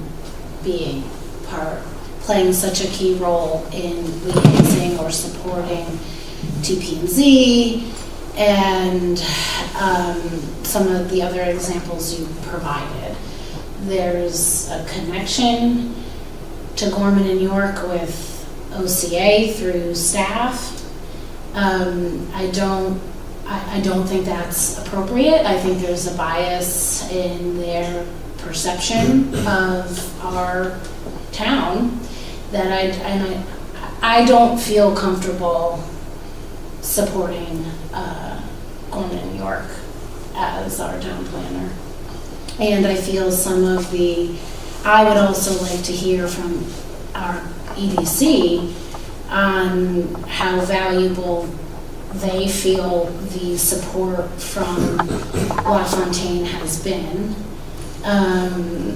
If that's the role this person is playing, to support this level of funding at this time, I would want a greater understanding of the impact on the boards and commissions they're supporting. To that end, or to piggyback off of that, what role would they have with regard to the new projects? Like, what role would they have in a beacher project, in a police project, in a center building project? Would they help us eliminate some planning charges on those projects? Would that be something that would be in their purview? Or would it be better to bond for services? Yes, in answer to your question, they could. That's the expertise that they have. They have all that expertise. So yes, they provide town planning functionalities. Most towns have town planners. We used to have a town planner. We do not have a town planner. We've suffered as a result of that. We don't have anybody who's really looking long-term in terms of what we're doing. We have not had significant growth in terms of economic or otherwise. And a town planner is helpful in providing that exactly that. So one of the things I said last year when we were doing this was, I expressed a hope that we have a backlog of projects. We have the POCD as one of the prime things that we needed, the planning services. So get a planner in here on this basis. But look to move our state of planning to a place where we could hire someone and save some money. And have a person, as you're saying, someone who's here in the town, who gets to know the town, who is an employee of the town. Yes, I know that then we take on the benefit side of it as well. But if it is a lower level person, because we've knocked out all these major planning things that we've gotten the consulting work on. So I don't know if we're getting close to doing that, or we're still a million miles away from something like that transition. But I'd be very interested in us making that transition as soon as possible, so we have a staff person doing that work at a lower cost or a very similar cost, but we're making an investment in someone who's part of the town. Yeah. Or if you do go that route and that person leaves, then you Or have to replace that person, whereas if you have a firm. Yeah, and it's similar to the town attorney, right? So we have an arrangement for a town attorney that's not the kind of arrangement we used to have in town. There are benefits and there's pros and cons on both sides of those things. I do think that a town planner would benefit from being a town employee, being part of these budget discussions, being here with us every night, just like the other staff people are here. I think that's a way. I know that Justin has an implementation plan that is mirroring our strategic plan, but we need to, and I think it's on the strategic planning committee to do a little bit more work to try to pull those two things together. But I feel like they'd be more part of our process and more understanding where the Board of Selectmen is coming from. So things like a Beecher project, we asked some good questions. If the planner had heard us talking about these things, could have brought them in between because they're in that position. So you're talking about hiring a full-time person? Yeah, we got a lot of projects. Planning. I don't know that you were suggesting hiring a full-time person. Well, we originally thought of the town planner as a part-time person, and my understanding was we weren't able to fill that position years ago because you can't find part-time. You're absolutely right. Well, so a full-time person, but with less years' experience. I hear you. So I'm not speaking to, I understand the value of having a town planner, and I don't know that right here and now we have to decide the best way to have a town planner. But I am dissatisfied with this town planner and the lack of engagement. This is on the Board of Selectmen budget line item. I didn't even know who this person was when he was speaking at the one meeting he attended. He's never reached out to me as a Board of Selectmen member. How often do you hear from Christine or Karen or any of the other staff members in our town? Well, but he's a function in- consultant, just like Cooper and Robertson's a consultant, Cooper who's Robertson- very engaged with us. Because we've identified and we've indicated that that's the way we wanted. We outlined specifically how we wanted them to engage, and they're following that process. And that was something we did together. If that's how you want the town planner to work, if you want him to participate in the meetings or come to a meeting every quarter or whatever it is, that's certainly not a problem. We just have to identify it and do it. We control how our consultants function. But to indicate that because you don't hear from him, because he's not reaching out to you or anything along those lines, you have the ability to reach out to him as well to ask whatever questions, and he'll obviously respond in the way that Nick wouldn't, and let me know or let our office know. So That's what's being discussed, is that he just should have been introduced better to us. Yes, which might not be a him issue as much as it is an us issue, but regardless, the connection of his firm with those who sued us and his colleagues with those who sued us makes me very uncomfortable and feels inappropriate. they were engaged because of their expertise. They formulated opinion. Justin is the individual who we work with. I've seen no results of their expertise in this year. I've seen no value added. And that might not be a them problem. Again, that might be an us communication problem. We have not had planning for years at all, town planning, for years. To expect in 9 months that we would have a plan where there would be tangible, what we're doing right now is we're laying the groundwork for what we need to do. The work we're doing is we're making contacts. We're developing strategy. We are working with different organizations that are essential in terms of us being able to get done or making progress. If you're looking for me to say, well, Justin wasn't involved with this project and it brought in this much, it's not going to happen. That's not what if you don't lay the groundwork, you don't get it happen. We just talked about how long it takes to do a project like we're doing for the Beecher Road School. If you look at any kind of development project at all, anything that adds growth to the town, it takes years. Yes. And in order to do it, you have to start from a planning And perspective. just like that, he advised TPZ to not consider spot zoning for Fountain Street. And so this is something, an example of something that I personally don't align with. But I get that, Andrew. I get that. That's And fine. I don't understand how this person who has no real community engagement with Woodbridge and without having better insight into his expertise, as you call it, I don't know how I can value or trust that recommendation, for example. So again, I'm not saying there's no value in having town planning support. I understand probably better than most the value of having a planner, a town planner. I am not, I do not think at this time I can support allocating almost $84,000 to someone, to this town planning firm. And I'm sorry if I'm not doing an adequate job explaining why. I disagree with your point, but you made the point. You don't see the conflict of interest I do not. in I the do not. connection with OCA? Not at all. I do not see that as a conflict of interest from the perspective of the expertise that they're providing us on a town planning, from a town planning basis. So I do not. I hope, And for my style has always been to embrace those who feel differently, to ask people for their opinions, to understand why people feel the way they feel in terms of what I might not agree with. So because they used. I think there's a difference, Mika, between embracing diversity of thought, which I don't think anyone here would advocate against, or anyone, but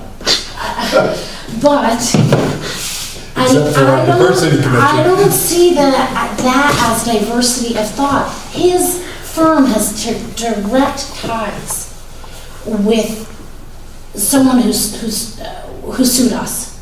that isn't diversity of thought, that's a different level of it. I'm concerned that his advice may be along the exact same lines of the OCA because of that direct connection, which in fact we're paying lawyers to defend us against that viewpoint. Lawyers who might go to a firm and an individual like Don to do the same thing that was used for OCA. You don't know what's going to happen from that perspective. I understand your point. The issue on the table is really, do we fund a town planner? If we want to discuss what town planner it's going to be, I'm happy to have that discussion at another time. Right now, we're trying to decide, do we want to fund a town planner? So let me ask you a question about the dollars. So 83,928. If we have a subsequent discussion about trying to hire someone, that's roughly a number that we could start with if we're trying to hire someone, Not including benefits. Doesn't include benefits. So another 50,000 or Right. 40. Yeah, probably 20, 35, 45, 50,000 for benefits. So you're at about 125. Well, Cost. yeah. Salary would be Yeah, something I mean, I less don't than- envision us doing that July 1st, so even if we did it midway through the year, then that If you did it midway through the dollar year, amount it's probably enough. Can we leave this where it is and ask it. that we have Gordon or come in to maybe our March meeting? Sure. I think that I cannot vote to include this in our operating budget based on an assumption of what this person may say, well, in the future budget is meetings. for a planner, not for what someone will say. Yeah. The budget is for a planner. That's what the number is. Our It's not contract representative is of a statement by anybody. month to month, or is it a year contract? Or? It's a year contract. It's a year, but there's an out clause. And there's an outcome. Yeah. And when does that renew? Or would I it? think it's fiscal year, right? Am I right on that? So Tony, if we want to go from professional services to a staff position, that's a Yeah, I just transferred one. transfer Yeah. within our budget. Correct, yeah. Whoever, the services of the planner going forward, now that it's not relying on the grant and on the taxpayer, should be presenting more information or we should have an update in our agenda so that the public has an idea of what this person's job description is and what they are working on. Certainly not an issue. That'll happen. And maybe the public should vote on this. It's their money, it's their tax. We have how many consultants right now? You're suggesting to tap on the specific consultant So and his line Not item? on One way whether or to not look we at it- have a town planner. one way. I mean, they vote on the budget, that's what we need to. But they don't necessarily vote on the budget. So, There's an opportunity for them to take, right? Okay. so the idea that I have that it goes from professional services that are contracted out to potentially a staff position. When we have staff attending here, it's not the same cost as if we were to have Justin come to every one of these meetings, then that's going against the retainer. Is that how it works? If he were to spend hours with us I know you guys love to be here, but. It's one of the benefits of having someone on staff. We would use a town planner in the same way we use all the other town resources that we have. We don't have Chris, or we don't have Pat Crisco, or we don't have Marcia. No, but we attend every do, meeting. we have Karen and we have Tony, because they're directly, our work as a board of selectmen, it's important for, you guys get a sense of where we're going and See, what I we want to would do. love to have a town planner who's a hired employee, because it's particularly working part-time. It will cost more than this. And we don't know if that person will work out any better or provide any additional support, and certainly I don't expect that that person would have delivered any more tangible. But I think it will tighten our connection, because I don't feel comfortable using the funds that we're currently using with professional services, on an hourly basis to have them come here instead. But if the person was a staff person, I think it would tighten our connection. So that's my point. I think we're gonna move all of this discussion further away, but I'm okay leaving that dollar amount in there as long as we can continue to discuss how it's gonna be used, if you're open to that. I'm very open to that. I have no problem with that at all. That's always an option. Yeah, Mika, I agree that we ought to have more diversity of thought. I've always said that. And I told that to the diversity commission. because that seems to me that the only diversity that we don't have in this town is thought, that we don't accept in this town. And I think that is a bad manifestation of the political environment that we find ourselves in, particularly when the people who are running that political environment are so drilled into the national politics and we're trying to get stuff done in this town. However, I don't think people like Goldman York hire professionals that have completely opposite views from what they are doing. And I don't like that we're being called a landscape of exclusivity by people on Goldman York staff, and I don't think we should be hiring that group. Period. Point taken. I appreciate it. We can reconsider that. We can certainly, we'll have additional conversation on it. And I appreciate your diverse thought. Thank you. And I mean that's sincere. So it's definitely something that we can take up. I do feel that town planning function is essential if we're going to do anything in regards to growth in our town, particularly from a business district and an economic development standpoint. That's where I stand. Not to jump, but with that in mind, and we can come back to this, but I noticed that the 40,000 EDC requested for that pilot project wasn't integrated into this. That's correct. So, I mean, there are other ways we can be supporting the economic development of this town that might be more financially might be more impactful or effective. Is there an opportunity with the Main Street group that's doing their assessment to hear from them what their thoughts are on something like that program? Because I think I heard them expressing some concerns about a program like that in Woodbridge. So I would like to hear maybe from the Main Street assessment. Is that concluded yet? They're still working on it? They haven't even started that yet. They don't start it until the end of March. Okay. So later on, when they have something to present to us, that's likely coming back to us, right? Yes. Yeah. So at that point, I mean, it doesn't help us budget-wise if we don't have the money here, but I don't know that I'm comfortable adding it in. The EDC line item? What they asked for. I know we're not in that yet. Yeah. That's all the way. Can we talk about the part-time clerical for the community center? Yes. Well, sorry, I'm answering for everybody. Are we on track to open the community center? Yes. Projection is October, is that, or last I heard? October. Yes, it'll be toward the end, last quarter. Okay. And It is there a will way we take can additional. cover I'm sorry. is there a way we can cover the initial needs for clerical for that building, keeping in mind that we're trying to grow its use, et cetera? There's obviously a job description in mind, which should come to personnel, or? It will. Okay. So I kind of feel it's a little premature to have it in the budget, and I wonder if we might be able to, from October through June of next year, figure out a way to get started without this You could. in the budget. You could do that.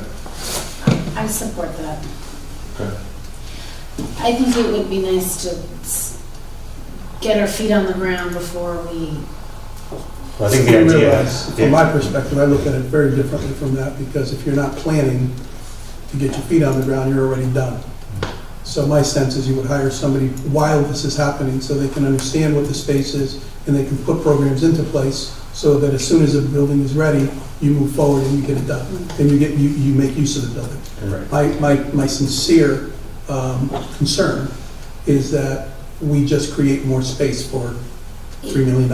Yeah. And it's not being utilized. Frankly, I have concerns about all of this whole project for that reason That's and for water this over reason, this. on both sides of the coin. But This is the problem with grants. yes, Well, it's a building that's been sitting for 10 plus years doing nothing either, so now it's getting. we could talk Well, about but the that. town, We have talked about it. we don't know what the town wanted to do. We didn't do a referendum on it.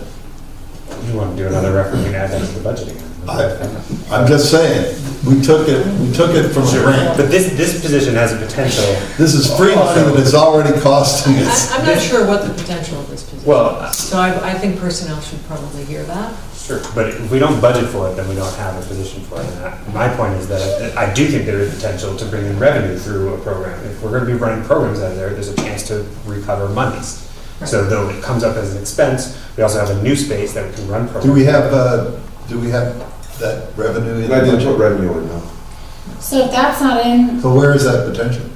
Where's the potential? I think programs can bring in revenue. I'm hearing that Tony didn't put it in there, but.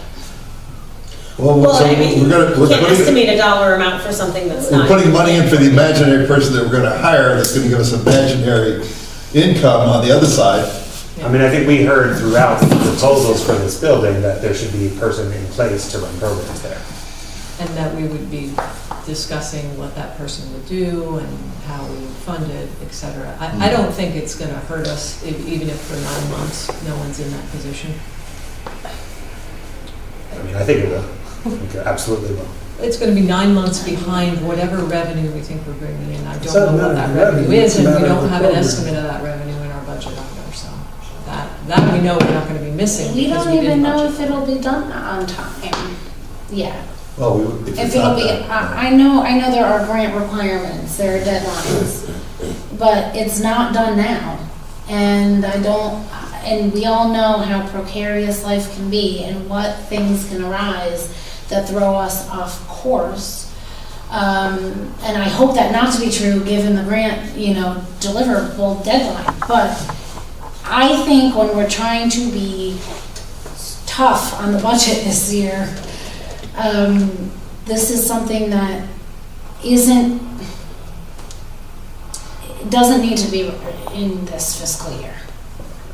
I feel differently, and I'll just say, I think there's a number of places we can cut, and I'm happy to make cuts as we did in capital, but I think we need more staff in town to execute things that need to be done. We There's should a lot of be desire. increasing our Before the end of the services. month, so we can. Did you just say we should be increasing services? No, I'm saying if we don't have enough staff to deal with what we're dealing with, why are we increasing We need to add our staff. services? We need to add staff. Services such So as can I suggest that we have a Whatever it is. personnel committee meeting before the end of the month so that we can take a look at this job description, take a look at what we might be bypassing. I hear what you're saying, Steve. I just don't know the details of what is possible here because I haven't seen this. So I think personnel should take a look at it.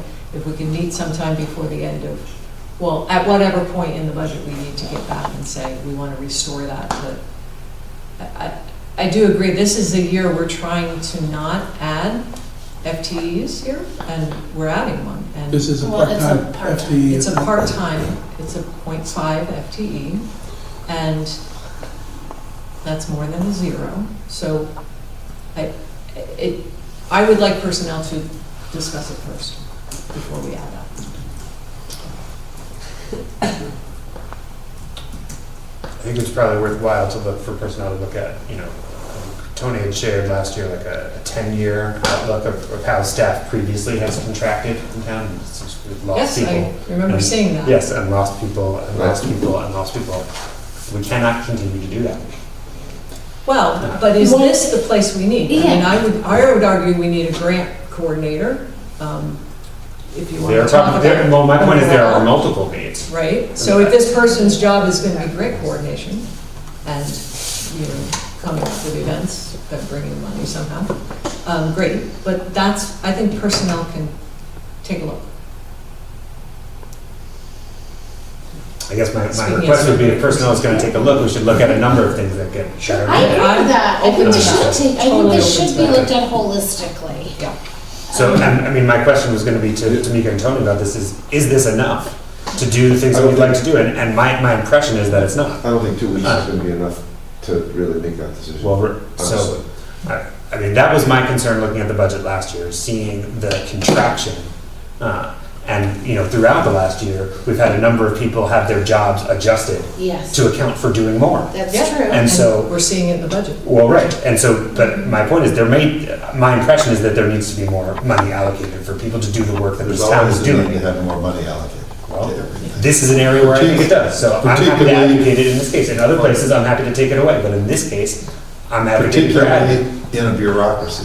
Bureaucracies grow, and with every person you add a salary, and eventually you add benefits, Yeah. and it goes on forever, because bureaucracies hate to get rid of people. Well, But we took the town has taken a lot out. We So took a we've done $2 million free grant, and we came up, and the committee that we put together came up with a project that was well over $2 million, plus a whole additional project for the Grove, and I grant you, that may come under the guise of planning, but we paid for some of that, and then we paid for $50,000 for a stairway out of the training center over across the street, along with part of that, and I'm absolutely certain that before this thing is built, we're gonna be asked to do a lot more of town's money. And honestly, this is So far, for the 2 buildings that you've referenced, we've not spent $1 of town money on that. $50,000 for the, I'm sorry, with the exception of the stairs, okay? So what we're doing is we've built a new building and we've renovated a building that's been empty for 18 years. 2 projects that have been on the books for years that haven't been done. We've gotten them done we've gotten them started in this past year, and we've gotten them scheduled in this past year. One's in progress and one's scheduled to begin in the March timeframe. And we've spent $40,000 to do that completely. $40,000 to do both of those projects, or 50, let's say 50, to complete both of those projects. So I get that it means that we're adding, and there's bureaucracy, you can say there's bureaucracy, but those are not good examples of ill use of money. You've got a building that's a gateway of our town center that has been standing vacant and operating as a garage for the better part of 13 or 18 years. And you've got a storage facility that's finally built, that should have been built at the time that this firehouse was built, and has been constantly put off to the point that what should have cost $100,000 cost $800,000. So those are the things that we have accomplished as a board. Okay, those are the things that have progressed. I wouldn't even say accomplished, that have progressed as a board. Okay, so in 2 buildings, that will cost the taxpayer dollars about $50,000. It's not a bad thing. Could we have used that in a different way? My God, I can tell you that I would have probably had to use it in a different way. But that's not our. We're not there. That's not ours. Okay. What we need to do is decide what we're going to do going forward.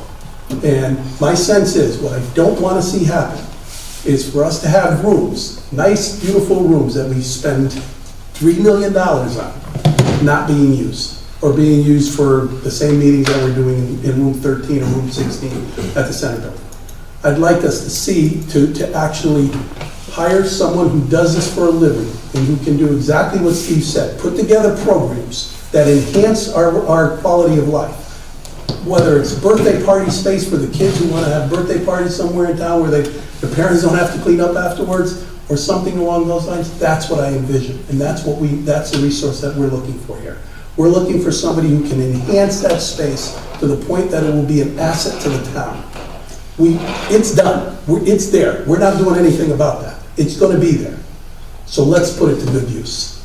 That's what I'm So trying isn't to do. it possible that we have staff, I know we have some very creative people on the library commission that put together programs. I know recreation puts together programs. I know human services puts together programs.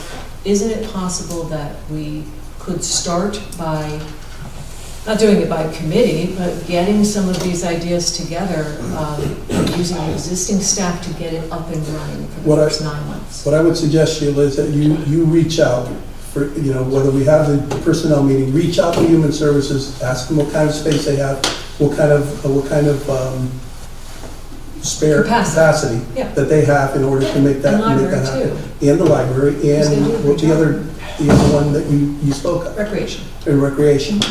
Okay. I'd be happy to do that. I can tell you, Let's try to services and schedule, libraries, I'm not so hearing much. Tony say 2 weeks is not enough time, but if we do it later this spring,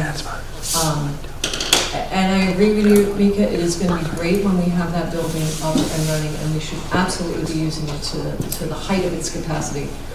I'm just a little concerned that we're rushing to put in a position. I'd like us to explore a couple of options and then come up with the best way. It's February.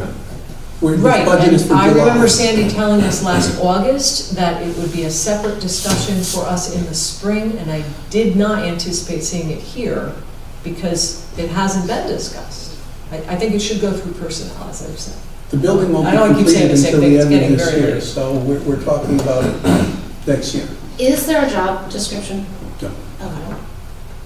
there is not. We need to put one together so we can tell, we That'd can be a determine good- what kind, what we need to do. It's in the budget to be in the budget, so that we can, if we feel that this is necessary, we can pay for it. If it's not here and we build a job description and put everything together, we're not gonna be able to pay for it because there is no placeholder for it. Correct. Well, but we can also adjust other jobs. What I'm saying is, there's a couple of people that we should be talking to, a couple of entities already that do similar work. I definitely don't want it to be redundant, so maybe we're pulling out of someone else's job description to put together the resource. I agree that we should have a resource as soon as possible, but I also want time to appropriately plan for it, and I'm not comfortable putting this money in tonight. That's where I'm at.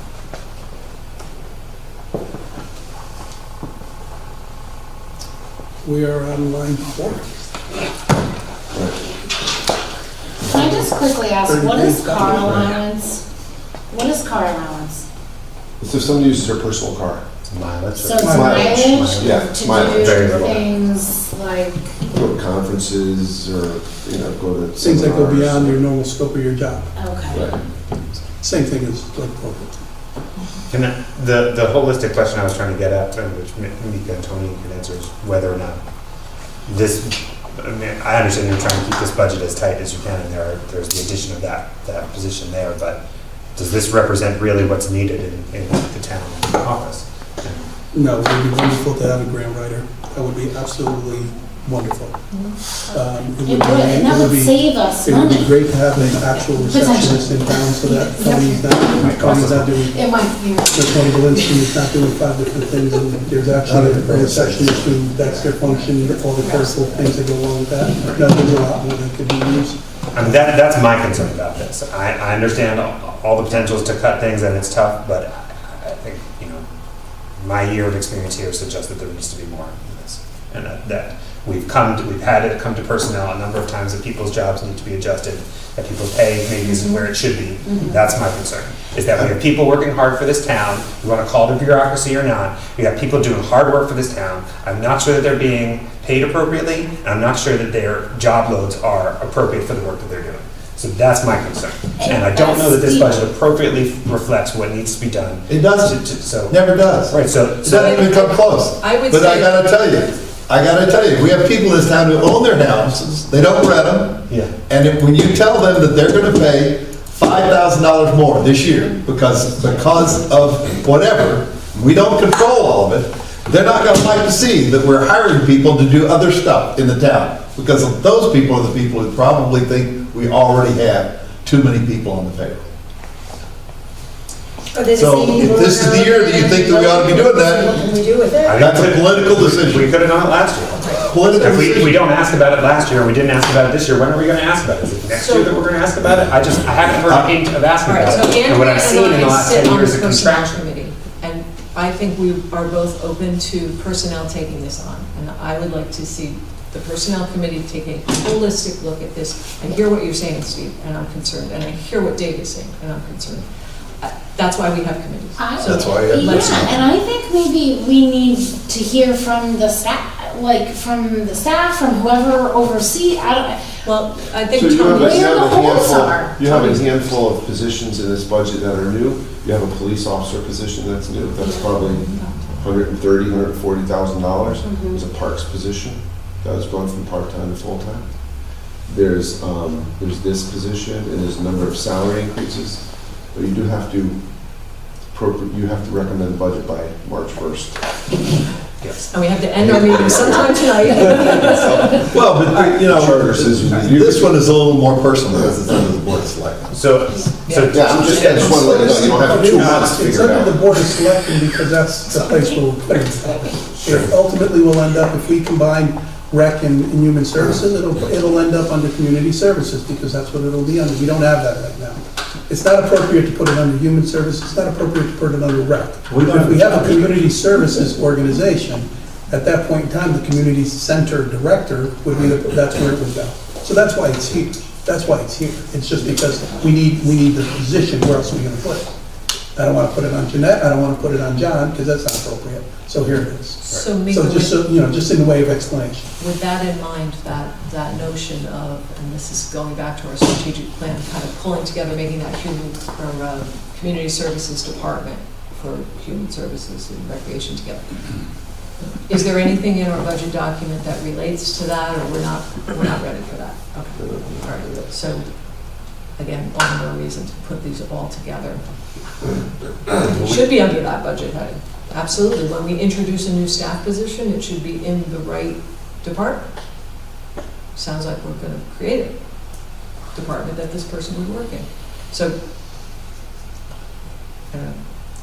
Well, we're going through this department by department, but to Tony's point, there's other positions that are being added, and on the police department front, they've asked for another position, and I understand they've asked for that for years, but they're not actually hired to where they're budgeted at right now, right? They've got 23 budgeted for currently, they've got 20 on.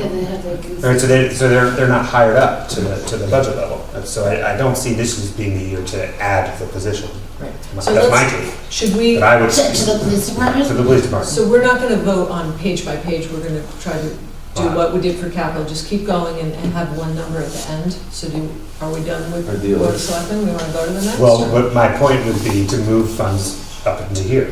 There's money elsewhere, so the idea that I'm having is that we need more money in here for our town staff. And there's a position later that I don't think we need, and that's how I would move money around. All right, well, let's go down and talk to, when we get down to that. Is there any other questions on the Board of Selectmen, or any of the comments here? Or thoughts? For 10:04 PM, I'd say let's move on. Good. Probate, there are no adjustments. All right. Easy. Town clerk, there's a slight adjustment upward in regular assistance, just essentially for more hours in that department. We plan to shift some work that's being done in the selectman's office down to the town clerk. But in order to save money, that we've reduced some of the other lines to accommodate for that change. Tony, may I ask, and I understand the value wholeheartedly of professional development. It's integral, and I'm not, and professional development dues, I get, they're par for the course. I don't know if those are into FTE union contracts or what. Which line are you talking about? Well, it's represented in almost every department. Oh, yeah, there's nothing, but it adds up, like $3,000, so this is line item 54610. All of these add up, and I'm just wondering if for 1 year, can we just say, no one's going to a conference? The only one I wouldn't say that is the assessor. Okay. She has to earn a certain number of. And I'm sure fire department, credits. like with certain trainings, there are annual requirements, Right. but is there a way, and I say this with some hesitation because of course investing in your staff and in their technical expertise is critically important, but for just 1 year, to put a pause and like, we're not going to conferences this year unless it is a requirement for legal or training purposes. And if we were to add all those $1,000 here, $3,000 there, that might become something.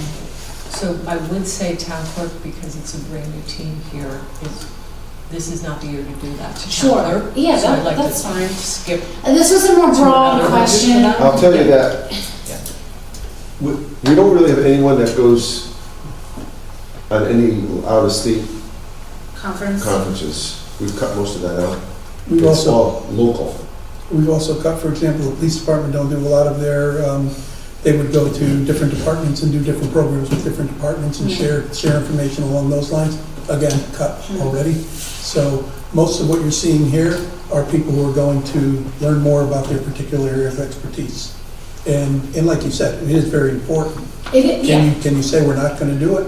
For 1 year? You can say that, but if you do it, Maybe not You're for gonna find- everybody? you're Might gonna be find- wise, pound foolish. Yeah, Okay. because You mostly, also, Okay. I would say mostly what you learn by going to conferences is when you talk to your peers. Yes. Yes. And everyone's in one spot, so you all. Okay, I'm we sure can you move do on, the I same don't wanna thing. waste time, I just was throwing it out there as. On the salary for of a the town clerk, temporary- we have a new town clerk, correct? Mhm. yes. Did that come in at the same salary as the one who'd been serving for all those years? Why does it go, we've got the It's 2.5% 2.5%, yeah. normal raise, but did we start a new town clerk in at the same salary as the clerk that had been here for 15 years or And this whatever? is the danger of, and you were saying, or Steve was saying, are we properly compensating people? Well, When we have to no. replace somebody with Correct. many, many years of experience and we go out to the market, You we have to find pay out, what the oops, market is. we were out of line. And then she So, was the assistant, and so her salary was an assistant, not Got just a it. town, regular That town. we went up. town I just clerk. asked the Yeah, question. This is the and Sheila's concept. point is exactly right. What happens is we need, We were underpaying because we had somebody who'd been there forever. Correct. yeah. Okay, Yeah. that's the answer. the market Thank you. rate is much higher than, I think the, that's one of the reasons we can't get I police work for the departments. state, so Police we'll be able to know. officers, because our starting salary is significantly below market. We have a great, we have You a know, great so- town. Can I ask about election supplies? Is this the line if we wanted to say, hey, we're gonna have a referendum, we need to increase? Correct. Should we do that? I would say only if you have something to increase it for. And we haven't decided that yet. Right. All right. We'll let Well, that. and it was much higher last year because of the election and because of the early voting and such. So it's Registrar, gone down to represent that we don't have all of those things. Right, but we don't have any money for any referendum here, but I think that's fine. When we get to that, we get to it. there's no change to the registrar's budget. And go fund. Yes, that's good. Question. Are you talking in town clerk or registrar, Sheila? Town clerk is talking about. Town clerk, the election supplies, I don't know if that's the cost of the ballots, right? Right. Yeah, so you need those for a referendum. Anyway, Okay. we'll figure it out when we get there. Registrar, Mhm. no changes. Samson, it's the topic. Is there anybody recommending any changes for registrar of voters? No. Government access television. We reduced the amount of, it's all about how many meetings you want to take, really. If you want to take more meetings, you could put it back up to where it was. Is that general professional services? Yeah, it should really be part-time all other, because they're all on staff. Right, right. That's it's in the wrong account. So you moved, you added some to part-time all others? It was essentially 37, and we dropped it to 32. I see, yeah. And it was previously 29. Yeah. Can I have a question, actually, since you're talking? Is this Yeah. okay? Sure. No, Nick, you're not allowed to talk. I think I asked somebody before, sometimes we need like a extra person sometimes. How do we go, isn't there a way to do it where we can do it, where we don't have to hire somebody, we can do somebody by like, not like contract, but like, just have, so is there a way to do that?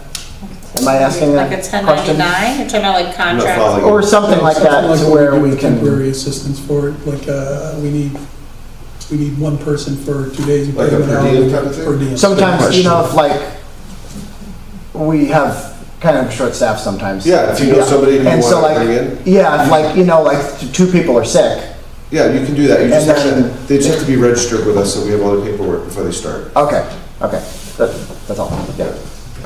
Okay, thank you. So, I've kind of advocated in the past that those kind of questions, that usually was something the commission would talk about and the coordinator would do. And I know we don't have the coordinator, same position we used to have, and while I'm fine with that, I do think we should try to get the commission back together, and I know that's something that we've talked about, and I think we should do. I think that this funding is fine, but I would like to have a commission working on it again if we can find volunteers for that. Talk to both party chairs and suggest that they give us some candidates. And I'm happy to work with that group to give them background. And I'm sure Pool Forward will also do that. Sounds good. Call them up and ask her nicely. I'm curious, since this is an increase, is this representing more staff or is it representing more meetings being? It's actually a decrease. It's a decrease. Well, it's an increase from last year. From last year, I understand. Yes. I'm sorry. From the request. More hours. From the request, yeah. It's more hours. It's more hours, Yeah. because more meetings? Yes. Yeah. Well, maybe So- because our board of selectmen. Is it not? We're here for like 1,000 hours. I think, get hourly pay. We alone in the county, we're all It's possibly a part of it. So, So it's a good question. I will tell you that there's bylaws that say certain town meetings have to be covered, Sure. and then others are optional, and that was something that the commission would weigh in on to say, okay, we're out of money, we can't do that. Board of Selectmen's gone way too long, and now we can't cover X commissioner. so we're a big factor in that, I get that. I So guess- you're okay if we cut back? You're Well, okay that- if we cut back, Sheila? I mean, that was, Because it We're could be gonna just have the Board of our Selectmen, meetings. Board of Finance, and TPZ, I think are the three. and Board of Ed. And Board of Education. And Board of- Board of Education used to pay for their own, so we could go back to charging them, honestly. Well, those. It's still on the budget sheet, so. Okay, okay, Yeah, what it is. I would agree that those are the meetings, the Board of Selectmen, Board of Finance, Yeah, TPZ. I think this is and- inappropriate. I'm trying to ask if that's what we're currently paying for, or are we paying for more than No, that? we're paying for more. It was suggested that we do more. It We're was filming suggested we housing film and more. Well, other. yeah. Conservation. Early in the year- We're filming. Yeah, That's so, what I I mean, said. the And that's commission what we was, want the Early in commission the to year, we had figure out the we had level this of conversation, and transparency. it was said that we should do more. Yeah, because we were trying to be more right, transparent. but, Exactly. Yes. right, So but that's if why we I'm, Yeah, kind of use that. so, so in the context of the money, my point is, can we bring this number back down? I mean, I guess I don't know what the breakout is in I terms would of the be number. comfortable keeping it where it is, but just getting some more oversight for the use of the money. I think this needs to be here. We're hearing a lot about transparency in government, and we want to be presenting as much information as we can. I don't want to signal that we're going to cut back on meetings. I don't want to signal that. The at meetings all. still happen. People can attend, there's lots of ways, but whether or not Coverage of they're meetings. filmed, I don't know, there's lots of Yeah, ways to. If anyone has questions on like how I'm here, yeah, I can ask. I can ask. I know, seriously. Yes. I'm happy with Okay. this, the way it is. Yeah. That's all. I don't want to cut you anymore, guys. I like what you got here. Okay. Okay. everybody there? Move on? Thank you. General admin, there's just one adjustment, because the shared, the repair maintenance of the phone system is not included in the voice over IP charge. So we don't need to pay that anymore.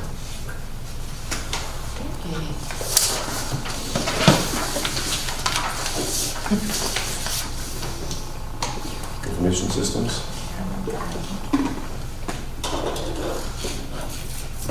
No change here? No change. So are we able to accommodate the additional email addresses for Board of Selectmen? If it's just the board, yes. If it's anything more than the board, no. Well, I'm okay with it just being the board. The rest of you. Is that integrated into this? It can be. It's $1,000. It's only less than $1,000 a year. A year. For BOS members? For BOS For members. BOS. We haven't done that in the past. It's something, I mean, when I was on the board, when I first Yeah. got on the board, I asked for it. But everyone's been using their own, so it was more, it's not a matter of, no, we don't want to, or no, we can't.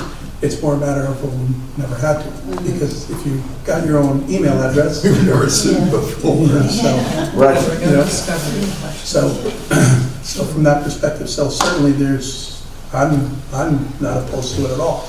So is that reflected in this budget though? Yeah. For the six? Just for the 5. For five, oh, because we And Mika already has one. Okay. So I'd like us to move to that as soon as possible to assist with the request that was made. So, Okay. thank you. There's training that comes with What line item is that? No, Is that make sure you software understand, make sure you understand that means you do need to abide by the town. That means, when you have to take the trainings that are provided by the town, when, in terms of the Yep, data. acceptable use and you policy. have- Yeah, acceptable use policy, right. So you're, I don't know that I want to do that. there's more that goes along with it, because all the security, Well, the you have to do the document security trainings. You have to, Right. there's phishing things that are sent out. What if you have had to to do do it for can't- your other job? I don't know that you can Yeah, point this same email thing. to your Same thing. personal email. So you will have to check 2 email boxes, because it's the authentication it's dual authentication or whatever it is. Yeah, so we would do So there's all our official implications business with like our that official you need to be accounts. ready to do as well. So if you, for example, are pointing your existing mailbox to your personal mailbox right now, you're gonna have to check 2 mailboxes, because this one's gotta be completely separate. Yep, and we're gonna do all our official business with the official accounts. So you will not have your personal account involved in. Well, your personal account isn't involved if you're doing, like what you're doing right now. We have it in the budget now, we get That's to, we actually get to decide that later, and we'll vote on it whenever we do. Right. Okay. Okay. I'm okay with It's in the keeping budget. It's in the budget. Yeah. You're right, but we can move it I'm along okay and with figure that keeping the out. option. Not tonight. So we're not gonna decide on that tonight. Not at 10, 20. Thank you. Finance, I just made a couple of adjustments, most notably the banking line. This is reflective of our earnings credit rating increasing. It's like the money we earn interest on float, which pays for fees. So as the interest rates go up, if that changes, we pay less in fees. Tax collector, they're making a change. Assessor, no change. Tony, can I just, car allowance for that is 1,800. Where A tax collector. Oh, yeah. Is that just the They go nature of the back- work? They go back and forth to the bank Okay. every day. Okay. That's where most of it is.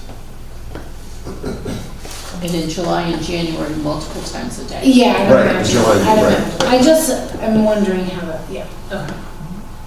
Thank you. Assessor,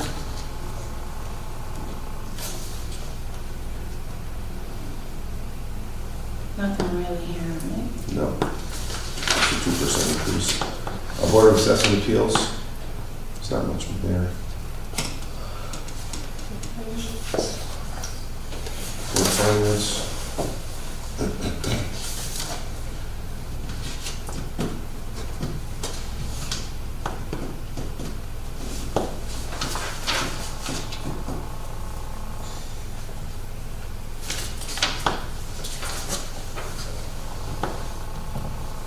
So a lot of these small departments, we didn't make any changes to.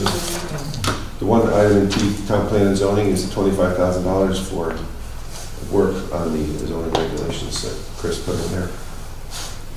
That's really the one item that's, you can, Tony, is that the, putting the regulations once they're approved into the online system? no, I think this is for assistant, that's professional services? professional assistance for further review of their regulations. Is the, I know we already, Isn't that POCD? Or no? No, The general POCD was, that was POCD. Yeah, okay, but not But- just CSD. Yeah. so now it's, So, now we should- Sorry. but putting it in E-code 360, that shows up under like information system? E-code 360 is in Selectmen's line, so there's a $1,000 charge that we budget for any updates to E-code 360. Right, so the zoning cleanup that they just did will Right, that'll- eventually get that'll in get to here? the correct, Okay, yeah. right. And not, right now, it's there, but it's a PDF, but it's meant to get. It's PDF on the website? So No, just- any code 360, Oh, it's E-code hanging as like pending, and it's a PDF. I think they need the actual text that changed. Right. Christine mentioned it. Yeah. But that was in the other budget, and we have that still Correct. for their work. Right. Okay.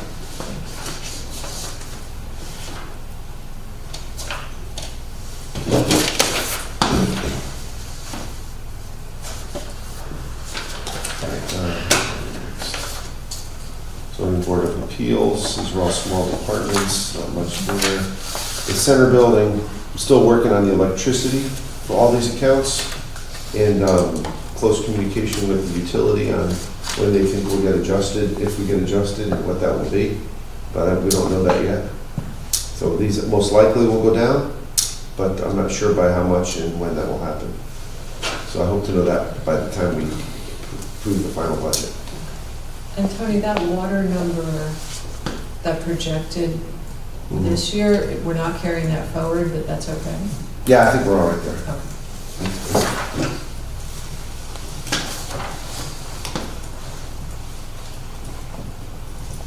Next is the Community and Cultural Center. What's the title of that one? From former firehouse. Those mainly utilities there. And finally, police. Police, there's a series of adjustments here, which I won't necessarily go into in too much detail unless you have any particular questions. But what I do want to mention here is the position. Give me a second.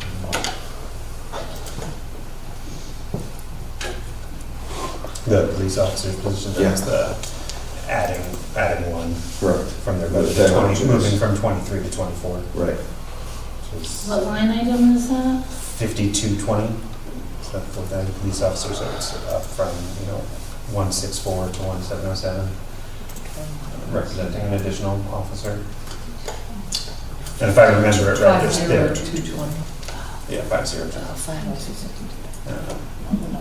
If I remember correctly, they previously budgeted for 23, and they'd asked for an additional, and they've asked for more in the past as well. The point I was making earlier is that they're staffed at 20 now, and so it might be hard to get to 23 or to 24 within this year, so we don't want to budget for that. That's not even, they're not even staffed at the 23 level at this stage. So my suggestion from earlier was to move monies from this line to the Board of Selectmen line for town staffing. And no, I didn't go through personnel to have a position crafted for it. Not So yet. I don't have a job description. See, But you will. Come to the next meeting. So would that take it away from them forever? I mean, no, not forever. I mean, they can ask again next year. They asked last year for multiple positions. Okay. But I'd like to see them get up to 23. If we're going to get to 24, well, they should be at 23, or if we're currently they're at 20. Obviously, I also understand the building needs at the police department. Separate, that's obviously separate and a capital issue, and so certainly want to see our police department having conditions that they're both comfortable and able to operate in well. And I did walk through the building, and I understand that there's some significant issues and areas of concern there. Separately, on the officer front, I'm not sure I can see getting to 24 this year. That's my take on it, and so I'd rather see that spent elsewhere. So in the police budget, the amount for the officer is $81,510. And in benefits, it is $40,000. So if you were to remove that position, that would be the impact. In two different budgets. Two different budgets, right?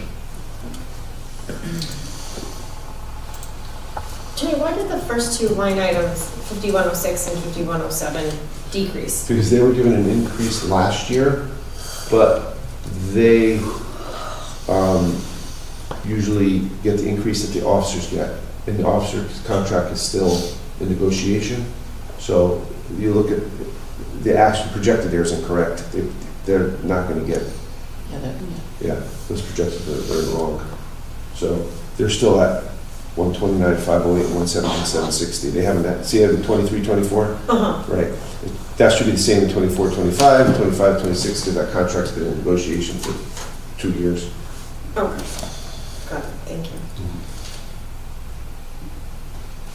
So I just, It will have to be made up, obviously, Maria, Right, and it'll, in there's, So that's one contingencies. that's contingency. okay, thank you. so is the question on the table right now whether or not to fund one position, one FTE for the police? One additional FTE, right? That is in the 1.707? That's what that represents, is one additional. There is one additional one in the 1.707. About $121,500 approximately, Okay. between two budgets. And They've continued to make their case in terms of their coverage and their ability to cover, particularly in a situation where somebody gets sick or is out on But they presented some Absolutely. compelling really information. telling, yes, those are the words. I agree, and it's hard not to think of it along the lines of what Steve says. You're asking for one additional position when you're down 3. It's like, you almost wish you can fund it when you get to 23, but that's not how you can, that's not how it works. But doesn't it get them closer to being where they need to be, right? Well, Not if they, for what they, for the, It where raises they feel they need taxes to be, before they're yes. gonna use it. Right, that's basically. I'm sorry, what was that? It's raising taxes, and they may not be able to fill the position. Oh. That's the Why don't we concern. go But one does it step at a always, time? does it ever work differently? They are where they- always trying to fill positions. Where they have someone and it's not in the budget? You know, like how else would it work? You have to have it in the budget to fill a position. Yeah.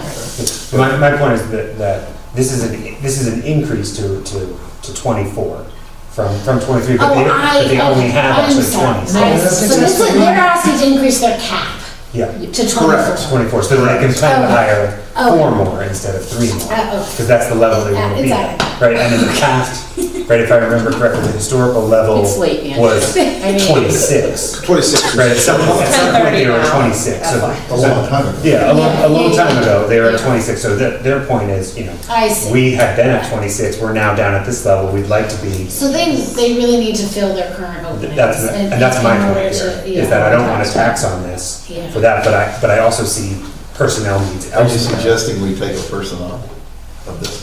I'm suggesting, yes, I'm not suggesting take another, I'm saying not adding the 20. Take the person off, we've got 24 right here, at the Correct. 1707. Right, You're so I'm suggesting Make take it one person 23. off. Yes, I'm saying You're making it saying 23, which is what they were budgeted for last year. Right. So it maintains That's correct. last year's number, I which was see. still only had 20 people on it. So That makes sense. so it wouldn't be, so I'm suggesting we don't approve the increase, but I'm also saying, because I said earlier. But you're saying use that money. I'm saying that money- So it yes. wouldn't be a net reduction in the proposed budget. That's what I'm saying. I'm saying that 81 can be used elsewhere Yeah. for staff that it seems to me, again, I didn't go through personnel, but it seems to me that that money could be well used, given that we've had numerous requests on the personnel front in other areas, and we're likely to get them, so I'd like to budget for them in the department where I think they'd be needed. But I'm also happy to see you take that out, I'm sure they're trying hard to fill those positions. no doubt. Very much so. They are. Very much so. Yeah. And they've had two people come in, go to the academy and not make it through. Oh, that's a challenge. Will not make it through to be employed with us. Correct. They may have got a better offer from somewhere else. They may get through, just not for us. Yeah. Hey, wait a minute, I give them. Well, and the idea of attracting and retaining, and that's why we have to invest in the facility too. We know. All right, we gotta move on. I don't want to go to North So let's stay focused on this. You want to, Yeah, I'm okay with this. I think we're, are we going to change it to 23, or are we going to keep it at 24? Because this is a tough budget. That's my suggestion, so. Yeah, I okay. think we landed at 20. That's good, 23. You okay?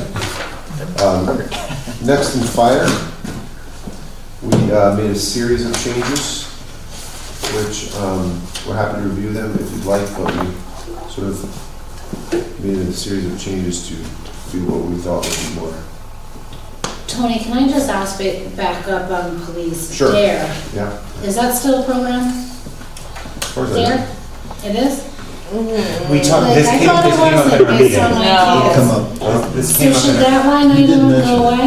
It needs, no, it's like community supplies and if I remember right, this came up maybe each of the last 2 years. It has somehow changed and it's still the existing title of the line, but it involves community supplies and community whenever they do. Well, Vinny used to do it, and he can't because he's not technically a police officer any longer. So, So you suggest I change the title? That at was the my very least, recollection. change the title, but maybe that whole line can go away. I don't know. Good. I think that they advocated for it staying, but it should be a different name. That's my recollection. Community supplies? This is for community, like the community outreach, you know, Yeah, like a Like for firehouse. kids and Fire. stuff, yeah. equivalent to what the fire. Is it programs and publicity for fire? Maybe it's the same thing for them. Either way, maybe. They have it maybe in their, this year in we their don't need request as community policing.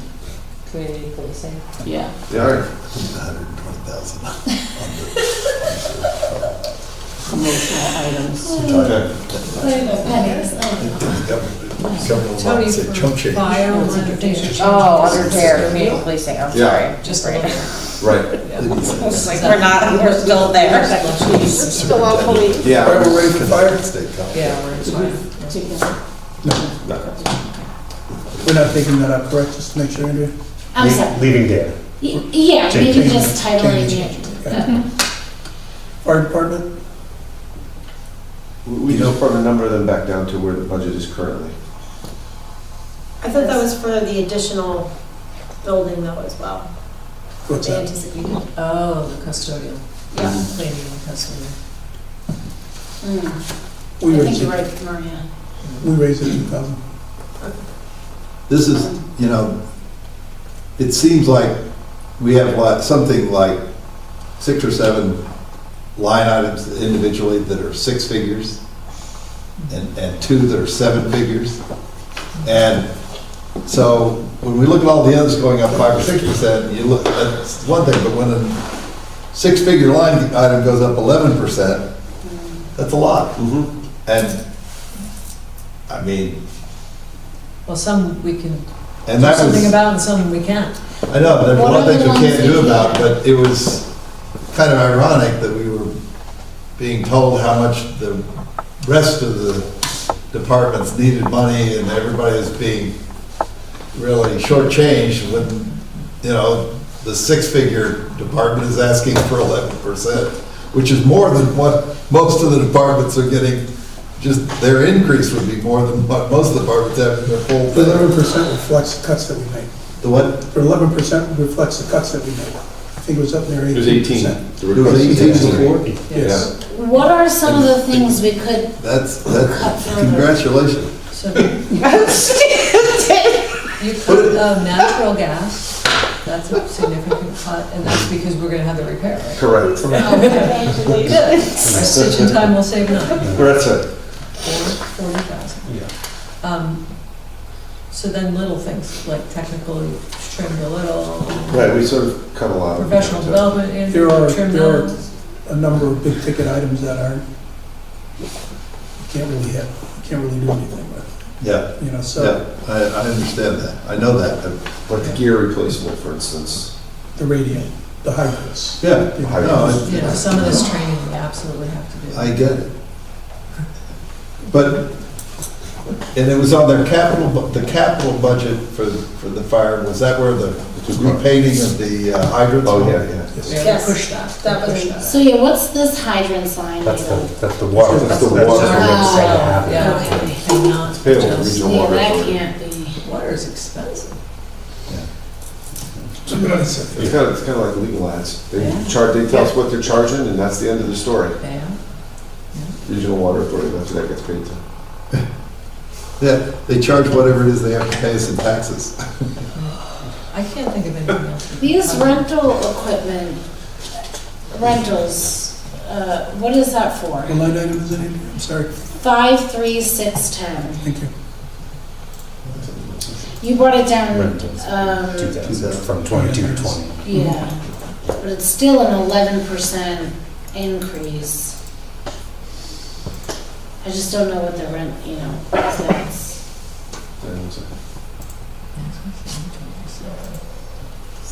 I think he said this is a cost that they're being handed and they can't. I feel like that's a lot, that's the. Trash removal, costs, copier which is- rental.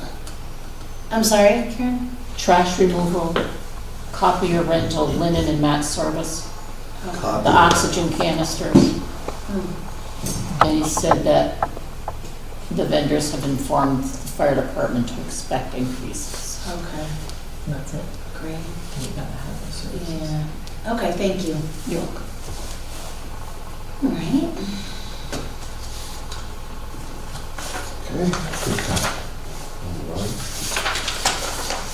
Tony, we're not changing the electric. I know we changed natural gas, but electric. I'm still waiting to, We don't know. yeah. That's one of the ones I'm keeping an eye on, yeah. I'm hoping to change that It'd later. be nice if that could go down. Yeah. EMS is all contractual. This does have a, current contract ends in, end of this year. So I had to estimate 6 months on that.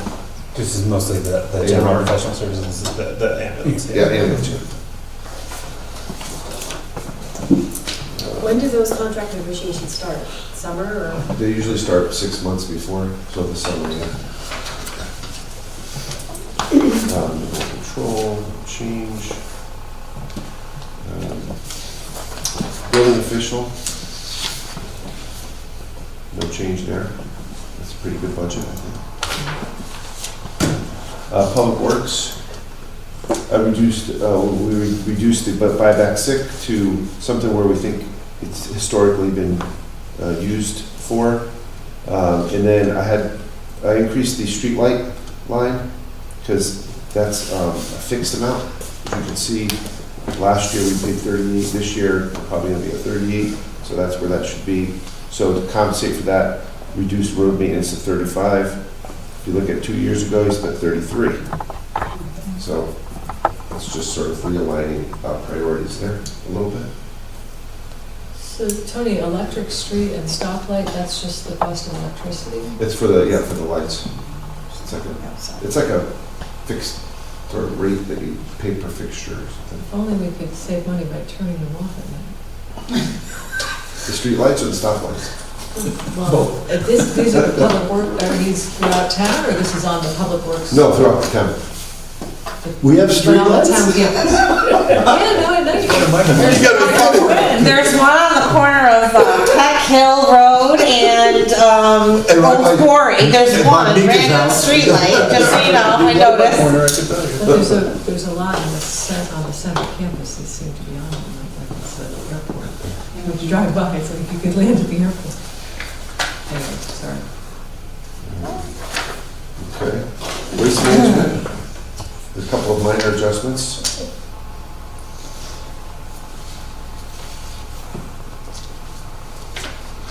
It's all fixed. It's all fixed costs. Maintenance, no change there.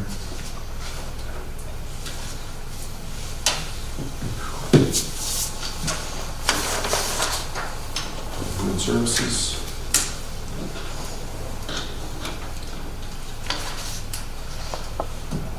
Tony, can you remind me what their 50-100 is, general and professional Human service? services, Yeah. that's where they pay for the food. Oh, the, that then they get revenue? Yeah, they get revenue on the other side. It's about the same. The revenue's a little higher, actually. Their total revenue, but yeah, they get revenue for it. Their revenue side's pretty high, isn't it? Yeah, it's 42, I think now. Yeah. Pretty good. Yeah. It is. They're budgeting for charging for out of town. Yeah, that makes a big difference. Yeah. I think that's a good idea. Yeah, me too. Let's not pay for out-of-town people in our human service. Let's see. So there's not really much change there. Recreation, there's an adjustment. Would we take that out of, what was it? Wasn't rec Part-time season? asking for a Part-time job? season, oh, Yeah. So, We reduced the overall amount spent on part-time season. but I'm sorry, wasn't this department asking for a full-time job? No. Recreation? Was that? Parks. Parks. That's the next All one. right, thank you. Part-time seasonal is the These guys camp were asking counselors? for the 90. Whole bunch. Baseball. Camp Oh, that's counselors, after school, Which we also did. Okay. whole series. So even though they're, the minimum wage is going up? No, no. There's no published increase in minimum wage January 1st. Oh, that's good. We got to where we were trying to go. Okay. All right. Good. So this is just hours. Let's see, school and gym, nothing. Parks. So parks is, if you see the part-time all other goes up, but he was in a unique position where he reduced his part-time seasonal by the same amount. So there's really no impact to his operating budget on adding a new position. There is this impact on benefits, but not on here. Which comes up later, yeah. Right. But I can tell you, he has a terrible time getting seasonal people trying to work. It's Everybody terrible. does, yeah. It's More and more. Nobody wants to work. And when we do get seasonal, people that are, What if we They don't just survive got our- part, they don't survive our background checks. what if we just got Could do that part-time, not, like, just part-time? Part-time. So not at paying at a seasonal rate, but at a better, more lucrative rate, but not a benefited position. Is that a thing? Well, because they use them full-time during the year, during the growing season. They're used part-time, the seasonal employees are. You don't need one. Part-time seasonal works full-time hours during the year? Is that- Right, correct. Yeah. You know, They work during- full-time hours from April to I see. October. Okay. It's all about the quality of how you want your grounds cut. So If you how want would to cut going the staff, to, then your grounds will, you'll have weeds and stuff. but if you're removing someone who's working full-time for just, say, 3 months and creating an FTE, Right. what is that person gonna do for the remaining nine months? So they would be working, they would assist in building maintenance and in public works for the ensuing 3 months. That would be November, December, January, February, and then they start back in March, so 4 months. So I guess what I'm saying is, you could just go back to the old way. You just wouldn't save any money. You'd save the benefits. The old way would be to Same move it cost. 78,000. It's the same cost considering benefits? No, I'm saying you would save the benefits. Oh, I see. Okay. You would save But the, you'd have to find 30. people over and over and over. Yeah, But it's just, it's exhausting for them to keep finding people over and over and over again. I understand. And people that would be finding are not, working out. Let's put it that way. Or they find a permanent full-time job Right. during the season, and then he's got to start the process all over again. They cut their arm off. Yeah. Yeah, we get comp claims, we get a lot of comp Yeah. claims on Get a bunch of seasonal. people don't know how to work a motor, they stick their foot in. Yeah.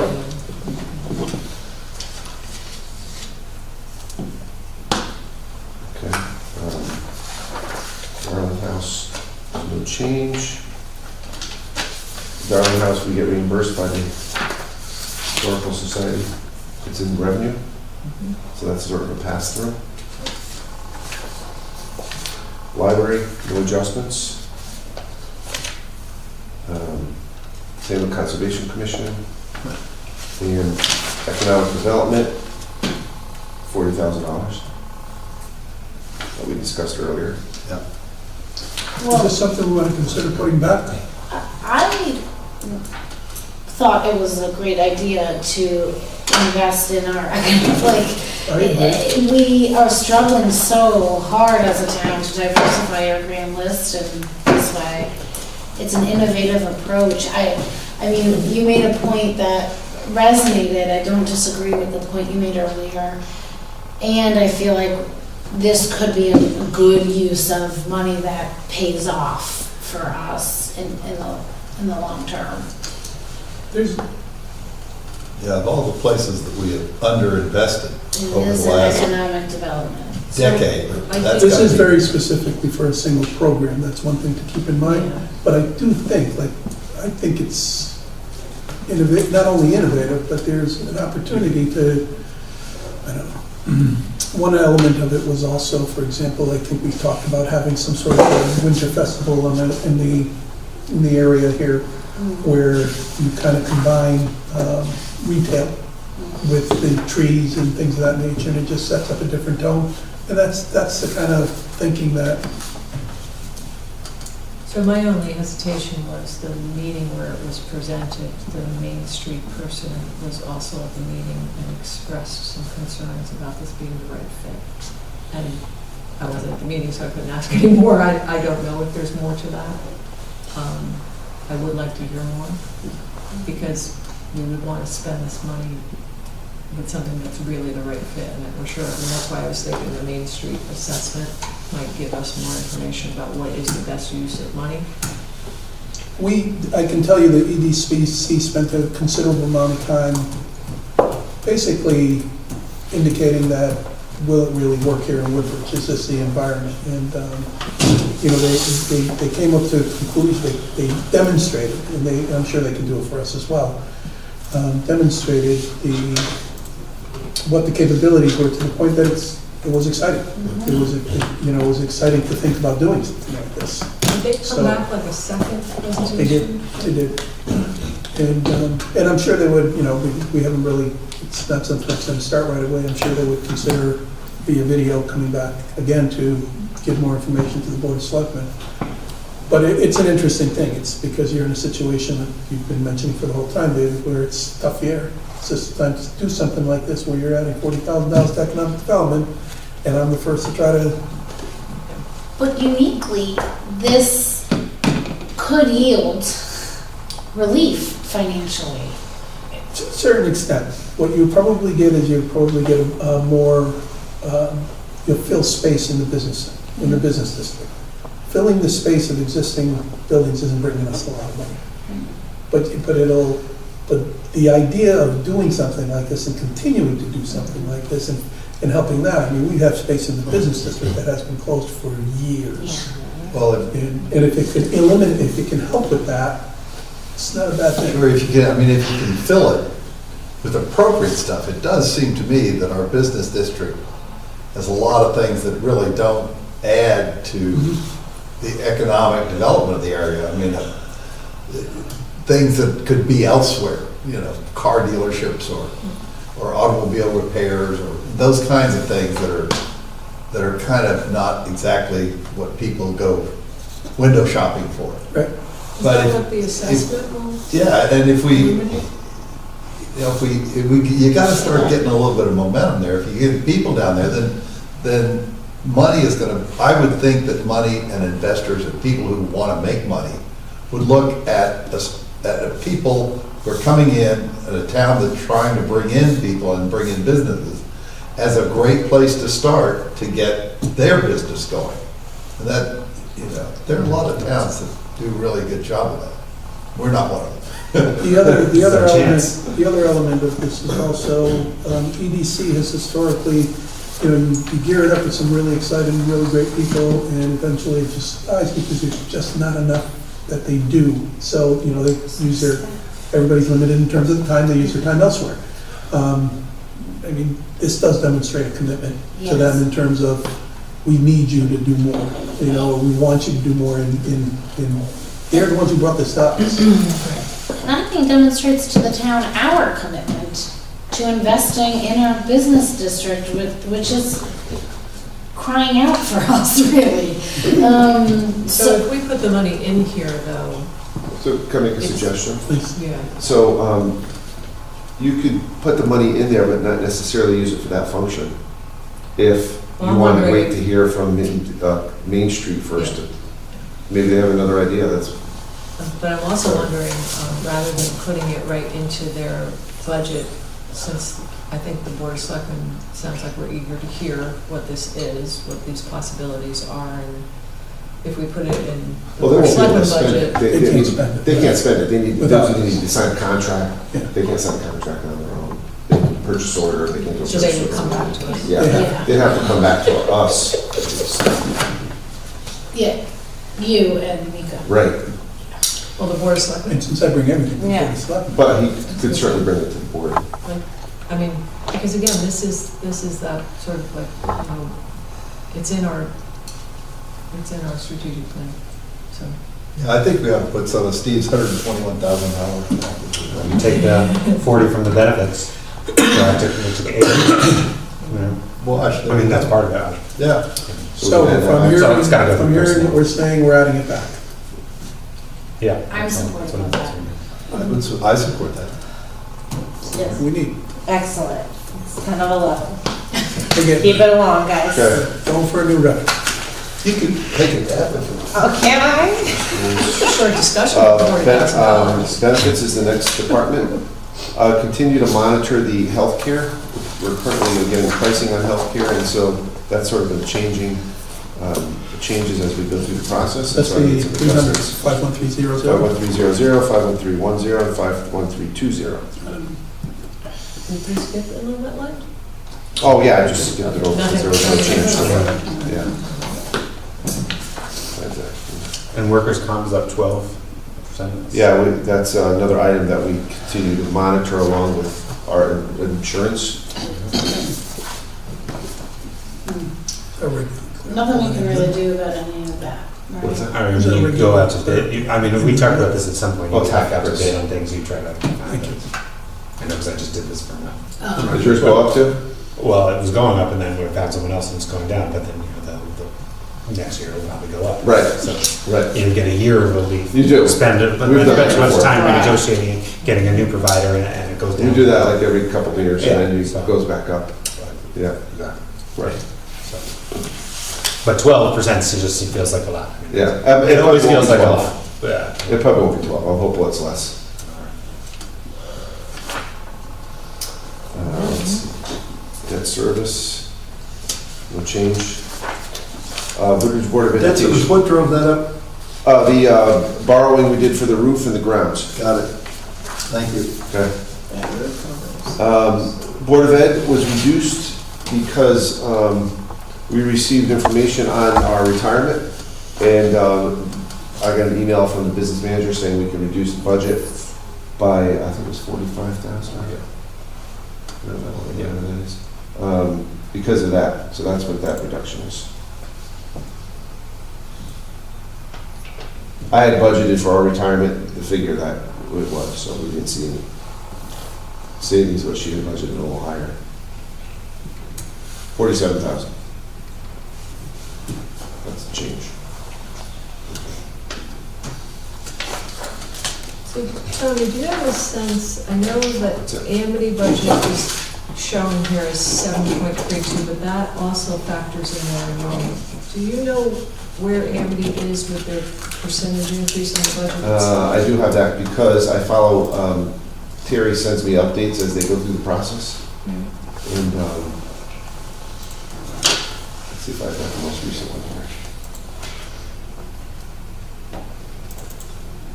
Are they still changing their budget? Is that what's going on? Yeah, they have, They haven't voted on anything, have they? I think they- I didn't get, my meeting was Monday. I think they voted something out to the full board. Because I went through the other meetings looking for where they'd taken any votes on their budgets. That was just the superintendent's budget that we saw when we. Yeah, because they had a Board of Finance meeting beforehand, so, so I don't know that they voted on it on Monday, David. I just know that she sent me a revised summary schedule here. I had intended to go, but I just. You said our Woodbridge program. Well, So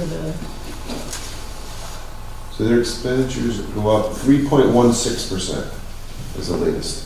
right, so their budget increase is 3.16, and I'm asking that because features is So not. Yeah, no, keep in mind, it's 3.16, but. That's debt services- 2.3% if the debt service impact. Your debt services went down. And the 3 point is the, yeah, so basically. 2.3%. So it's is really the five, difference. 5 something. Like if you take the debt service out, because it's such a dramatic Getting drop. closer to features. I'm sorry. Yes, very much so. If you remove debt service from their Features is the budget, increase in personnel. because it drops Really significantly, strategic. the increase is 5 point. oh, their increase is much bigger. Right, because it looks good. It looks good because the debt service drops significantly. Well, it looks bad to us because of their 3.16%, we get 7.32%. Correct. Right. And Because that's enrollment. what can we do about this kind of treatment? Because it seems like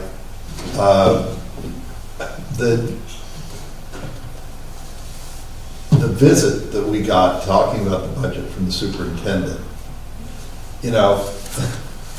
it starts with this thing, which is 100 and however many pages, and when I get a thing like this on a budget, and you start looking through and you see that the first 13 pages are word for word with every 13 pages have been in this year and this year. These 2 years, they didn't even bother to change the numbers on those pages. They were completely inaccurate. And you just know that they can't be doing any zero-based budgeting.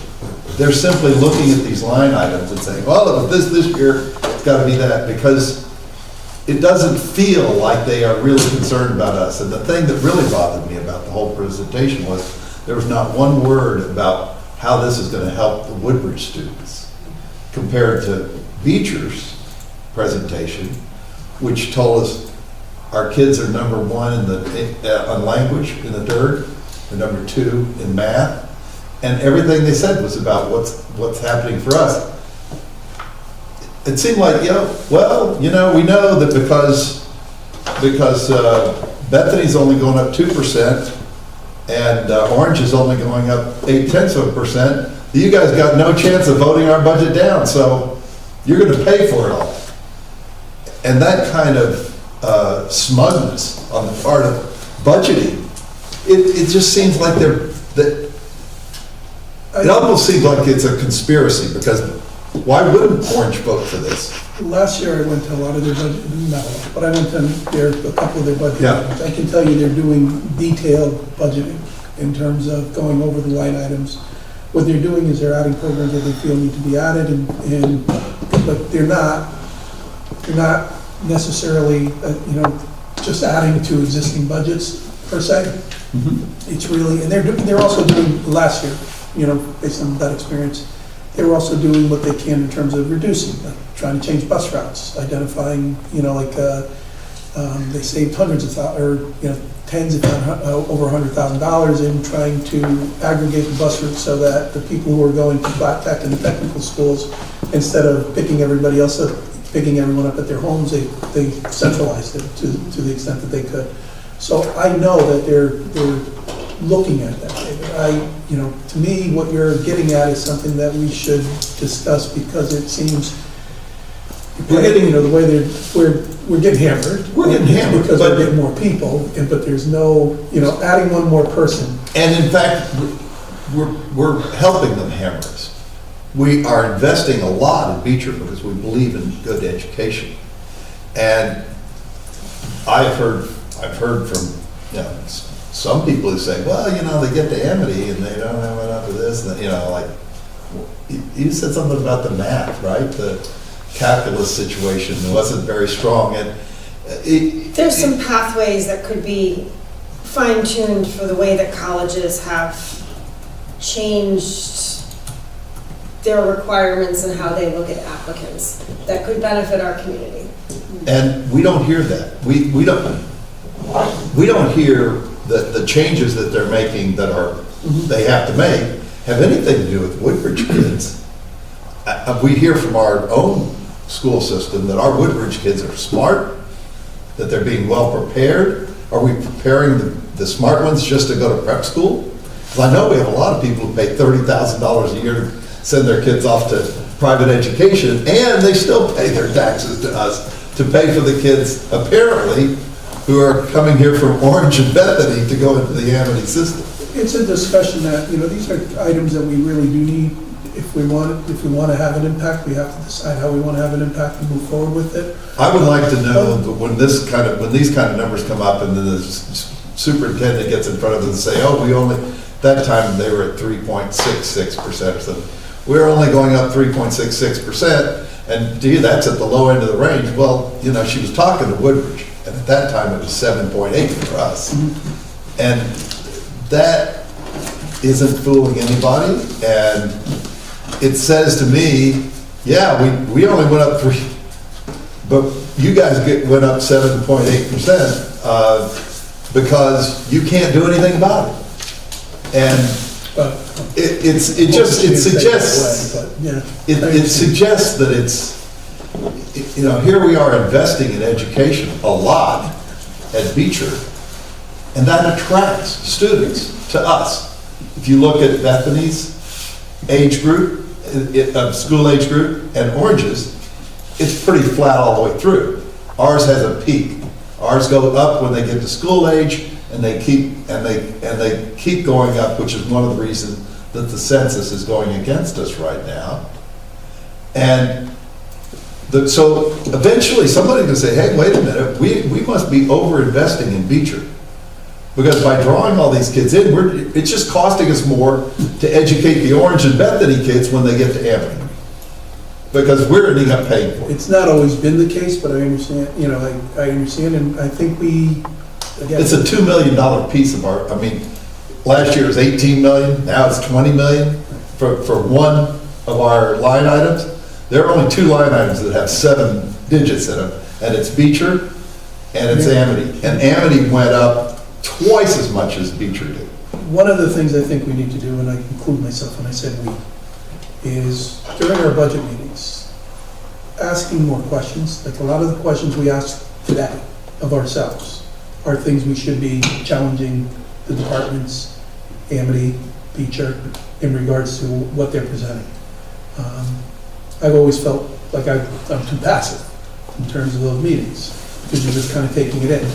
But I think we should approach these meetings going forward, the budget cycle going forward, the way we're doing it here, with the mindset of, I need to know whether I'm going to approve this or not. You know, do I want to go here? And actually challenge the individuals who are sitting in front of us with questions that we are asking ourselves, so that we get those answers and we're in a position to say, you know, when we have these kind of meetings, this is easy, this is easy, this is easy. And that's the opportunity I think we have with Amity or with Beecher. At the Amity. Well, we could go there, Yeah. So but it's also when they're in front of important to us, remember- Yeah, when they're in front of us specifically to answer our questions. Well, But it's also important to remember that we have a member of the Amity Finance Committee who's a member of our Board of Finance. So all during the year when they're approaching the budget. So one of the things I did say when they were here, and it has to do with this shift and the drop in the debt service, they're paying pay-as-you-go projects that could be bonded. Yeah. When it's pay-as-you-go, the year our enrollment is up, Yeah. we're paying an outsized amount. Yeah. If we're not They're over giving them that budgeting. feedback, But then that's they're what gonna do it when they can. That's what I mean by slush. They over budget. In March of last year, did they cut back the charge? Wasn't it? So they're not running the kind of operating Was it this year? surpluses they were, but Did- they are putting 2% in each year into the capital non-recurring, and then they're spending that without going to I referendum know. on projects. Exactly. It's not And good for us. The message that I said when they were here is bonding would perhaps definitely be in our better interest if they were bonding these projects. Plus you're spreading that out and it's a 20-year lifespan, it's appropriate. The people who live in town 20 years from now are going to benefit from the building just as much as we're going to benefit in the first 19 years. The taxes are raised there when you're bonding something. You're Well- getting a full range. There are parts of what they say in this budget that actually say, we're doing this so that you don't have to have another referendum to. We don't take So bonding. your voters don't have to vote again Yeah. on stuff. No. Well, But the voters don't I get would to just say as soon it. they not save us the referendum and not overtax And us. that's the message that we should be sending them all year round through the Amity Finance Committee and our Amity Board reps, because they can also. What about our reps on Amity's board? That's, Are they, we don't have a liaison from the board side. no, but we don't have a liaison, but we have 4 people who are elected. Do they stand up and say, listen, you can't do this to Woodbridge? They did a lot of talking about it. But I we didn't didn't give them attend we didn't give them the input. And I don't know, Can we? maybe the Board of Yes, Finance. we has. should. Yes. Yeah, so that piece about Because bonding what's gonna projects, we should say strong. What's going to happen is their referendum's going to happen earlier than our budget. It does. And it will get passed because you'd be crazy not to vote for it if you're in Orange. Right. And there are a lot more people than us. And our people don't tend to pay much attention to those things anyway. And after it's passed, we're going to have our budget and people are going to go crazy on us when the biggest single number in our budget, which is the $20 million that these guys want, went up 7%, and we couldn't do anything about it. Well, and that's kind of the point. I know we're late tonight, so Amity, we can't, at this point, can't do much about. Beecher, we can if we want to. Well, we shouldn't, but Well, I think, what I fear is that people are gonna say, wait a minute, eventually, somebody's gonna look at this like it's the stock market instead of the schools, and they're gonna say, we have overinvested in Beecher, because we're drawing all these kids to Woodbridge to go to Beecher, and then we're paid, then we're overpaid for what we're getting out of it. Well, what would we do if we found ourselves in that position? Would we sit here tonight and cut the Beecher budget?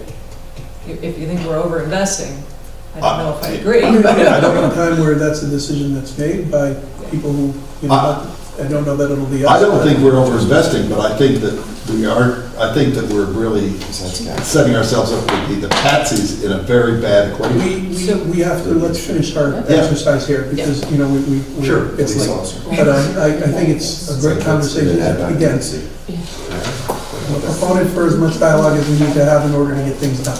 Yes. So let's. After we hear the town's people's responses to this budget, we may very well be cutting back on adjustments. Great. Just to be clear, we don't do anything about the empty budget. Right. We can't say, we don't want to see more than a 3%. But I still want to say it. It sounds like that's what you want to say, right? We don't want to see more than 3%. So we can send that message, hey, you know, Amity, we want to see this at 3% for us.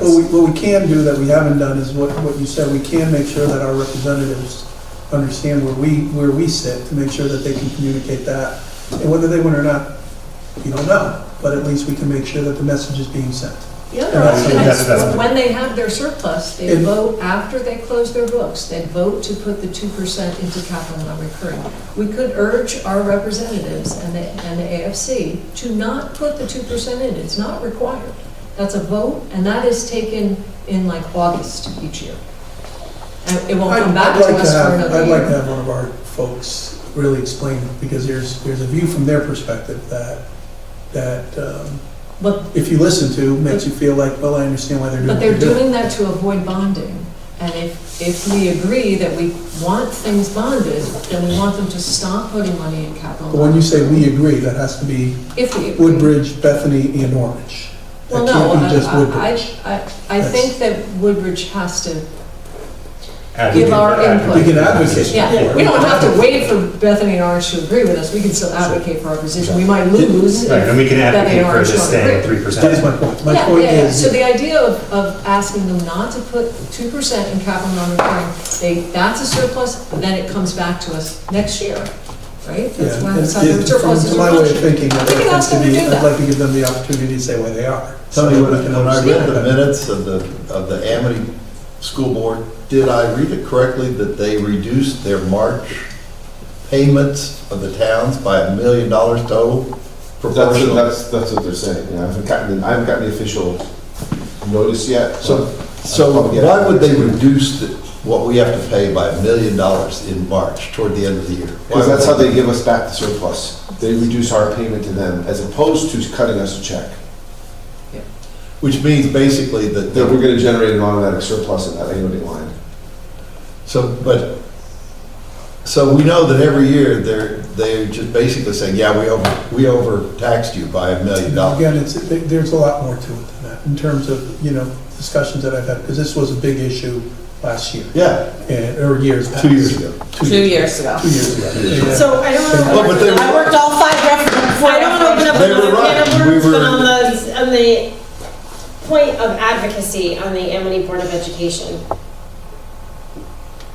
the number of representatives from each town, is that based on enrollment? It is, And how often does that get reevaluated? when there's enrollment shifts. So if there's an upcoming enrollment shift, that's something else that we need to advocate for. If we need Yeah. a bigger voice on that board. Well, and And this likely, enrollment shift is large enough, Yeah. then that's something that needs to be reexamined. yeah, and likely Bethany would lose a representative if we gave. Maybe 7%. Yeah. That's a really good point, and something we need to kind of say. There's something that triggers them to do it. There are costs. Yeah, we need to find out what that Let's is. finish our session Yeah. here. Let's finish Fair that up, but great point, and let's make sure we. Aren't there costs, as we go aren't forward. educational costs that are related to running the school? I mean, there are things that are not related to how many students are there. A lot of things that could be divided according to a different formula, because we have a certain number of taxpayers, and we have probably more students per taxpayer than the other two towns do. I kind of wish I could get you to feel more strongly about things. I quit, okay, I'm done. I'm done. interesting point, because there are certain building things that are fixed that are not related to the number of students, but that, we need to take that up at Please, keep. I mean, there are a lot of ways to make this fair. It currently is very unfair, and it encourages those two towns to ally against us. Let's make sure we bring this forward. Let's not put let a pin in it, Yes, and let's if we bring it may. forward. But now I think we've given Tony and Karen enough time to kind of give us an idea. Yeah, of so we some have, of the things here. aside I will from the make sure capital we come back to adjustments, we have 4 additional adjustments. We have a reduction in the litigation line of the Board of Selectmen by $14,000. We have a reduction in the police budget in various lines of $81,510 for the elimination of the 24th requested position. We have elimination of $40,000 in benefits for the benefits related to that police officer position. And we have an addition of $40,000 in economic development. That brings a total expenditure budget of $61,640,964. Total non-tax revenues of $6,411,737. Total amount to be raised in taxes, $55,229,227. That's a 5.88 increase from the previous year. And the grand, give me 1 second on the number, please. So I just have a question about the Board of Selectmen. So we did more than just litigation. I didn't, the only other line you talked about was the part-time one, and We talked a hefty amount, though didn't reach consensus on. right, Part-time clerical. yeah. Right, well, part-time clerical and the general professional service. There was no consensus on this, which is why I didn't do anything. Yeah, so part-time clerical, I'd like us to revisit and add back in if we so choose later, once we know what that job description is. You want to reduce it, to eliminate it? I don't know that we did. There wasn't consensus. There wasn't, so you have to call it. And I would advocate for having more on that line. When we took 81 out of the police, I would advocate for putting it there. So I would make that 121. Moving it from one place to the other, that's what I was suggesting. 121? I'm advocating for keeping that 40 Yeah, and adding the 81. for what? For a full-time position? I think I said, I didn't bring anything through personnel. I think it's been demonstrated that we need more staff and we need, it's So come to that wouldn't personnel just be for the repeated. community center? It would not just be for the. Okay, that's what I was, Yeah, why I was confused. and because if there's not money in the budget, you know, then we, So how many positions are we adding? well, this is a half, I'm saying there's probably need for a full-time, and whether that's 2 part-times, if you stick it on the part-time clerical for now, that could be multiple part-times, or it could be adjusting people's positions, because multiple positions have been adjusted in the last year in this department. We're gonna see that again. I'm pretty confident about it, because we do not have enough, from what I can tell, in this department for all the work we're doing. You know? I'd prefer that we take a look, that holistic look at personnel. I think if we've identified human services, library, recreation. Take a look at what we have existing and then add something appropriate so that townspeople feel that we actually have a plan for this rather than we just feel this number should be higher. That's So- just me. Is there a number that you would feel comfortable building in? Because if we did that work and then realized, okay, we don't need maybe a full-time person, maybe we need a portion of that money, we're still not budgeted for it for the rest of the year. Yeah, so I think that we should not budget that 40,000 in that line item until we've made a decision that we actually need that. That's a part-time clerical position that. Well, the decision. What I'm saying is there an amount that you would feel comfortable with? No. And keep in mind, only 28 of the 40 is what we're talking about. Right. The rest of it's blight officer. Yeah. In part-time clerical? Yeah. Yes. It's not really clerical, but it's part-time, so Is light here rather than in blight's here, building? yeah. So what dollar amount is the part-time 28. clerical? 28,000. That's the amount I'd like to cut. That's just me. For the community center person, it's 28,000? Yeah, Oh, the rest of it's blight officer, That's why I okay. went from 12 to 40. right. When you say we haven't defined that there's a needs issue, I have to disagree with you, obviously, because we work in town hall, we put it in here because there's a need. And, we've tried to explain the need. If we haven't done a good enough job to sway you, that's absolutely Last fine. August, we heard that this was going to be a separate consideration by the Board of Selectmen. I didn't realize it was not going to be a consideration by the Board of Selectmen. I think there is time for the Personnel Committee to look at this. It may be, Mika, when Personnel sees it, then we do agree. But I'm on Personnel, and I haven't seen it. No one has shared this Does information. personnel typically create the positions? Yes. Yeah. We see it. So, personnel creates the positions? We see So, the job description. you see job descriptions. So, I mean, what it sounds like is that you would have wanted personnel to have a budget meeting to define or create It's a been position. known for some time that the committee that's doing the building has thought that there needs to be a position. They communicated to do that something. multiple I'm not times sure to us. what. I'm not sure what furnishing we have in the building, really. So I don't know if we can really have birthday parties and these kind of things. I would just like more detail. That's all I'm saying. I'm not saying I'm against doing this. I agree that it is going to be a wonderful thing when that building is available and it should be used by the community. I just want us to be careful. We're increasing FTE at a time when this is a difficult budget year. That's all I'm saying. So if you guys want to do a proposal, I'll just abstain from that vote or I'll vote against it and that's fine. I think it is definitely a good idea for personnel to take a look at the job description and to look at our other services in town and see if there's overlap, if they can contribute to that. But I think that this budget will take us through June of 2026. And if we don't put something in there that we can allocate to a grant writer, to whomever, if we don't put some dollar amount in there, we won't be able to do anything until after that point. You're suggesting that we need to look at, you would want more information, but Yeah, maybe it is a grant writer instead of a person. But we would still need to leave money in that I just, line item. Yeah. we don't have to define that in terms of what we're doing. Yeah. but That's except, something different. It's That's why- odd to that's my be point out of of putting it in the budget. budget. Adding things to the budget without knowing why we're doing it.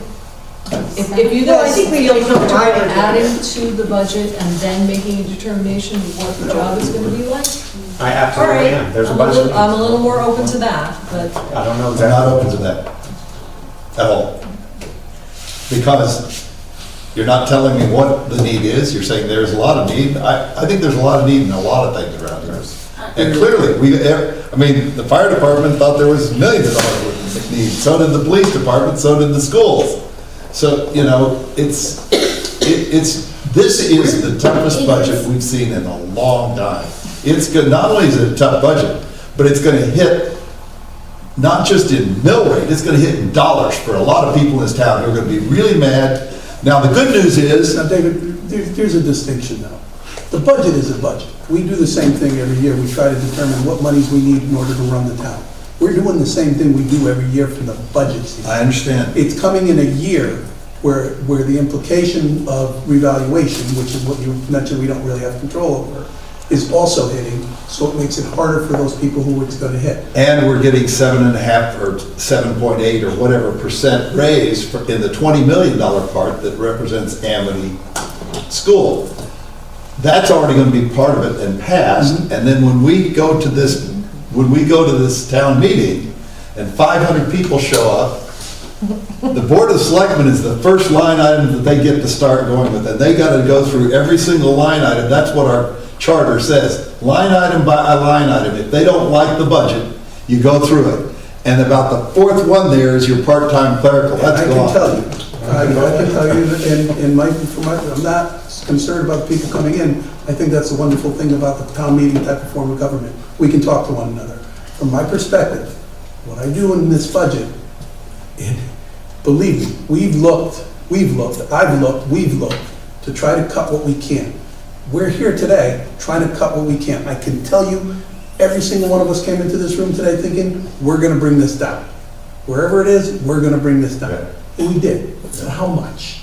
Not enough. Because, yeah, but why, Andrea? Because you're looking at it saying, we need to run the town. Well, we couldn't bring Okay. Amity's budget down. But Mika, this is a because of line that. item that's going up from the proposal. That's, That's Well, different. it's different, but I'm also, well, Because it wasn't proposed to us. Sure. And we would have had an opportunity to talk to the people proposing it, et cetera, if it had been presented to us. It's still not presented to us. I What's don't. What is it you need to know, specifically? The job description. And what are we aiming to do? If it is There's to book we- X that's number of fine. events so that We this amount of recognize. revenue comes in, we should book the revenue too. I'm sorry? Revenue. If this is to generate revenue, So what we do I should make have the the revenue. suggestion? We could use the revenue to fund the position, to the extent we do get revenue. And, But to get the revenue, we may need the position. right? That's the challenge. It's this chicken and egg thing, Well, right? it's 7:22, 11. 11. And I. You can't even we have- see straight yeah. anymore. I have 45-minute ride in the snow. In the I really snow. like this. Snow? Guys, yes, it's been snowing, and it's We don't have 11:50, to vote on guys, this like, Now, we seriously. don't have to vote on the total here. Let me, we can table, thank you, Tony, I appreciate it. We can table this particular topic. I just want to make sure we're in a good spot with everything else that we've done. Gate text me. So Tony gave us the things that we were talking about. I'm, Right. okay, sorry, go ahead. Taking it out Oh, or I'm putting it in? Is it a good contingency, fund it out of contingency? There's a number of ways to do this, just to move this thing forward. so when you had encapsulated it, this 40 was still there? Yes? What I just mentioned to you, Yeah. the 28? Yes, yes. Yeah, 28 was still in there, and I'd have to take it out. I would like it for it to stay there. I'm hearing Sheila wants it, but if you want to make a motion to move it out, then you should make that motion. I move that we approve the budget with the changes we made and in addition, moving that money out. I would second it. I agree with that. I don't. I think it's. Any more discussion on this? Right, so Discussion? we have a motion and a second. Any more discussion on it? I just want to say that I I couldn't disagree agree with with you. it. So- Alright, so second, Yeah, first, Any second. additional discussion? All in favor of removing it? All opposed to removing it? With the tie, I vote to not remove it. Okay? Motion carries. So, And that's specific to the $28,000 Yeah. for that position. The rest of the change, the motion was to keep the rest of the things and move that, so. so then, So we need to vote you need to vote on the rest of the rest of that. Need a motion. Make a motion to approve the changes to the budget as we discussed and that Tony outlined. It was 4 items changed. Second? I'll second it. Discussion? I made clear what boundary, I cannot vote for this town planner, so that, to me, that line item is one reason why I cannot support this, which I think I made very clear 3 hours ago, or whatever that was. So we have a motion, we have a second. Any more discussion?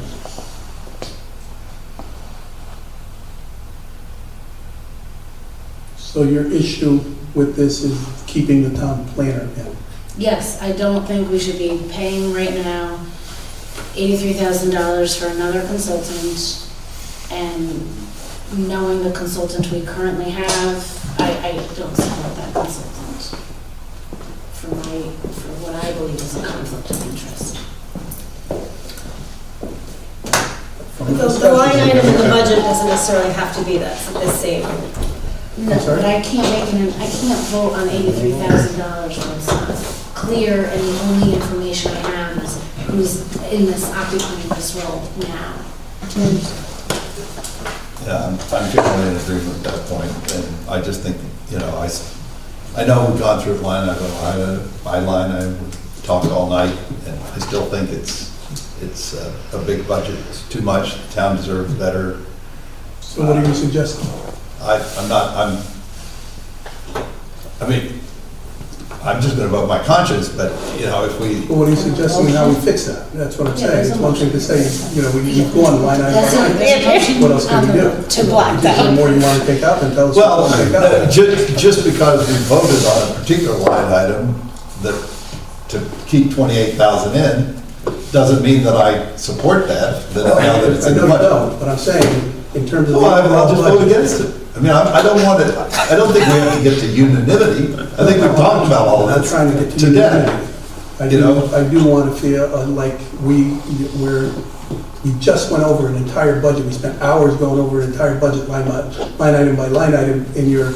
And there are two line items that I still don't like. I don't like the 18,000, the Okay, that's what I'm trying to get at. And If I it's the two don't, line items, I think there's a means by which we can deal with that as opposed to saying, I don't want this entire budget. That's what I'm getting at. We have another meeting on the 26th, okay? yeah.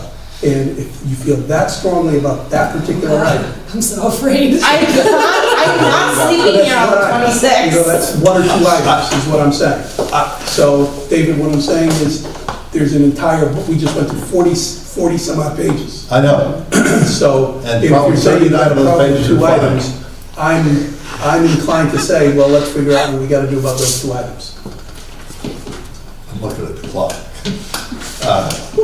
Okay. We have a motion, we have a second. Any other discussion? I'm just not comfortable. If you feel strongly as you do, quite honestly, I'm just not comfortable, Steve. Like, you know, I feel like and I'd like to, for example, I'd like to check with our attorney and with some other people to see if there's a particular conflict of interest, as you described. That type of thing there is important, I think.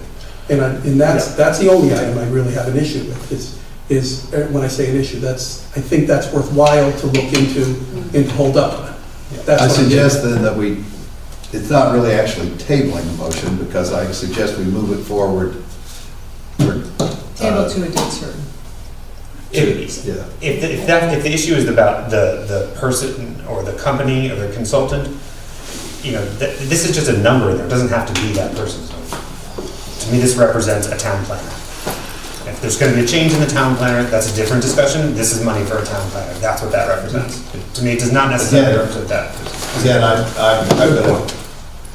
Good.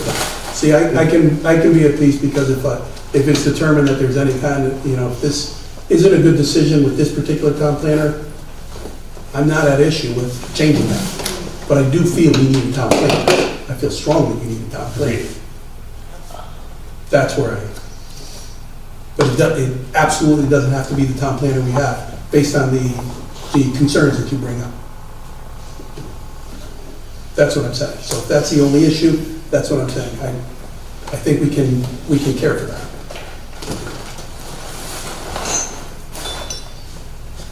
I feel that politically speaking, my vote is my only way to suggest what I believe about the budget, which is that that's the wrong person who's in there. And to vote for it, it's going to come out in the paper the next time we have a political campaign by the leader of the opposition that, well, you voted, it was unanimous. I don't like that. I've gone through that before, and I'm not going to do it again, because I know how politics works. I don't think this is a political issue, but I know it'll be used against me if I cave in and vote for something that I don't believe in. So you're saying regardless of where we end up, you're not. I think you need a town planner. I don't disagree with that. I think we would have been better off if we had really seen this OCA conflict for what it is, and how bad it is for us, and how bad it looks for us, and how. I see it, David. I see it. Right? And so, yeah, we made a mistake, but,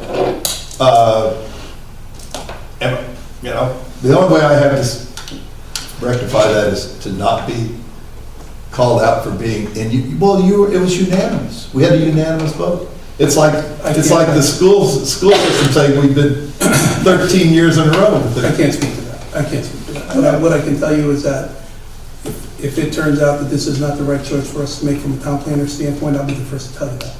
And that we will make a change. But I do feel very strongly we need a town planner. I get it. So, and we have a chance, right now.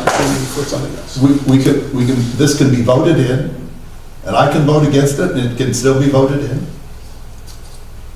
What I don't want to have happen is for us to postpone something and go over the whole thing again and spend another 3 hours doing movies. I don't want to do that think either. anybody wants So- that. So we have a motion, we have a second, we've had discussion. Let's vote. Can we call a vote?